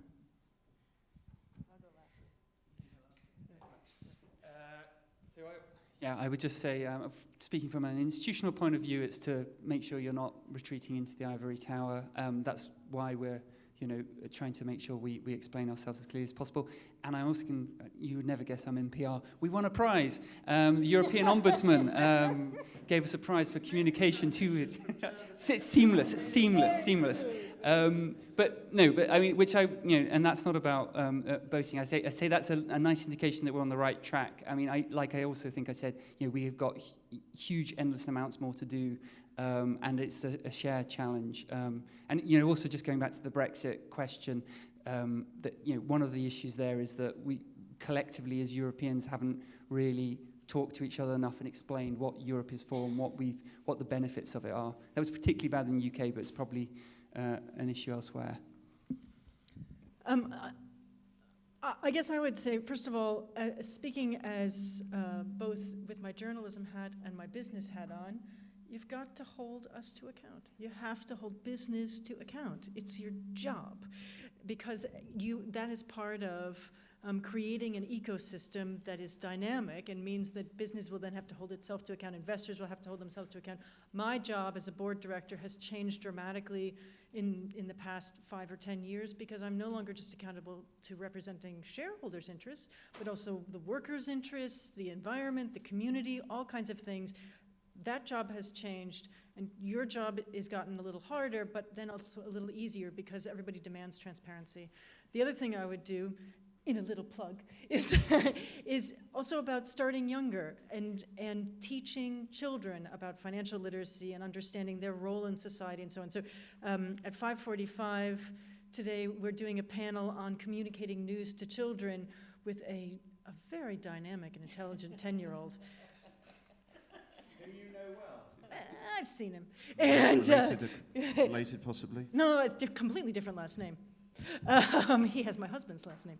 And so I think, but for all of us, if you're parents or teachers or newspaper editors or anything, you need to find ways of communicating to everybody and meeting people where they are. So you can't be snobby about how you write, because we can see what happens when people are left out and don't understand, be they young people, faraway people, nearby people.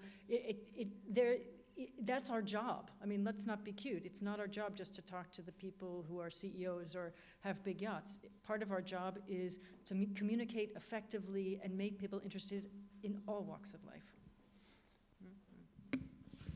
And one of the other things I think we have to remember is that, journalists and institutions with an interest in objectivity, the recent events of the last 12 months may have fired us up, but we have to be careful not to be seen kind of as partisan ourselves, of course, which is another issue, perhaps for another debate. So who would have thought economics would have kind of generated such an impassioned debate? I will finish up by thanking our panel and urging you to thank our panel for a brilliant debate. Perhaps we'll get Bob De Niro, is it Bob or Bobby, but back this year. But thank you very much. Please show your appreciation.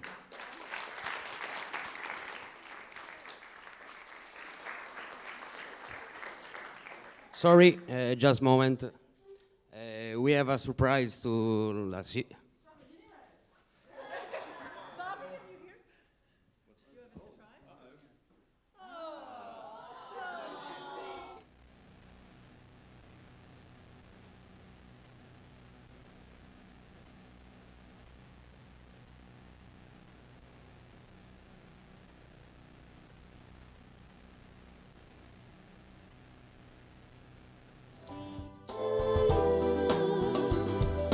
Happy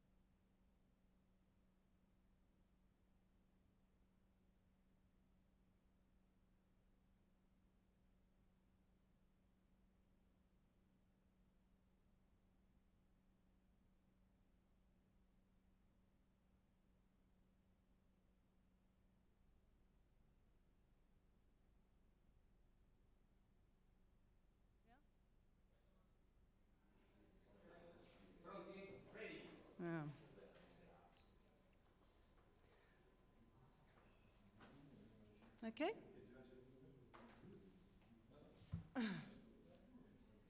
I'm going to be in the way of that. Okay, we've got some pictures. I feel I'm rather competing with a beautiful Saturday evening here in Perugia at the last, the last gasp of the conference. So thanks to you for coming anyway. Let's see how far we get with it. I'm basically going to tell you my story as one journalist who found myself in the middle of a big story. And in a way, when I kicked off that story, you know, I knew it was huge. It was certainly huge to me, and I knew that the little snapshot that I was looking at was part of a global picture. And so, although this is a story of a massive kleptocracy with banks in the spotlight and politicians on the ropes, and the global financial system, you know, under scrutiny, for me, it began here down on the ground, an underreported tragedy in a barely remarked area of the world. It's the deforestation of Borneo. And it happened to be the place where I grew up. When I left, it was a fabulous forest as a small girl. And when I came back, having sort of become a journalist in 2006, I flew over the same part of the region and over 1,000 miles of palm plantation. And of course, the issues, I don't need to tell all of you, you know, the issues with palm oil plantation. It's not just the effect on our climate, carbon sinks turning into carbon, you know, exploding carbon emitters, but also a huge human rights tragedy, massive people trafficking, slavery down on these palm plantations. I went up to see some of the native people in whose name all this so-called modernization had taken place. And it was very obvious that they'd benefited not one jot from all this so-called development. I began to ask questions. You know, what was driving all this unnecessary tragedy, this loss of enormous biodiversity, one of the natural treasures on our planet? It was very clear what was causing it. The driving force was corruption. You know, that's not unique. You see Taib Mahmood as the little guy in the middle. He's one of the least known billionaires in the world, one of the richest men, and he has accumulated the wealth of 35 years of controlling one of the richest countries on the planet and taking most of that economy into his own pocket. No one was reporting it. You know, that Malaysia is a quiet country and it hides its dirty baggage and it keeps its media extremely controlled. And so therefore there was very little reporting, although I was getting all the whispering very quickly about how many billions this man was sitting on. And I'd already discovered, you know, the intense problems being faced by local people who were having all their land rights trashed and were living under daily intimidation from, I mean, you know, if any of you have ever come across a logging gang moving into your little village, you understand just what a terrifying and miserable existence they were facing. So I took this on. And I started looking at it more deeply, and it became obvious to me very quickly that you know, there's no point deforesting your country unless you can get the money out. And you know, Taib was doing what he was doing because he was being facilitated by an army of banks, accountants, lawyers.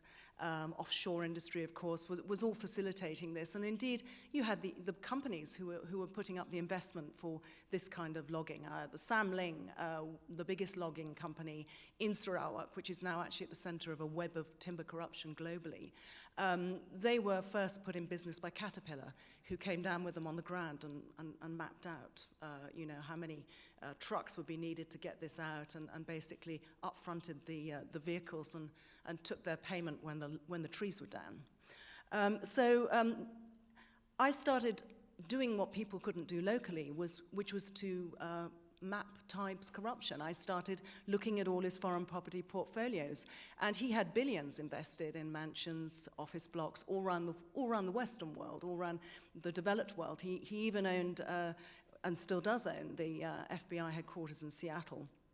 And this caused quite a storm in Sarawak. You know, I started this internet site and I put it all out there, and I reckoned that, you know, this was just at the cusp of internet, certainly in this part of the world. We're talking about 2010. And I realized that there was a vibrant interest in the internet. All the urban areas were logged up, and also, there was a fairly free internet at that stage compared to the mainstream media, which was heavily controlled. So I started just putting these stories out, and immediately realized, I'm actually quite an old-fashioned television journalist, and I wasn't quite sure what an impact it would have, and I was soon getting thousands and then tens of thousands and now hundreds of thousands of hits because of the style of journalism that I'd taken up. There was a great deal, I could see from the online debate, which being in Malaysia was in English, I could see that there was a great deal of concern within the country about the deforestation issues. But it was unfocused, and I felt I could bring my professional background as a journalist to this issue, and I started putting fact-based journalism focused and bringing all the documentation to bear, so that my target, the chief minister by that time, was very much in my sights, couldn't really deny the stories that I was putting out. And I combined that with a very old-fashioned technology. We set up a little radio station in the indigenous Iban language and Malay. And these started, the shortwave radios, which was the way I got around the very controlling local laws, were being distributed by Christian groups and opposition groups around the villages. And it's been a really fantastic experience. The radio station's been going for 5 years, and actually getting people ringing in with their problems, talking to each other, getting the issues out. It became very transformative, and we changed the narrative. By those means. Both, this was targeted at Malaysia and at the local people, but it did have the knock-on effect of changing the narrative on Malaysia for outside journalists and then commentators. Taib had a horrible election result. He was used to getting sort of 90% plus, and he went down to 55%. The opposition was right up there in the 40s, and that was after the cheating. So we really felt we'd made some progress back there in 2011. 2012, I moved on to the other guy standing there next to Taib, who's Musa Aman, and that's the other rainforest state of Malaysian Borneo. And he was doing exactly the same thing, and he had been getting away with it, virtually no publicity. Wills and Kate went off to do PR for the Sabah Borneo rainforest, which annoyed me immensely, because this guy has also been making huge amounts of money personally out of timber kickbacks. And actually, throughout most of 2012, I focused on him and managed to trace over $100 million dollars in timber kickbacks that he channeled through banks such as UBS and prior to that HSBC into his Zurich UBS bank account. And in fact, there's a prosecution going on at the moment in Switzerland at last against UBS for processing Musa Aman's money. But the two guys were still there. Taib got bumped upstairs to governorship, which gave him a sort of level of immunity. Musa is still there, and his brother is the foreign minister of Malaysia. And I started to realize that, of course, it didn't matter. I mean, the Malaysian Anti-Corruption Commission had made a huge dossier on both these guys. Najib Razak, who's in the middle there, the prime minister, was not going to move these guys, because he was up to it too, wasn't he? And so I started looking at him. And there was a particular fund that was of, more suspicious than anything else in Malaysia at that time, which was the One Malaysia Development Fund. And this was supposed to be driving development, and billions of dollars had been raised, except nobody could see where the money was going. If you see, this was one of the big projects for which $3 billion was raised just a month before the election in 2013 in an enormous hurry. And here we are 2 years after that. Not much of that $3 billion seems to have been spent on the business district. So the question was, was this a big slush fund, as everyone thought and everyone was gossiping about? I didn't actually think of this, as my area at all. I was focusing as a, Sarawakian-born foreigner on one particular issue, and I wasn't expecting to raise my eyes beyond into federal politics or federal issues in any way. But 1MDB's first partner as a joint venture partner for all this borrowed money was a mysterious company called Petrosaudi, which sounds as if it should be absolutely huge and like the picture on its website. But once you started looking at it, you wondered why 1MDB had invested $1 billion of borrowed money into Petrosaudi. I was whispered to by sources that I developed that this was actually Najib's flush fund, and these guys were just Arab playboys who were acting as a front.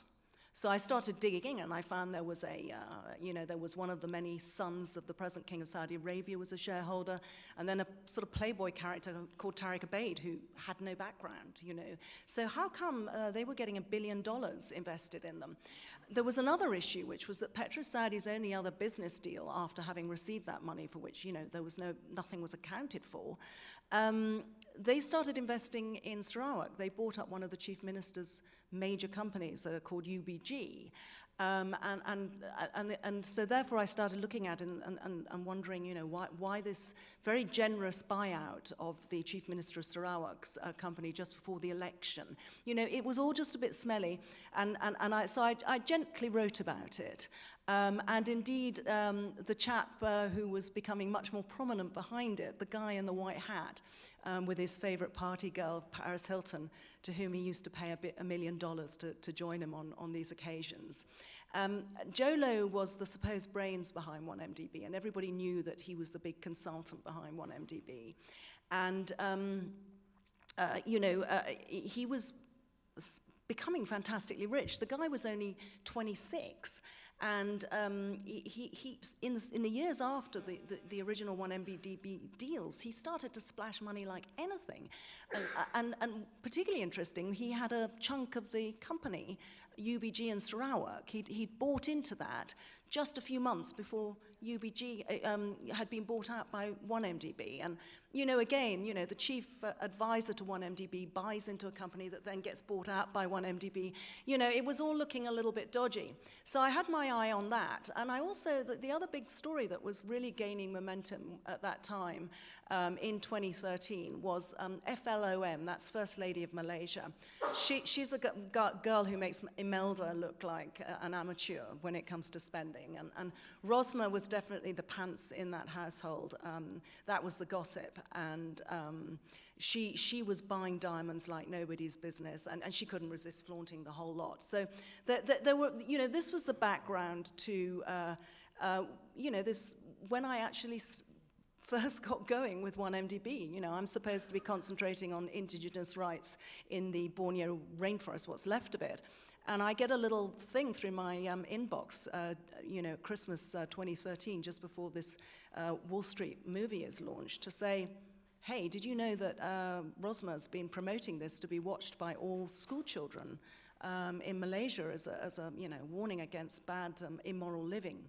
And you might be interested to know that her son's the producer. So that was interesting. I looked up a little bit more about this movie and realized that it was $100 million movie. And all the Hollywood press were touting, Reza Aziz as being the guy behind the funding of it. Reza Aziz is the son of Rosmer and Najib, and frankly, there was they're not supposed to have money, this family, and Reza had a pretty undistinguished career in his I think he was in his early 30s by then. And as I went through all the PR pictures, you can see there's Reza second from the left, from the left looking at it. You've got Jolo again. Jolo was in all the promotion pictures. There's Leo, there's Martin Scorsese, and there were all these pictures.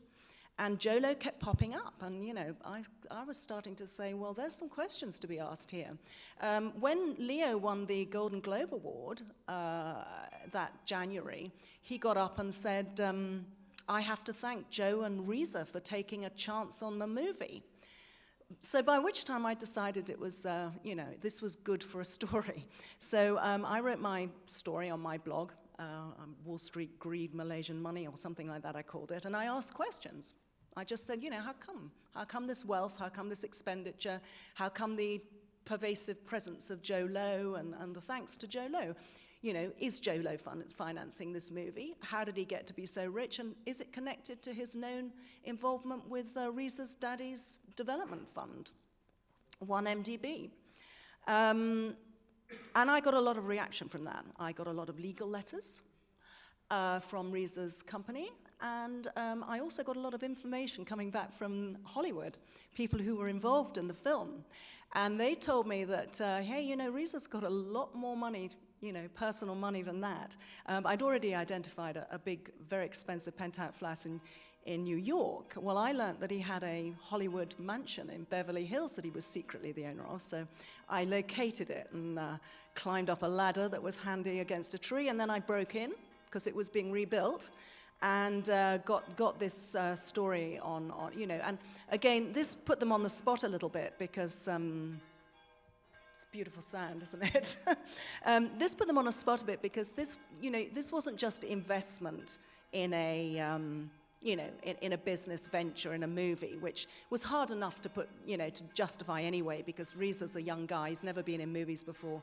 Who's gonna invest in, in a movie by him, but this was a personal possession. It was $30 million worth of Hollywood mansion he shouldn't have had. Oh, and my goodness, did I get more legal letters after that? Well, that focused my mind. By this time, of course, the Malaysian media were onto the story. The New York Times were doing more on this guy. I mean, Joe Low was just a perfect, character as a backdrop for all these stories because, he was just so bloody rich. That's his yacht. He was involved in every kind of $1 million party. He was lavishing money around Hollywood. I mean, the stories were just wonderful to write up. He used to take Leo on weekends, and he used to pay him $500,000 a weekend just to come and join him in Vegas, where he used to lay on the jets, the entertainment. I daren't go into the full details of the entertainment. The gambling chips were paid for. They had a ball. They did a double dip New Year. So 2012, Joe took them all to Sydney Harbour, and they all had a yacht, Sydney Harbour, fireworks display New Year. And then they all went on 2 private jumbos back to Vegas and double dipped and had New Year there as well, all on his ticket. And, Joe Low, he was only 27, 28, and he'd started off by saying that he wasn't rich himself. He was just very good at sucking up to all the friends he'd been to school with at Harrow. He'd done 2 years at Harrow, and then he'd gone to Wharton. And he was good at sucking up to them and getting them to invest things. And he called himself the concierge for their parties. So that all those amazing sort of stories that were coming out in the media about how he'd bought, endless bottles of Cristal, to treat the entire nightclub, that was somebody else he was fronting for. That was the original story. And then he changed his story. He started talking about how he was from a 3rd-generation billionaire family. Again, it was kind of like, what's going on here? He's changing his story. So, of course, I went to town pointing this out. The other thing that Joe Low had started saying by now, and I'm talking about the early 2014, I'd been harassing them all over, this movie business. He started saying, look, I haven't had anything to do with 1MDB since 2009. I did a bit of advice when they set it up, and then I've had nothing to do. And 1MDB said the same thing, nothing to do. So, I just kept looking and digging and knocked up against a court judgment online in London. This is Claridge's, and it's part of the biggest, most expensive hotel chain in London. And through this court ruling, I discovered that Joe Low had put in $1 billion bid to buy it. Back in 2011, that's 2 years after he said he hadn't had anything to do with 1MDB. But in fact, 1MDB had backed his bid and had put up money, put up a few million to try and get this bid rolling. He didn't succeed in it.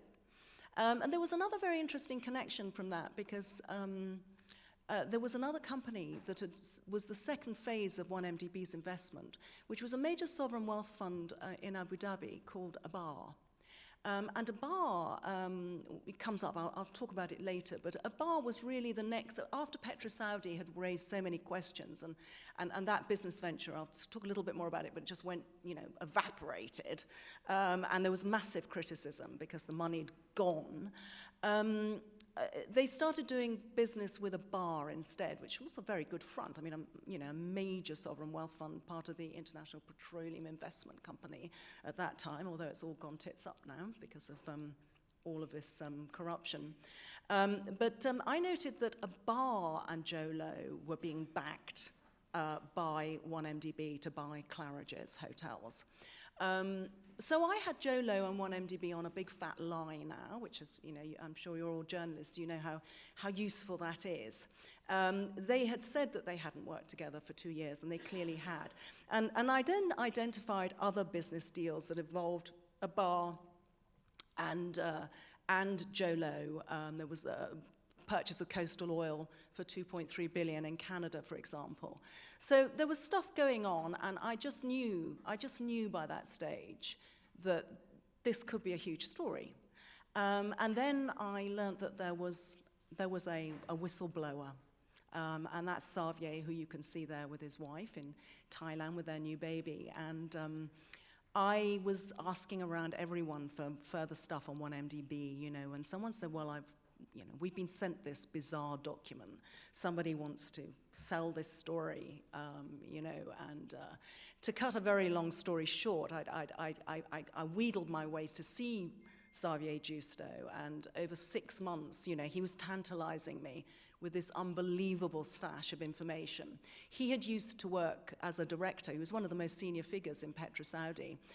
He hadn't been involved in the 1MDB deal directly, but had come to the company and taken over shortly after it, and then fallen out with it. He'd found that all his old friends who had been running PetroSaudi had turned into the most obnoxious high rollers, and he said they were ruined by this extraordinary influx of cash that each of them had got. And of course that was because they'd got such enormous kickbacks from 1MDB. And when I eventually got my hands on this cache of material, 3 million emails. I mean, it was data is not my thing. But I poured through it, and it was all there.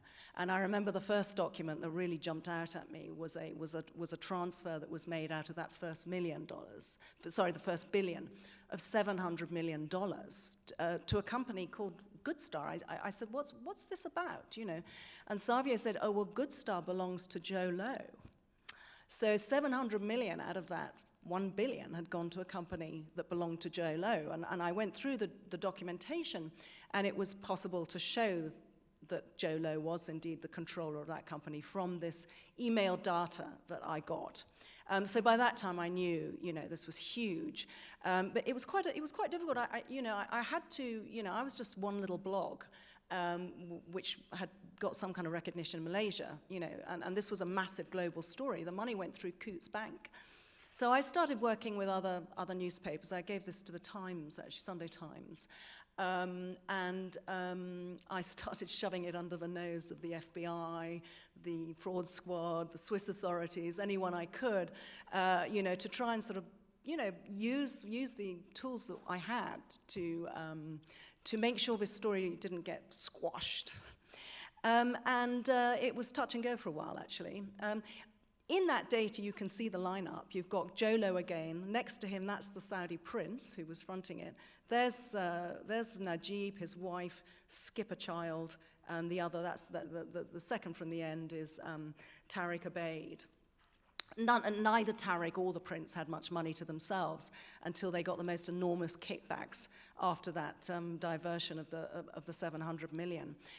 This is just before they did the deal on one of the biggest yachts in the world, called the Tatouche, just off the coast of Monaco. And, it was just a scoop photo. There they all were. They all were denying that they'd had anything to do with each other, and there they are, all lined up. Jolo, clearly the mastermind of this deal. and for people who are interested in flowcharts and things, White and Case was the lawyer that the very large law firm in London that helped them through their whole offshore maneuver of setting up endless subsidiary companies that they could shunt, and they came up with this wonderful excuse that the excuse for hiving off the 700 million was that Petrosaudi was supposedly lending 700 million to its own subsidiary before the joint venture was made, and the guys who were running the joint venture agreed to pay it. One MDB agreed to pay back that 700 million for reasons that were perfectly, impossible to understand. All this was pushed through, of course, because Najib Razak was in control. He had total control over this development fund. It was hidden. When Patrick Marney was the guy behind Petrosaudi. He was the brains. They all had to have flash girls, so that's Lindsay Lohan, in case you didn't recognize her. I certainly didn't. So he was caught very unhappy about that picture. He's made it copyright, and he keeps trying to tell me I can't show it to anybody. That's Patrick Marney, got a nice house in Notting Hill. It's all part of their kickbacks from acting as a front, as Patrick so accurately put it when he wrote an email saying to Joe Lowe that Petrosaudi would be very happy to help out with their particular scheme. The DOJ has done a good, lowdown on exactly the money that was that 700 million, and then later hundreds of millions more were taken out of that particular scheme between Petrosaudi and 1MDB, and they bought, with it, Joe Lowe bought hotel chains, a jet. A few mansions for himself, It was just the most extraordinary squander of money. And then came the lashback, of course. Xavier got set up. He was living in Thailand on the beach, and Marnie found out exactly where he was. They got together with the Thai authorities. They whacked him in jail, called him, accused him of having tried to extortion and stealing confidential information. Oh, and of course, distorting the information, so it wasn't true, but trying to use it to extort. So, and they got him to confess. They shoved him behind bars and basically said, "We'll let you out as long as you sign this confession. We've really got to discredit that Claire Rucastle woman. So if you just sign that, and then we'll let you out." And of course, once he'd signed it, he was screwed, because then they could give him a big long sentence. Xavier's just out now. We got him out after heavy campaigning, but he was in that Thai jail for 18 months. So that's another side of this story. And of course, meanwhile, the whole propaganda machine got into real full sway to discredit me. And I was. There were TV documentaries about how awful I was in Malaysia. I became extremely famous in Malaysia, no thanks to my blog, but thanks to the counterattack against me. In the end, my blog was banned. A warrant was produced for my arrest for dissemination of false information and for obstructing parliamentary democracy. They tried to put me on the terrorist alert list at Interpol, which was rejected. So it all became, a massive, massive story in Malaysia, while I'm just trying to bat away with the information. And indeed, as you who are journalists will know, once you start stirring up the story, that's when you start, people come forward, So if you go in aggressively on a story, people contact you. And the next interesting bit of contact I had was from someone who had a bit of background on the second stage, the Abar stage of the 1MDB adventure. Abar, you can see them signing up here. You've got, on the left, you've got Mohammed al-Husseini, who was the chief executive, and then in his great flowing, do look at his very, very formal flowing Arab dress, he's the chairman, Kadam al-Qabaisi. Then you've got the Crown Prince of Abu Dhabi flown in for this there. He hasn't got a clue what's going on, actually, but he thought it seemed like a good idea. Then the Prime Minister, and then the chairman of 1MDB, and Cheryl Halmy, the completely useless and totally compliant CEO of 1MDB there, who signed off everything knowing that it was a total scam. So I was told that Kadam al-Qabaisi had been getting big checks from Goodstar. Well, that was interesting, isn't it? How come Kadam al-Qabaisi? So I did a story on that. Oh yes, this is behind the scenes at that signing. altogether, using its joint venture with a bar, 1MDB borrowed $6.5 billion, and the money disappeared. Nobody was accounting for this stuff. I mean, there was just chaos. There was, there was nothing to show for it and no accounts. So what was going on? Well, the person who told me a bit about Kadam told me about his other life. This was Kadam when he's off duty. He's a nightclub addict. He had masses of money. He was spending it on opening a nightclub empire, the Hakkasan nightclub empire that was opened just after the first of the two joint ventures that Abar underwent with 1MDB. Hakkasan is now the biggest nightclub empire in Vegas, expanding globally, worth billions. Where did the money come from? Bought himself the inevitable Beverly Hills mansion, took over the funding of Topaz, the third largest yacht in the world, utilized by Sheikh Mansour. Now, the reason I knew all this was because that's the sort of nightclub he enjoyed going to if he didn't own them. The reason I knew I could write about all this was because I was given a good chunk of his bank statements from a trust that he'd opened with Edmond de Rothschild Bank in Luxembourg. He was given payments of $500 million from a very odd-sounding company, Blackstone Asia Real Estate Partners Limited, which was an offshore BVI company. I thought, oh my God, don't tell me Blackstone's involved in all of this. No, Blackstone wasn't involved in it.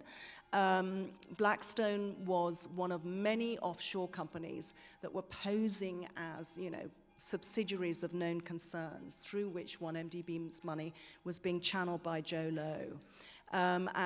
You can see here, this was a little graph I did from the DOJ's very comprehensive report when they sequestered $1 billion worth of property from 1MDB-related thefts last July. And you can see Goldman Sachs. Goldman Sachs was the bank that raised all the money with a bar. And I'd been chasing them too. I mean, through all of this time, I'd been raising questions about the various banks that seemed to be getting involved with 1MDB, in highly unaccounted for deals. And I was having fun with attacking all these banks. Because there was enough information out there to ask the questions, the mainstream media are reluctant sometimes, and I know why, because you always get millions of legal letters back, but they don't take you to court if they're very valid questions, and Goldman Sachs, who's supposed to be very litigious, hadn't taken me to court, and you can see why. They'd been up to their necks in it. I mean, their chief of Southeast Asia has now been asked to leave the bank and is cooperating with the authorities in America. They sent this entire loan to a funny little bank called Fulcrum Bank, which just happened to be owned by a bar. Chairman just happened to be the CEO of a bar, and the guy behind him was, of course, Kadam. And then that money just happened to go to BSI Bank, which I had already exposed as being involved in receiving money from Goodstar. So it all came in, and then you see the money going to Standard Chartered in Singapore and a Blackstone Asia Real Estate Partners account. And then you can see 470 million from there went on to Kadam's Vasco Trust, and from there into all the expenditures I mentioned earlier. You can see above that 66 million went to Mohammed Al-Husseini. That was his kickback. Through American banks, the Bank of Texas, and a Bank of America in Texas, I mean. And various other people who had facilitated this from 1MDB. In Malaysia at this time, of course, this story had become, the story in Malaysia, and people were galvanizing. You were getting street demonstrations. The opposition were going wild. Najib was trying to play cool. He was the chairman officially of the advisory committee on 1MDB. What people didn't know was that he was also, there'd been a secret amendment to the Mem and Arts of 1MDB, and he had been called Section 117, which gave him personally the only authority to sign anything off financially on 1MDB. He was running it, micromanaging it, but pretending to be part of a distant advisory board. And Goldman Sachs were great. When they put out the bonds, which were largely private issue, they talked about a robust 3-tier structure for 1MDB, free from political influence.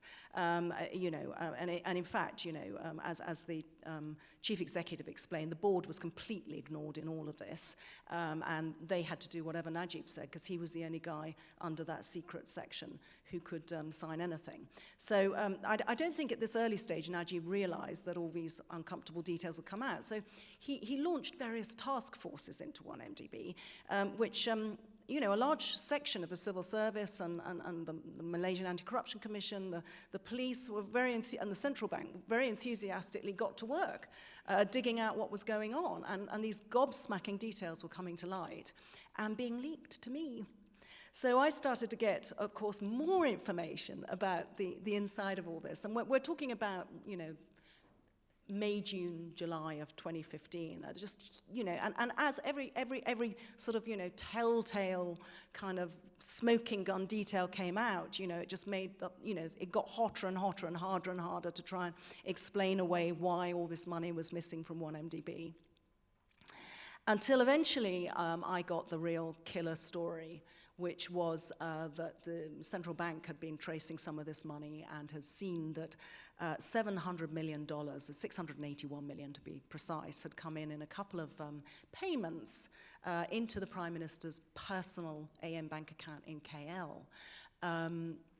Just 3 days after 1MDB had raised $3 billion. And in fact, where did the money come from? That was the question.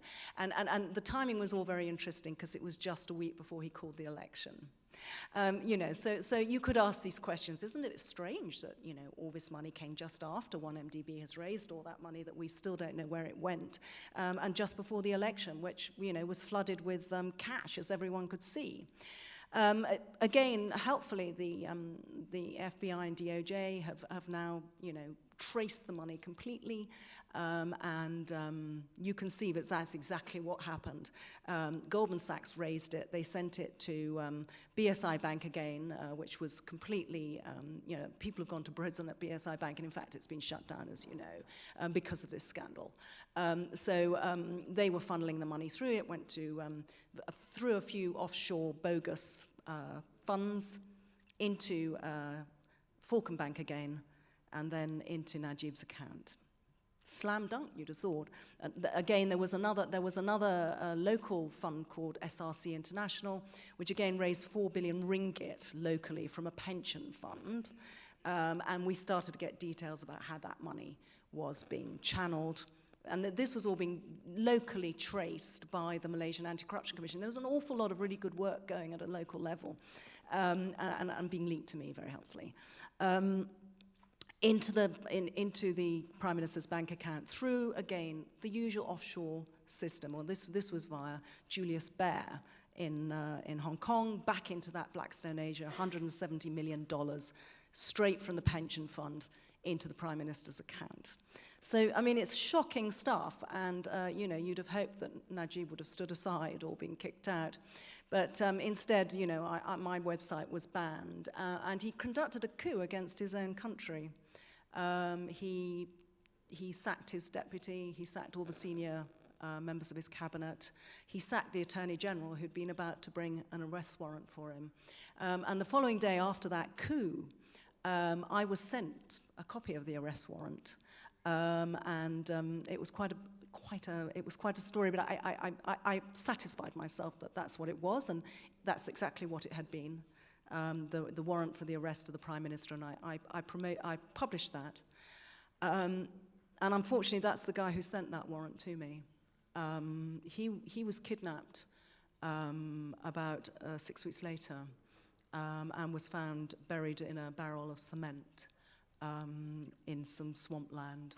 And there's some local gangsters who are now up in court for that, but one wonders what the motive is. Nobody's really gone in very satisfactorily into the motive, although there's something's been come up with. Malaysia, the 500,000 people went onto the street in Malaysia. It was a very big issue. I'm gonna have to wrap pretty soon, as I think the bells are telling me I've come. But again, they then tried to close down the whole scandal. And to say that, you know, Malaysia, you know, that the new Attorney General came in and said that everything had been investigated. And he held up the Malaysian Anti-Corruption Commission's papers and said, look at this huge report, this dossier, he said. And you can see, we've looked at it, there's nothing wrong. Nothing's gone wrong, he said, and no money's gone to the Prime Minister, and this has all been false news by a Sarawak report. And some very handy photographer took a picture of those papers, which, when you zoom in on them, show the exact opposite, that the Malaysian Anti-Corruption Commission had detailed exactly how the money had gone into the Prime Minister's account. So it was a complete, you know, shoot yourself in the foot moment. And again, that was a wonderful story to broadcast. And then I just kept getting more leaks about where that money and how it had been spent. You know, $1 million ringgit, that's like, you know, $750,000 on anti-aging treatments, luxury goods, credit cards on holiday. Hundreds of millions of dollars were spent on jewels in an Italian jewelry shop in Sardinia where they'd been on holiday. You know, Malaysians are boiling over all this, and the story's out there. You know, what can they do? I just kept on, you know, I'd been going after BSI Bank's head for some time. He's now obviously sitting in Singapore facing charges. I went after the Goldman guy who turned out to have a bogus doctorate. You know, I was just having enormous fun, you know, highlighting all the banks that had got caught up in this ghastly event. And until the DOJ came in like, you know, cowboys on a white horse, and sustained, you know, absolutely to the letter, backed up everything I'd been saying, rather as a voice in the wilderness, but backed up by that stage by some pretty big hitters like the Wall Street Journal. I'd given them the story about the bank accounts, and ever since then they've been, you know, leading on this story too. So by July of last year, the DOJ had substantiated our point. But has he gone? No, he's still there. He still reckons he can put this away. He's still abusing power like mad. This was another story I was proud of. It was another leak to me. Shortly after, you know, he's been trying to close down and shut up this story. He did a deal with a Chinese construction company to build a railway for double the price that it had originally been estimated at. So instead of it being 30 billion, they did a deal to build it for 60 billion. And guess what? I was leaked the detail, which shows how they had minutely hidden all the repayments due on 1MDB in that contract. So he's aligned himself now with China, who's, you know, really flexing its muscles in Malaysia now. And we live on a nice edge. What is going to happen here? You know, he's cracked down, he's put people in jail, he's brought in emergency legislation so that anybody who criticizes him is in danger of being shoved in jail. And he's going after the media. Anybody who reruns any of my material is in danger of being shut down and hauled before the courts. So the question is, you know, Malaysia's living in fear now. Will the international investigations that are still ongoing, will the pending criminal investigations flush out Najib in the end? And that's where we stand on this story right now. The total that has gone from 1MDB is 7.1 billion, and over $1 billion of that went into Najib's own account directly. So that's a snapshot of a story, but I think it's enough for you to deal with for now, and I don't know if any of you got any questions. Thanks. Did you have a question? Yeah. Yeah.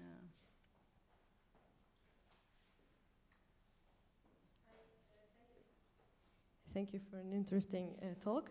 I've been following your investigation for a while, and I have 3 little questions. First, how do you find the experience of cooperating with investigative authorities, DOJ, and in other countries as a journalist?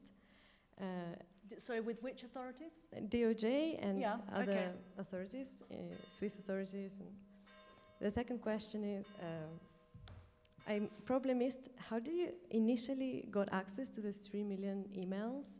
Like, what was your first step towards getting data? And last one, White & Case is such a prominent law firm, so I wonder how they reacted to this. You mean White & Case? Yeah. Yeah, well, you know, there have been so many big names involved in this, and it's a real sense of the impunity that all these banks and major law firms, you know, they've all got away with this. I mean, I'm absolutely convinced that 1MDB is just one example of a you know, worldwide system of this kind of theft that has just been so successfully carrying on thanks to, you know, our offshore finance system and all the rest, and really very poor regulation by global regulators. That they just weren't expecting, you know, anybody to catch up with them, really. You know, White & Case have never come back to me and said, don't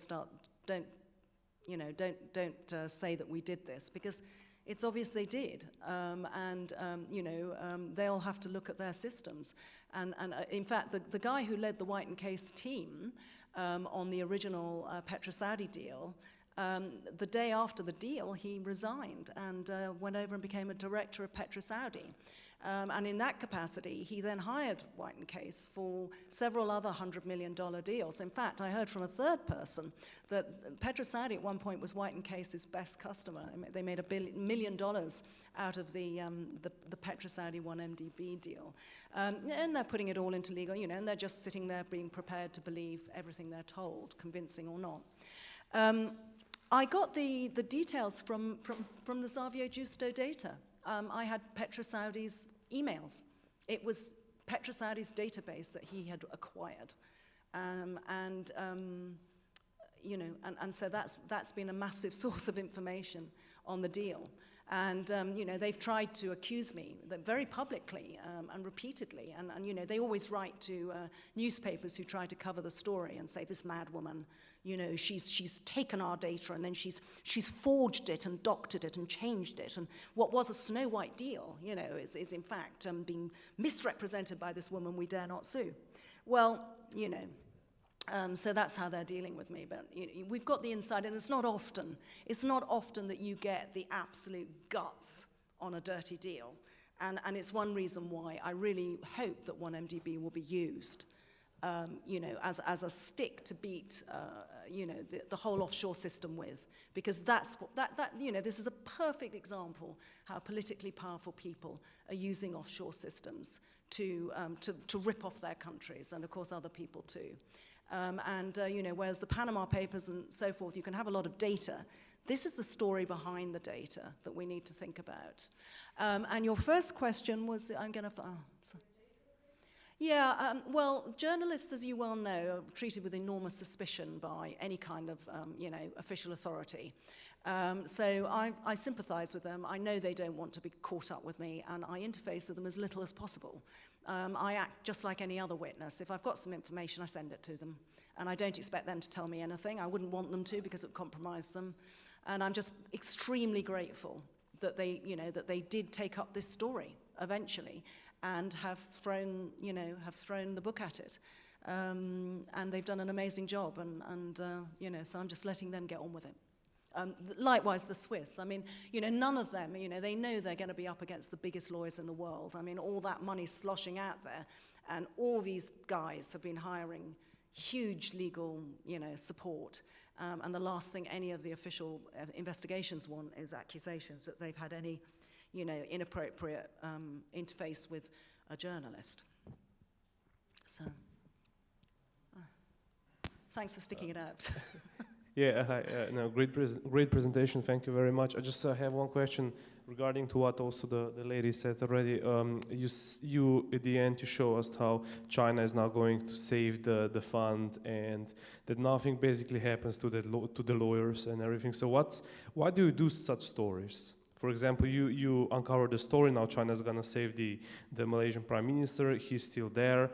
The invasions, okay, are ongoing, so what do you expect will come out at the end, like realistic expectation? And why do you do it when you see that then political forces, major forces like China are coming in and save the culprit, so to speak? Well, they're not going to get away with it if I have anything to do with it. We've exposed the fact, we've exposed their dirty little deal for a start. So we've embarrassed China on that front. Everyone in Malaysia knows what they're doing. Everyone in Malaysia is absolutely furious that Najib's playing games with China. China's been extracting its price very heavily. It's building cities now in sensitive areas in Malaysia. It's, you know, it's flexing its muscles. It's sending its military out into the Malacca Straits. You know, in the end, this has to be solved by the Malaysians themselves, who have the vestiges of a democracy. There is an election coming. There is a coalition now of just about everybody against Najib. He will, of course, attempt to abuse his power, use the levers that enable him to rig elections, pay for elections, steal more money to bribe in elections. We'll have to see. He should hold the election. And you have, you know, many people, all the big figures in Malaysia now are against him, from within his own party, and of course he's put the opposition leader in jail, but people from within his own party are now supporting the release of the opposition leader. There is still hope that, having gone through this education in democracy and this information experience of the likes that Malaysia's never seen. I mean, they always knew there was corruption. Now they've seen it, and you see a great education taking place, you know, in the commentaries online. Let's see. I mean, let's see whether he's going to get away with this. Criminal proceedings are going to be brought now. I mean, we've only seen the first part of it. We've seen the civil seizures by the United States. Very soon, we're going to see, we've seen criminal proceedings against bankers by Singapore, who are dragging their feet because it's their neighbor. It's all very awkward for them politically. But Switzerland and America will take their time, but we're going to see criminal proceedings. And the Prime Minister, in my book, he should be on that list. But definitely Jolo and other people who were involved in this will be on will have warrants for their arrest issued, and that should have an effect on the political landscape again in Malaysia. So that's, and why do I do it? Because, you know, otherwise I don't do anything, and something, you know, in front of something terrible that was going on. So, thanks a lot for your speech. I'm quite sure to have found some more infos about other companies, not just Goldman Sachs, like, for example, KPMG or Ernst Young and Deloitte in your investigation. Can you give us some more infos about that companies, please? Thanks a lot. Yes. The auditors have been absolutely, again, dreadful facilitators of all this. And, you know, certainly I and the many other critics, I mean, I'm not the only person now, of course, who's been questioning the whole structure of 1MDB and the performance of the auditors. I mean, 3 of the big 4 have gone through 1MDB. And the reason they've had to retire so many is because, you know, it's become, you know, first it was Ernst & Young. Ernst & Young gave up very early on. I think they could see what was happening and didn't sign off the original accounts, actually. So then KPMG took over, and they did actually. They did sign off a whole lot of the accounts, but when they, you know, they just couldn't account for the money that was taken out of the initial Petrosaudi deal. I mean, I haven't gone into the details of that. It was just too much to go into. But you know, they pretended they made a big profit and that it was being hidden in the Cayman Islands. You know, there was no money. It had been stolen. We could see that it had been stolen. And KPMG gave up and said, look, you know, unless you can prove you've got the money in the Cayman Islands, we're not going to pass the accounts. And so you went for years without the accounts being passed. So then Deloitte took over, and they did a kind of ridiculous round-tripping exercise for Deloitte, which Deloitte chose to believe, and they passed the accounts for 2012 and 2013. Now, after the DOJ, you know, sort of court action, Deloitte kind of announced that they were going to have to rescind those accounts, and they were apologizing, and they resigned from their position. So the, you know, what it shows is that in all these cases, you know, if this story hadn't come out, all these accountancy firms, all these banks, they were just letting it all through. And Deutsche Bank was another, you know, I mean, Deutsche Bank, BSI, Falcon Bank, ANZ, JP Morgan, Julius Baer, Edmund of Rothschild, Goldman Sachs, UBS, Standard Chartered. Most of those have already been punished and fined. Coutts, of course, that was where the original 700 million went to. All these banks allowed these things to happen, and they're all being investigated now. But the story was almost dead. I mean, 2014, which was when I sort of thought the Wolf of Wall Street business was a bit suspicious, the story was nearly over officially. I mean, you know, they could so easily have got away with it.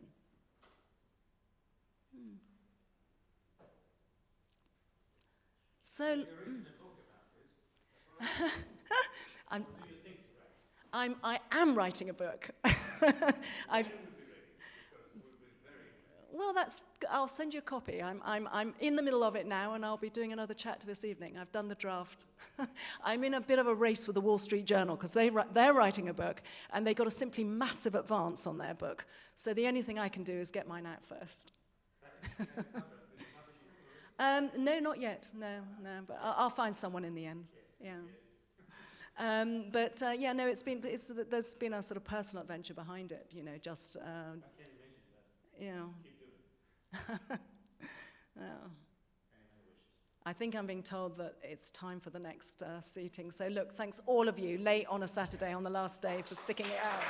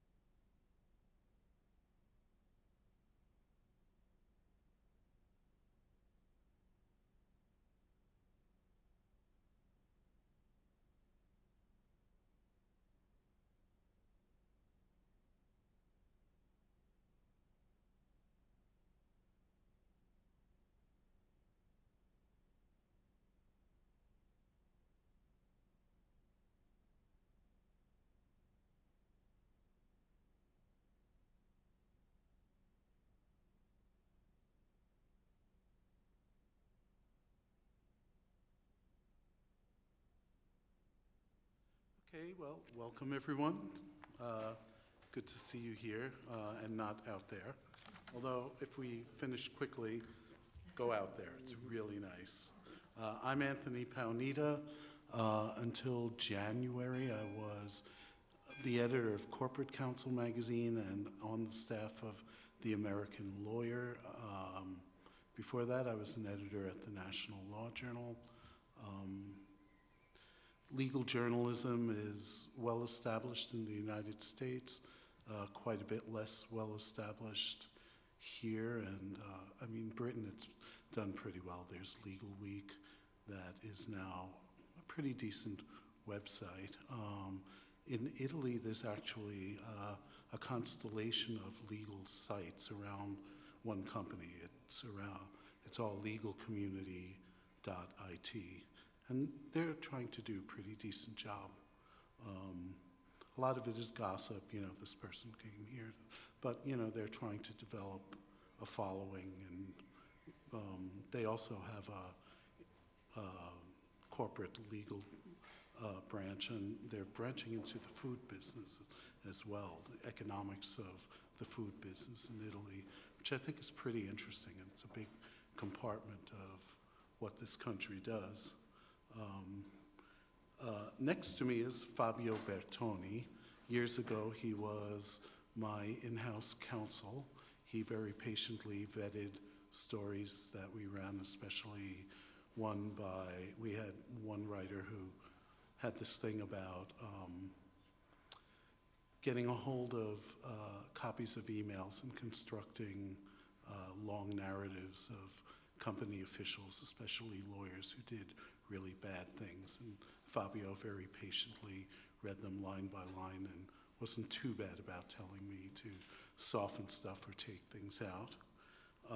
And now he has probably the best legal job in New York. He's the general counsel of the New Yorker magazine, and he gets to read everything and be in what is still, for journalism these days, a pretty rarefied atmosphere. And to Fabio's left is Richard Sambrook. He's a J-School professor at the Center for Journalism at Cardiff University. He was for 30 years? Yeah, we're around the same age. For 30 years at the BBC. And so what we're going to talk about is, I went a little over the top and said the right to disappear. It's really the right to be forgotten, but I thought I would hype it a little. I'll start with some scary stuff, and these two guys are going to try to walk us off the ledge a bit. Right? See how we go.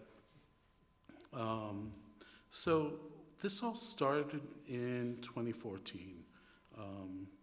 There was a man named Mario Costeja Gonzalez who was disturbed that there were a bunch of legal notices that mentioned him, and he said that they weren't relevant anymore, and he complained to, he just wanted links to these removed. And in 2014, a decision by the Court of Justice of the EU held that Google and other search engines, if someone makes a valid request, must remove the links. There are various exceptions to that. One of them is the public's right to know, which should mean that stories, really important stories, or any story that's out there, is basically exempt from being disappeared. I can identify with this a little because a few years ago on our website, we mentioned in passing a couple of Nissan executives, and someone who was a Nissan employee in the United States, but I take it she was fired, decided that my website was the proper forum for us to write an expose about all the bad things that Nissan did about her. to her. And she started a blog that used my name as the URL.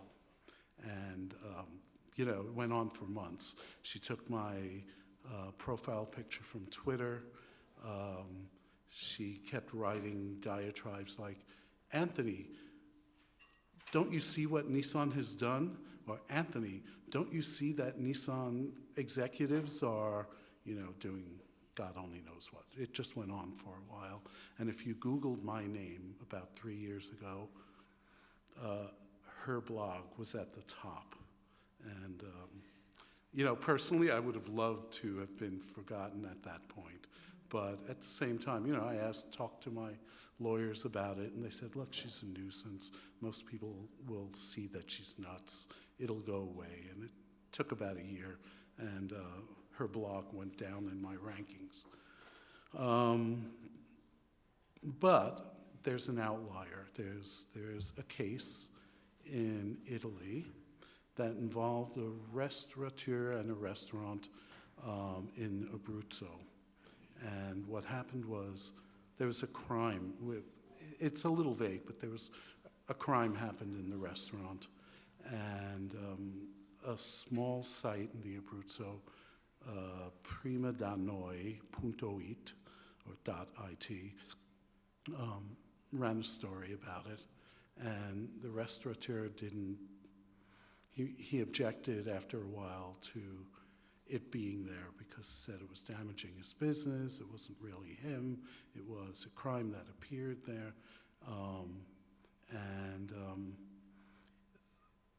He complained, and the Italian, an Italian agency agreed with the site, but the restaurateur was not satisfied with that, sued, and it went all the way up through from trial level to the Supreme Court, the Cassazione here.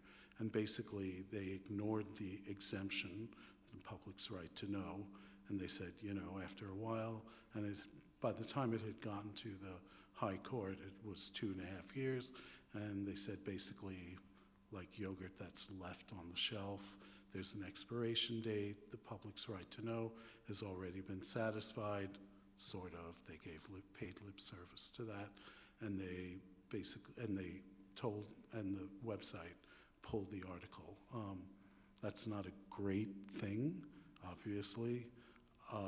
We're not sure exactly what kind of precedential value it has because it's a civil system here, so it's not like a common law jurisdiction like in the UK and the US where a high court decision has to be followed with similar cases on down the line. But still, it's worrying. It's not a good thing for Italian journalists and websites, especially smaller ones that don't have the resources to fight back. There was a judgment levied against the site, and the editor's car was impounded. So it affected them very personally. It wasn't as though, you know, David Remnick of the New Yorker told Fabio to deal with it and, you know, continued to do his job. And the New Yorker website was totally unaffected by it. So that's the scary part. So Fabio and Richard are going to talk about what websites, what journalists can do to mitigate these sort of things and protect themselves. Well, actually, you know, I would, approaching this from a U.S. legal perspective, it really is a very foreign concept, this right to be forgotten to us. When U.S. lawyers first heard about the right to be forgotten,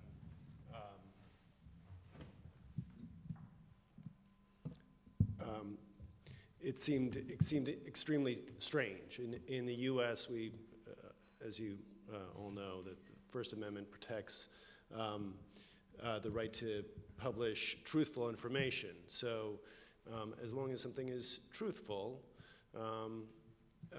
there are very limited circumstances under which a state can require or penalize that speech.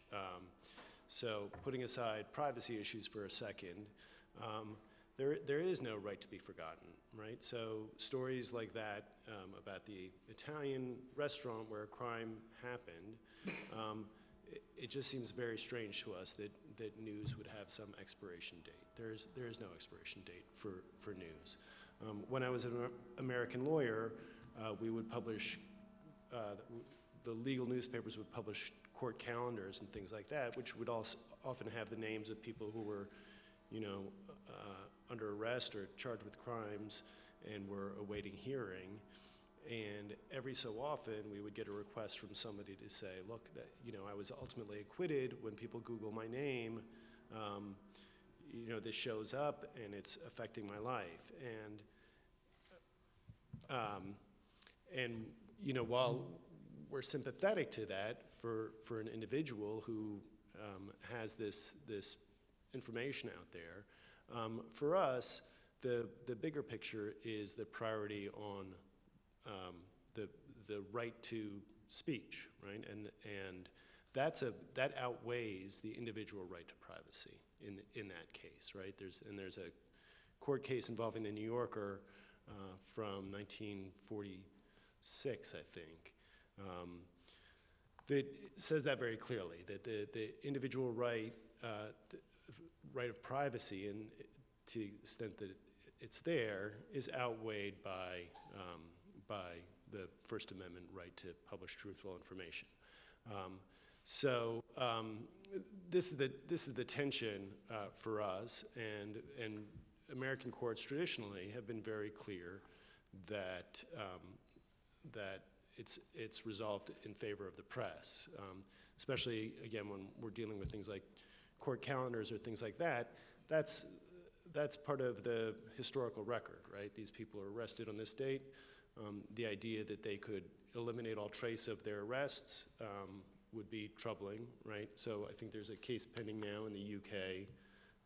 A little fuzzy on the details, but a doctor who's committed malpractice a number of times, and say that was several years ago, if he wants to delete the reports on that under the right to be forgotten, he could conceivably do that, and then the public is deprived of the information that this doctor has been accused multiple times of malpractice. So you can easily imagine a lot of situations where the value of the information is really critical. And it's often the case that the value of the information may not be apparent until years later. So, conceivably, maybe, not to get too fantastical, but there might be a real estate developer who has a lot of problems, goes bankrupt a few times, has multiple court cases against him, and eventually becomes president of the United States, just to give an example. It could happen, maybe. So, if he had been able to eliminate all trace of his bankruptcies or other court cases against him, the times he's been sued by workers at his various real estate developments, we didn't know until really recently that this guy could potentially become president. If he had thought to have these information removed years before, it really limits our ability to report accurately or to understand who he is or his background. In fact, in 1988, I edited a story in the National Law Journal that went on about his problematic, this certain real estate developers' problematic relationship with lawyers and courts. And at the time, he got wind of it as the reporter started making some inquiries. And after a couple of weeks, he was calling our publisher about every 2 hours demanding that it be pulled. And I spent the better part of a day with a libel lawyer. And then we reran it last year during the presidential campaign. And when we tweeted it, we made sure we tweeted it at the real Donald Trump to see if we got any reaction. This time he was smart enough to ignore it.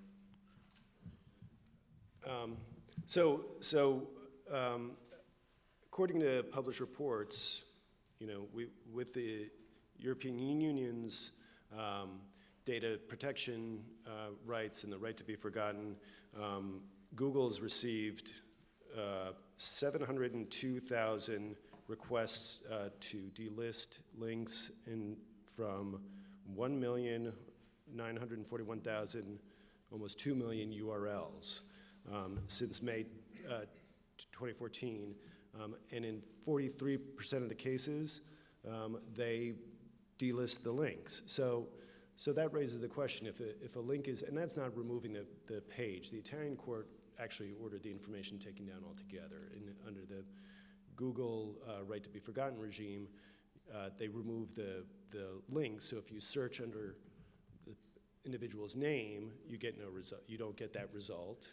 But you may find that article is still there. So if you search under some other term, crime in restaurant or something like that, you may get that result. But you have to know what you're looking for, and if you're trying to do research about the individual, you can't find that individual. So 2 million pages affected, 43% of the time Google grants it, and there's a procedure now for if people disagree with Google's decision about whether to delist it or not, then you can file litigation.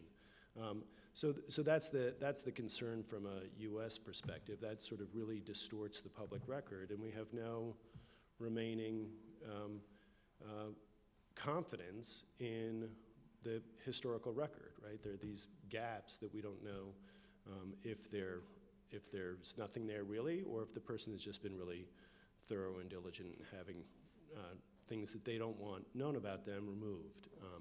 And it's especially troubling in the Italian case, where not only is the link removed, but the actual information is removed. So, Fabio, thank you very much. Is this one working okay? Yeah, okay. So I'm not a lawyer, and I'm not any kind of expert, I would say, on the right to be forgotten, but I come at this from a kind of general journalistic and now partly academic perspective. And it seems to me this is a classic case of a clash between rights around privacy and rights around freedom of expression, as we've discussed. And in the end, that comes down to definitions and how those competing rights are balanced, and how the interface between the right for privacy and the right for free expression is managed. And we do in Europe, I think people will agree, have a slightly different approach and attitude to it to the US. We don't have the kind of First Amendment rights that the US has, or the primacy of those. And in Europe, although UK may soon not be subject to these, but nevertheless, in Europe it's about balancing Article 8 of the EU Convention on Human Rights, about the right to respect for private and family life, which says that everyone has the right to respect for his or her private and family life, their home and their correspondence, and how you balance that against Article 10 of the Convention, which is the right to freedom of expression in accordance with the law. And both of those statements are fine in their own terms, but obviously they come into collision at various times.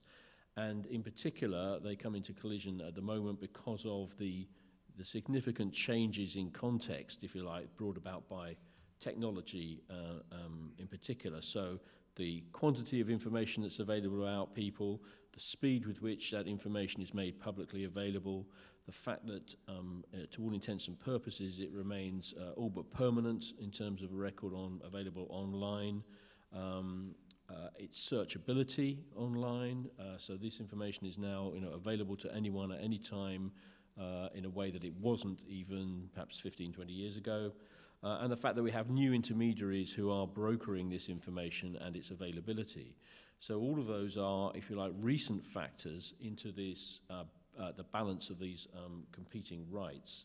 And I think one of the problems that we have in the examples that we've talked about and some of the other examples is that actually the way that this competition of rights is managed is fairly blunt, and it's not set out in the right to be forgotten particularly well, and therefore a lot of it is left to the discretion of particular judges who may or may not decide how they want to balance those rights. So part of it is a poor definition and a lack of definition from my point of view.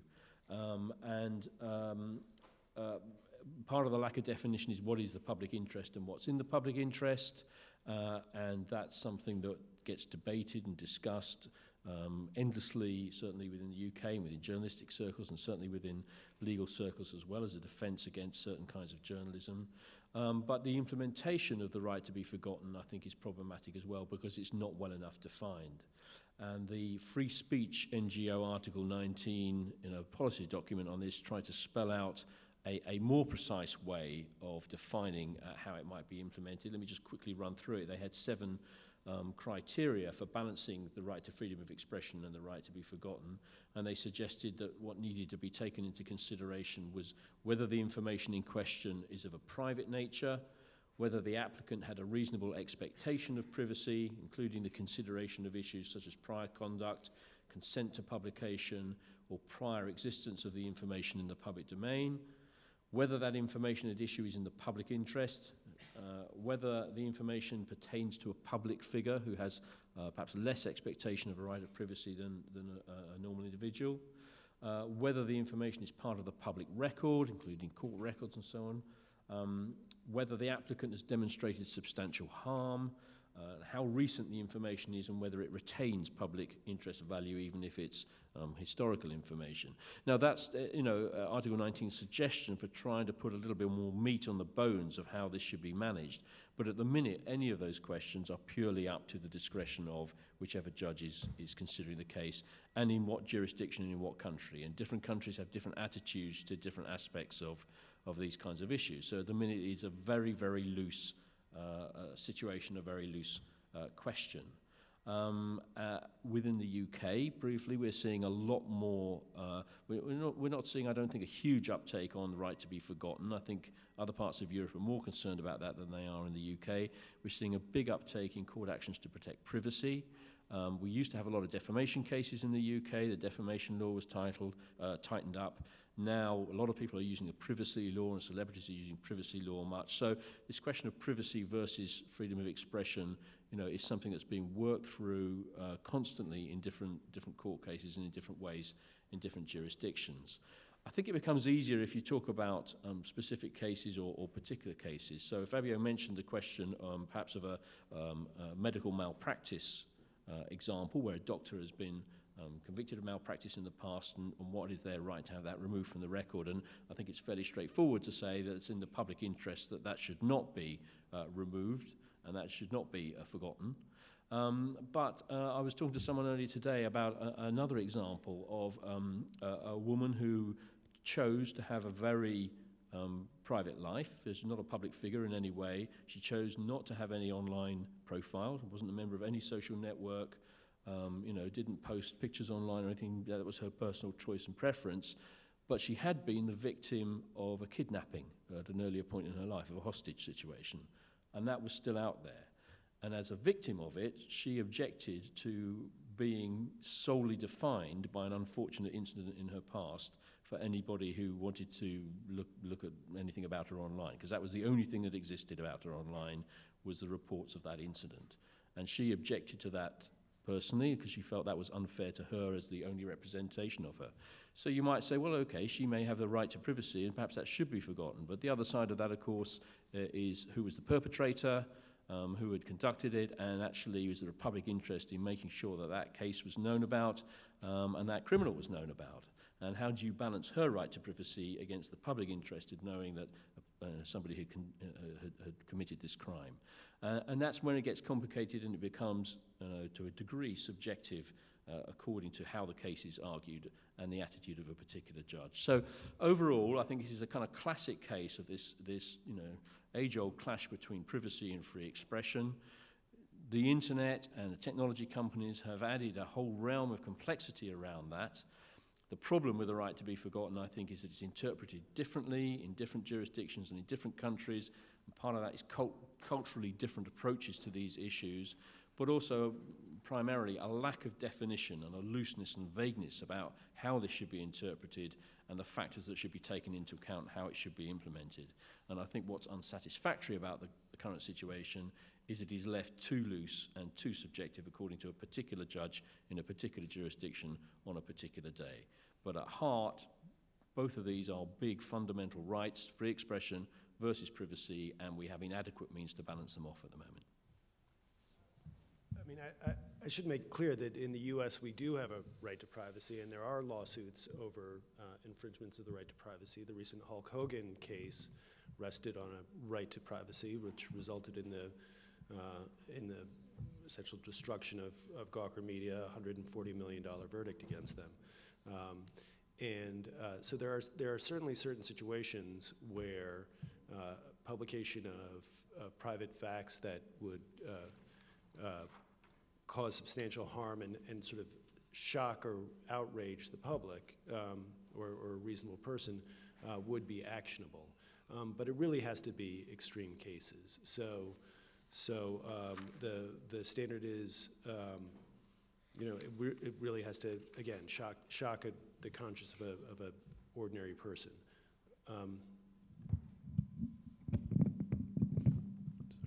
It feels very loud from this angle. Anyway, so that exists, but it really is a narrow concept.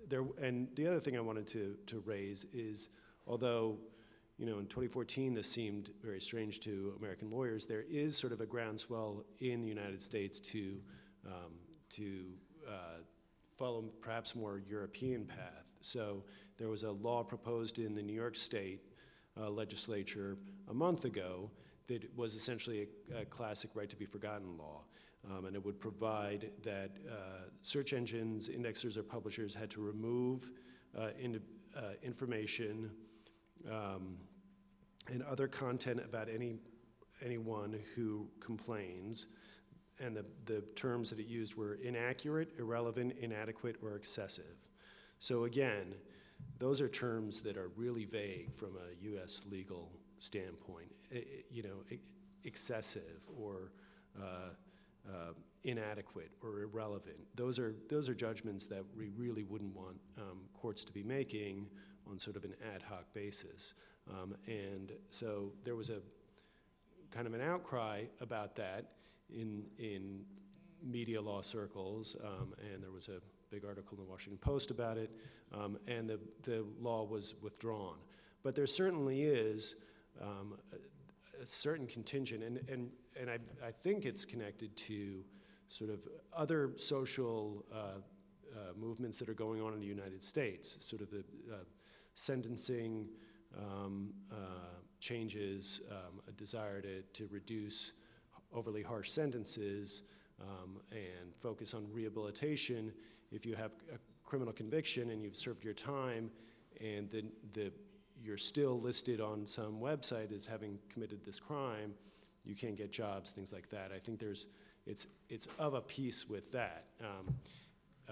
So sort of broader concerns about the availability of this information and the impact on the individual of this information. But at least the way constitutional jurisprudence has worked out so far in the United States, any law like that would be clearly unconstitutional. It still seems to me a mystery that there's not more outcry in Italy, in the EU, against these kinds of laws. Yeah, in fact, we were talking to someone who really went into the Italian case, knew about it thoroughly. I didn't go through the whole procedure because it's very torturous, as a lot of litigation is here in Italy. And I asked him, was there any outcry? And he said, no, a few small sites complained about it, but the two main dailies, Repubblica and Corriere della Sera, there was really no outcry. The decision sort of slipped in virtually unnoticed, except for people who are attuned to these things. Sorry. So, should we open it to questions at this point? Questions?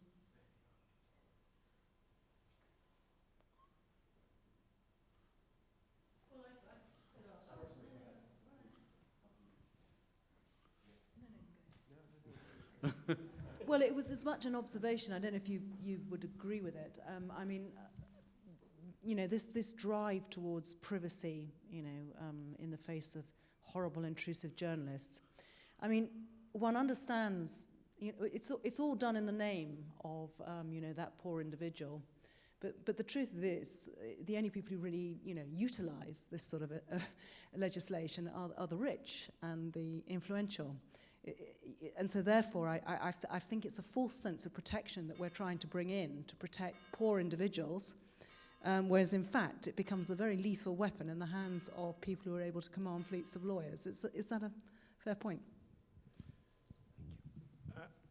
I think definitely so, for a couple of reasons. One is, yes, if you know, someone who has a lot of resources can send out these notices to websites and then litigate it if the website doesn't do what they want them to do. And that threat of the expense of litigation in denying a request to delist is enormous. Now, Google is a giant company. They have a whole staff of people in, I believe in Ireland, who are going through these requests and processing them, right? But that's a huge investment in their resources to process these requests. A smaller search engine or an individual site, as in the Italian case, just doesn't have those resources to fight it. And in virtually every case, they're going to just pull it down because who can fight about it?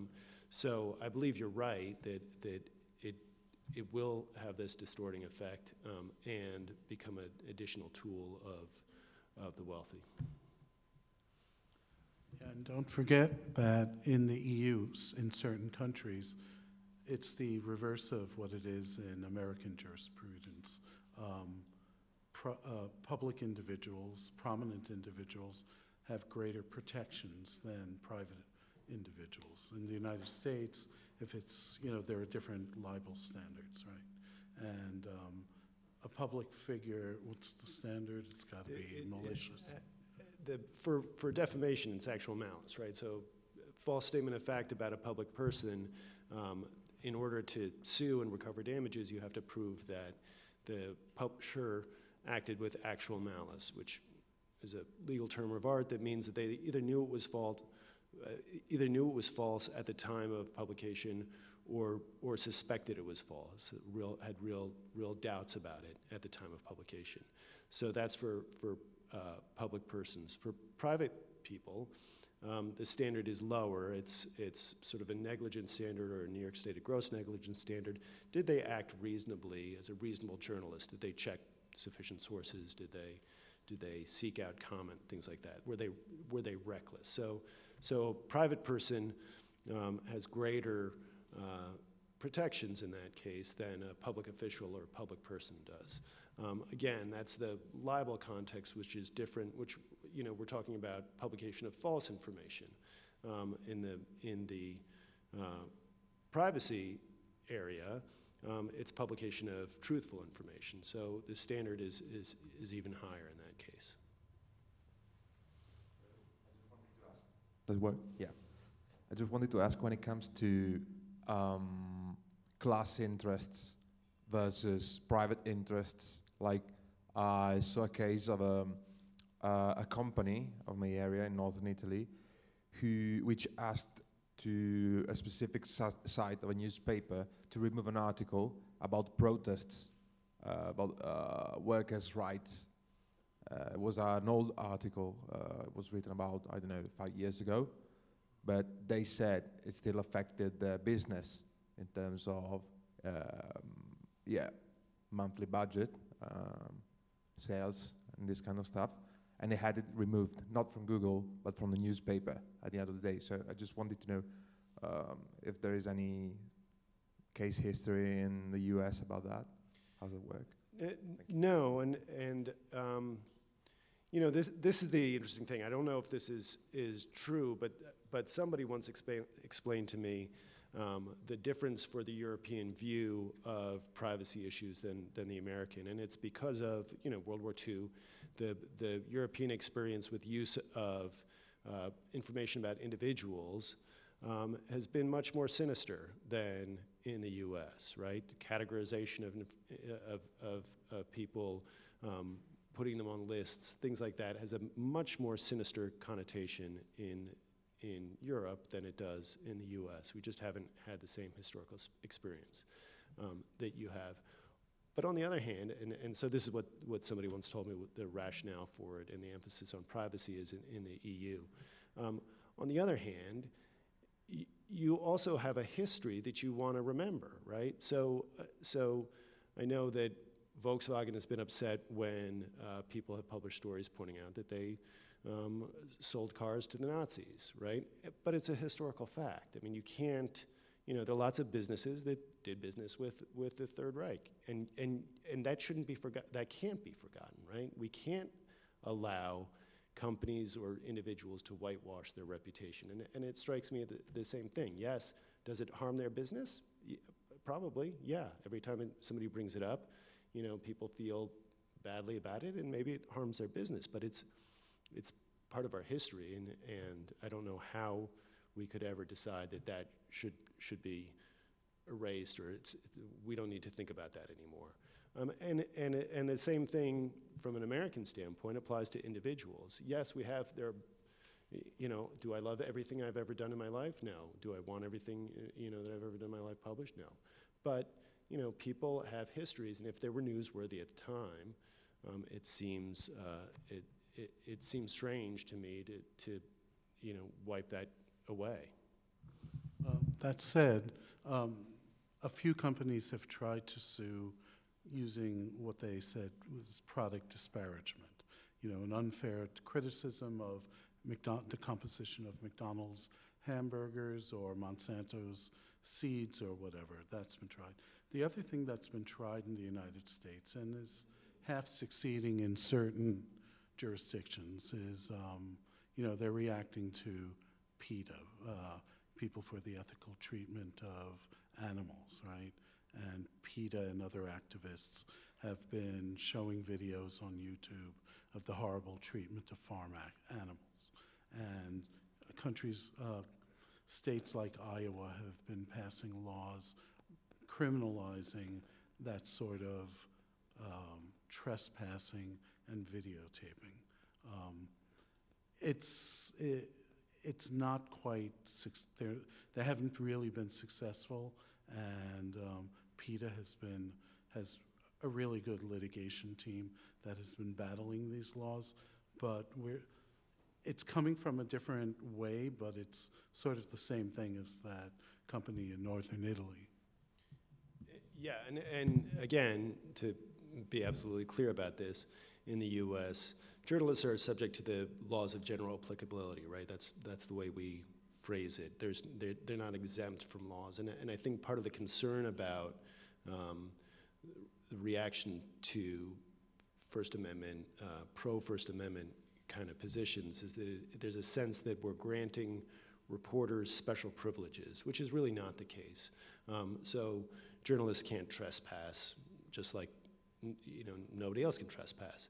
And again, if product disparagement is a false statement of fact, if it's actually product disparagement, if I say that you make your product effectively and you don't, you adulterate your product and you don't, that's product disparagement. That's a form of defamation, and that's certainly actionable. What I'm really concerned about is the publication of truthful statements, lawfully obtained, that somebody doesn't like, and that's really the problem for the historical record and for journalists. Anyone else?